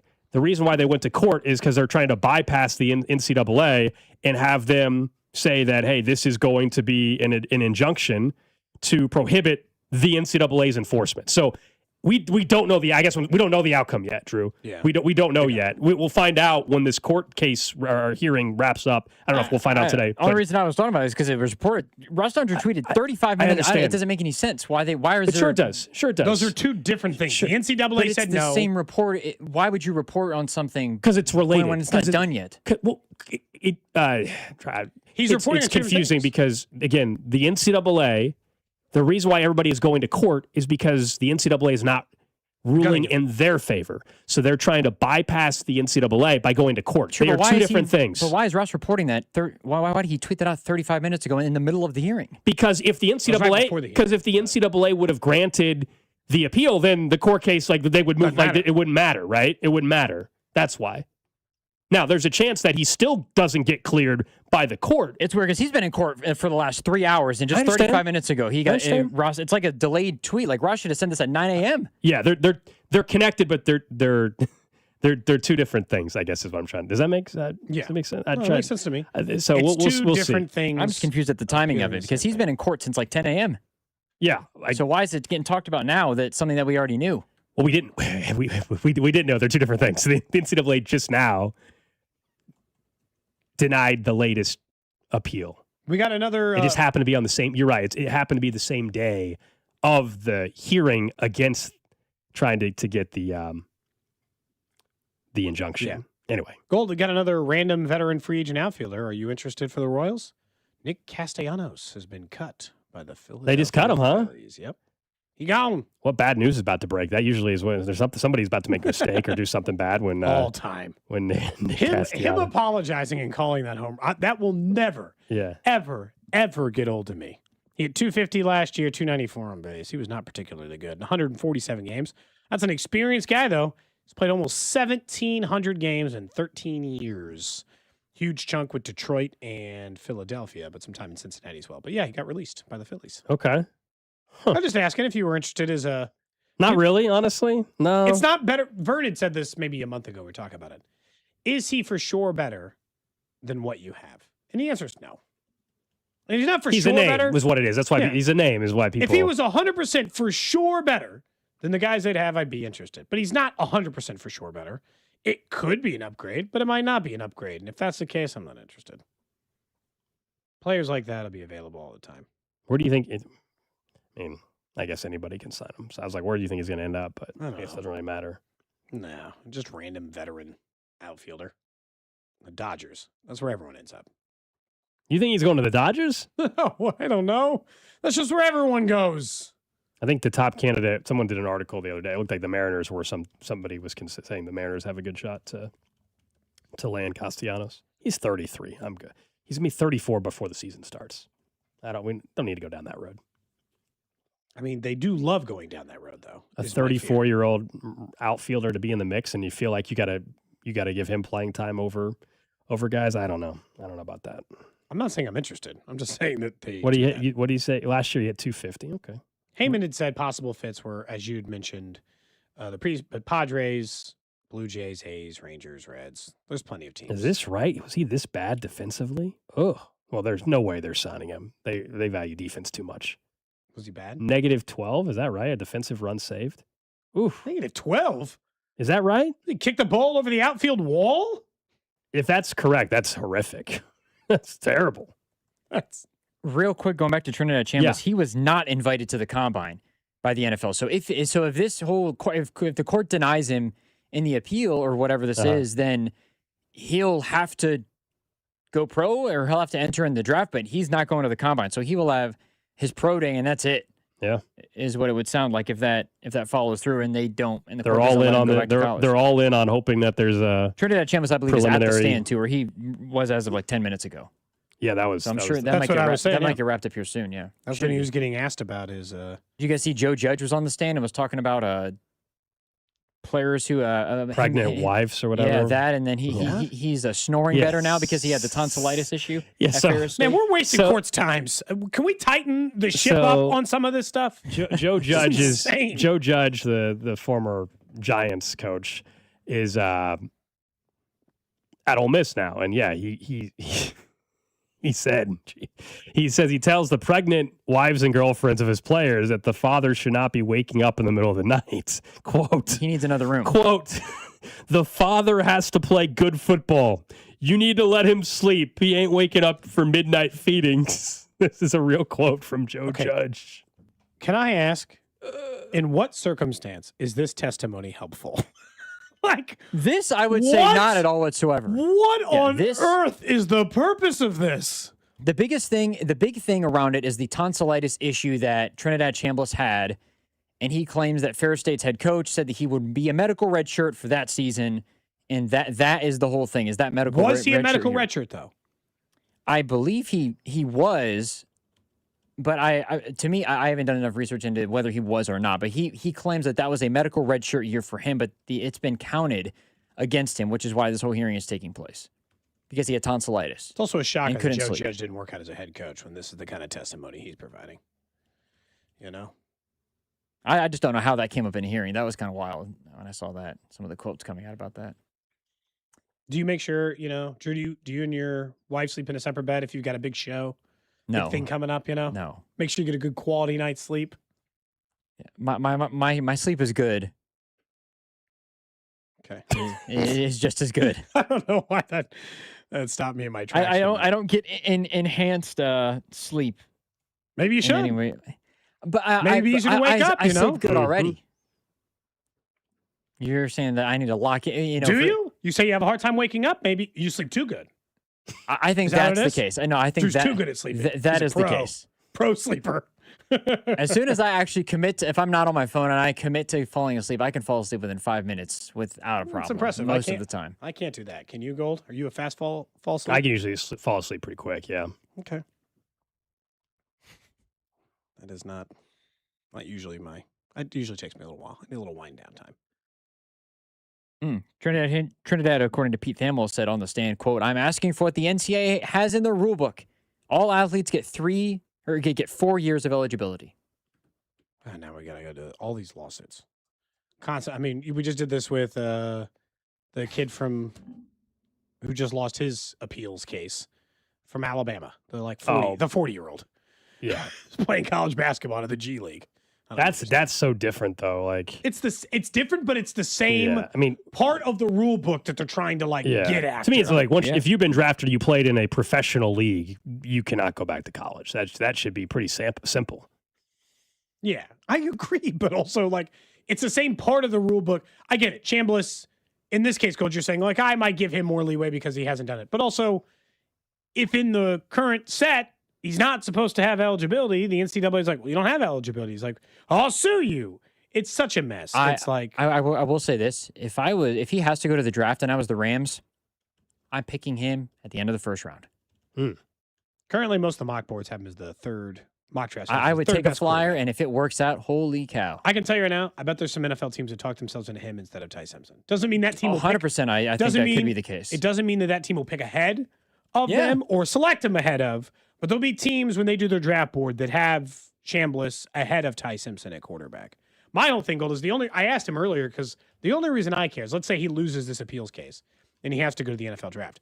I just hope someone falls in love with him and tries to trade up and take him at 8 because crazy things happen. Crazy things happen and teams just fall in love. The fact that he's not at the combine, I think it might hurt a little bit of those chances. But the only reason I mention this is first round, I think. At this time, as in February 12th, the year Patrick Mahomes was drafted, every mock draft, Drew, every draft expert on the planet was 20 to 30. The Chiefs want him. They need 27. They could probably get him. Mm-hmm. Everybody was talking he was Ty Simpson's range. He was 21, 22, 23. What the hell happened? Michael Penix Jr., when they were talking about him on February 12th, they were talking about him being 29, 30, 32. Maybe he's available in the top of the second. He got taken in the top 10. Mm-hmm. So did Patrick Mahomes. He got taken 10th. I don't think it's crazy to think that the Chiefs get a favor and somebody decides Ty Simpson's our guy and takes him at 8, 9, or that, trades up and those things. I don't think it's out of the question. I don't think Chambliss has any shot if he to go all the way up to top 10. Ty Simpson, maybe, but I feel like wouldn't it be right after the Chiefs? They know that I guess you're some team would want to trade to the Chiefs pick at 9 to jump in front of somebody. I don't think they're jump in front of, but not the Chiefs. I think they're in a bad spot if you think they're going to get a second quarterback in front of them. Who's at 10? Is the team behind them? Cincinnati. Yeah, Bengals. They need a quarterback. Only if they trade Joe Burrow to the Jets. They could do that after this rule gets changed, so they can trade him 5 first-round picks. Perfect. I would love for the Chiefs to take Jeremiah Love. Go on ahead. If Caleb Downs is there, don't take him. If Bain's there, don't take him. Just some guys. Please what about thank you. Mansour Delane? How do you feel about him? I mean, if they take somebody on defense, great. That's really all I can. If Caleb Downs is there, though, I want him to take Caleb Downs. Who is it? Dane Brugler? He said that he asked some scouts. Watch out. Here's your. Do you want to get interested in Caleb Downs? He's actually he very heavy into the draft stuff all year. It's pretty much the only thing he does. So I respect what at least some people are. Pound for pound, he might be the best player in the draft. He says he is the best player in the draft. Dane Brugler does, and he says many team organizations agree with him. He said he'd asked pretty much every team in the NFL, is the way he put it. Where would you rank Caleb Downs amongst safeties you have scouted and evaluated over the last 15 years? And he said several of them, not all, but some of them said he's the best safety they have scouted as an organization in that time. So, but that also, you know what? If that's true and organizations think that, probably won't make it to 9. Oh, no. Someone will like him at 5 or 6 or 7. Mm-hmm. I think Jeremiah Love might end up going 8. While we're talking running backs, go back into the DeMarco Murray hiring, the report from Jordan Schultz that the Chiefs are hiring former NFL running back, former Oklahoma Sooner. They hired a defensive line coach today, too. Okay, so they're making some signings. Was the guy who used to be here, but they just brought him back. Remember, their reports they wanted to bring back a former running back coach as well. So they go DeMarco Murray, and I think there's just been a clear shift this offseason, whether it was Chad O'Shea, whether it's now DeMarco Murray's. They're bringing in guys that are experienced and, frankly, have the credentials. It seems so simple, but after the Connor Embry thing, where he had no business being an NFL wide receiver coach, it matters. And so for whatever reason, they finally recognized, let's stop just hiring people to do people favors and let's truly go and get the most qualified people possible. That is a positive sign for this offseason. I think they're getting development from the wide receiver side with Chad O'Shea, DeMarco Murray now at the running back spot. And we mentioned it. People at Oklahoma fans are saying, hey, he didn't really have a good running game. And look, the running backs per game last year, 120th, 66th, 34th, 10th. It wasn't the best run game, but that is like the same thing with Matt Nagy and Eric Bieniemy conversation. Nuances required with this. DeMarco Murray was not calling plays. He was a running back coach at Oklahoma. And while he was the running back coach at Oklahoma, he was a running back coach for 2 different head coaches and 4 different offensive coordinators while he was there. So I think there's just more, nuances always required for that. It's not, I don't want to come on here and be like, DeMarco Murray, greatest running back coach of all time. But it is simple as like, Oklahoma fans don't like him. And there is a part of me that's like, but he is a running back coach, right? Yeah, he didn't call plays. Like, he didn't move from a different position and they just said, will you coach running backs? And I do like that other people in the league were interested in him. And so he's had opportunities to go to the NFL. He waited for the opportunity he thought was right. He doesn't even know he's going to be coaching, really, for the Chiefs. And Andy still convinced him to take the job. And so I think there's probably a little bit of something to that and some hope. And for me, it's just they made enough changes that I'll give them a little bit of leash that says they're trying. Look, Terry Braden is the other guy they brought in. He's an assistant defensive line coach. He was with Nebraska. Yeah. But he worked with the Chiefs for 8 seasons before that, so they just brought him back. He went to go work in Nebraska for a year, and he's back. So, that's not a change. But Eric Bieniemy is at least a half a change because it's not Matt Nagy anymore. And many of the other changes they made on the offensive side were real, including running back and wide receiver coach. And those weren't guys who were in this system or with this coaching staff before. I never thought Andy Reid was going to fire. He wasn't going to do what Aaron Glenn did with the Jets, nor do I want him to necessarily. He wasn't going to do what Aaron Glenn did, Gold, and just say, well, you know what? You're all fired. I'm getting a whole new staff. For what? A team that went to a Super Bowl 5 out of 6 years and had one bad year? That'd be a bit overreactionary, honestly. I wish I would. The only thing that I think would have made Chiefs fans accept all of these moves the way you and I are like, hey, I like that they're trying. I like the approach. I think they understand there's a development issue and they're trying to get coaches to work on that development issue. The only thing is if they'd done something with either Heck or Tobe. I think the biggest issue on the off-field is how did you not make a change somewhere is the Chiefs were one of the worst special teams units in the NFL. Kicking, punting, kick return, punt return, across the board. They were awful at all of it. They weren't good at a single part of special teams. So to be bad in every area, punt and kick return, punting and kicking, as in just making good kicks across the board. To be bad at all of those things and to maintain your job and make mistakes and turnovers. That's the one that I'm like, why weren't you thinking about that? And I told you earlier why I think it is. I think if you ranked out Andy Reid and you made him fire every single coach but one, and he had to do it one by one, he'd be left with two at the end of the day. And it'd be Steve Spagnuolo and Dave Tobe before anybody else. I agree with that. Andy Heck would be a close third. Yeah, but like if you forced him to fire, and you got to sit here and you got to fire him one by one and choose your favorite, Dave Tobe he might be first. He might choose him over Spags. I don't know. They have a very close and deep relationship. And I think the text line said this earlier, for a number of years, he ranked out as one of the better special teams coaches and was well respected. And does he, like Andy Reid, if you are a great special teams coach historically, are you allowed a bad year? Yes. I would say it's 2 bad years in a row, and this one was real bad. But this is it. Leash is over. The special teams stink again this year, you're done. But if he wants to give him one more year, I'm not going to fight it either. Someone says, did I miss Professor Tapp's real life lesson? Yeah, no lesson today? No lesson plan? Oh my God, it's Thursday? No lesson. Wow. No lesson. Classic. Class skipped. Skipped class today.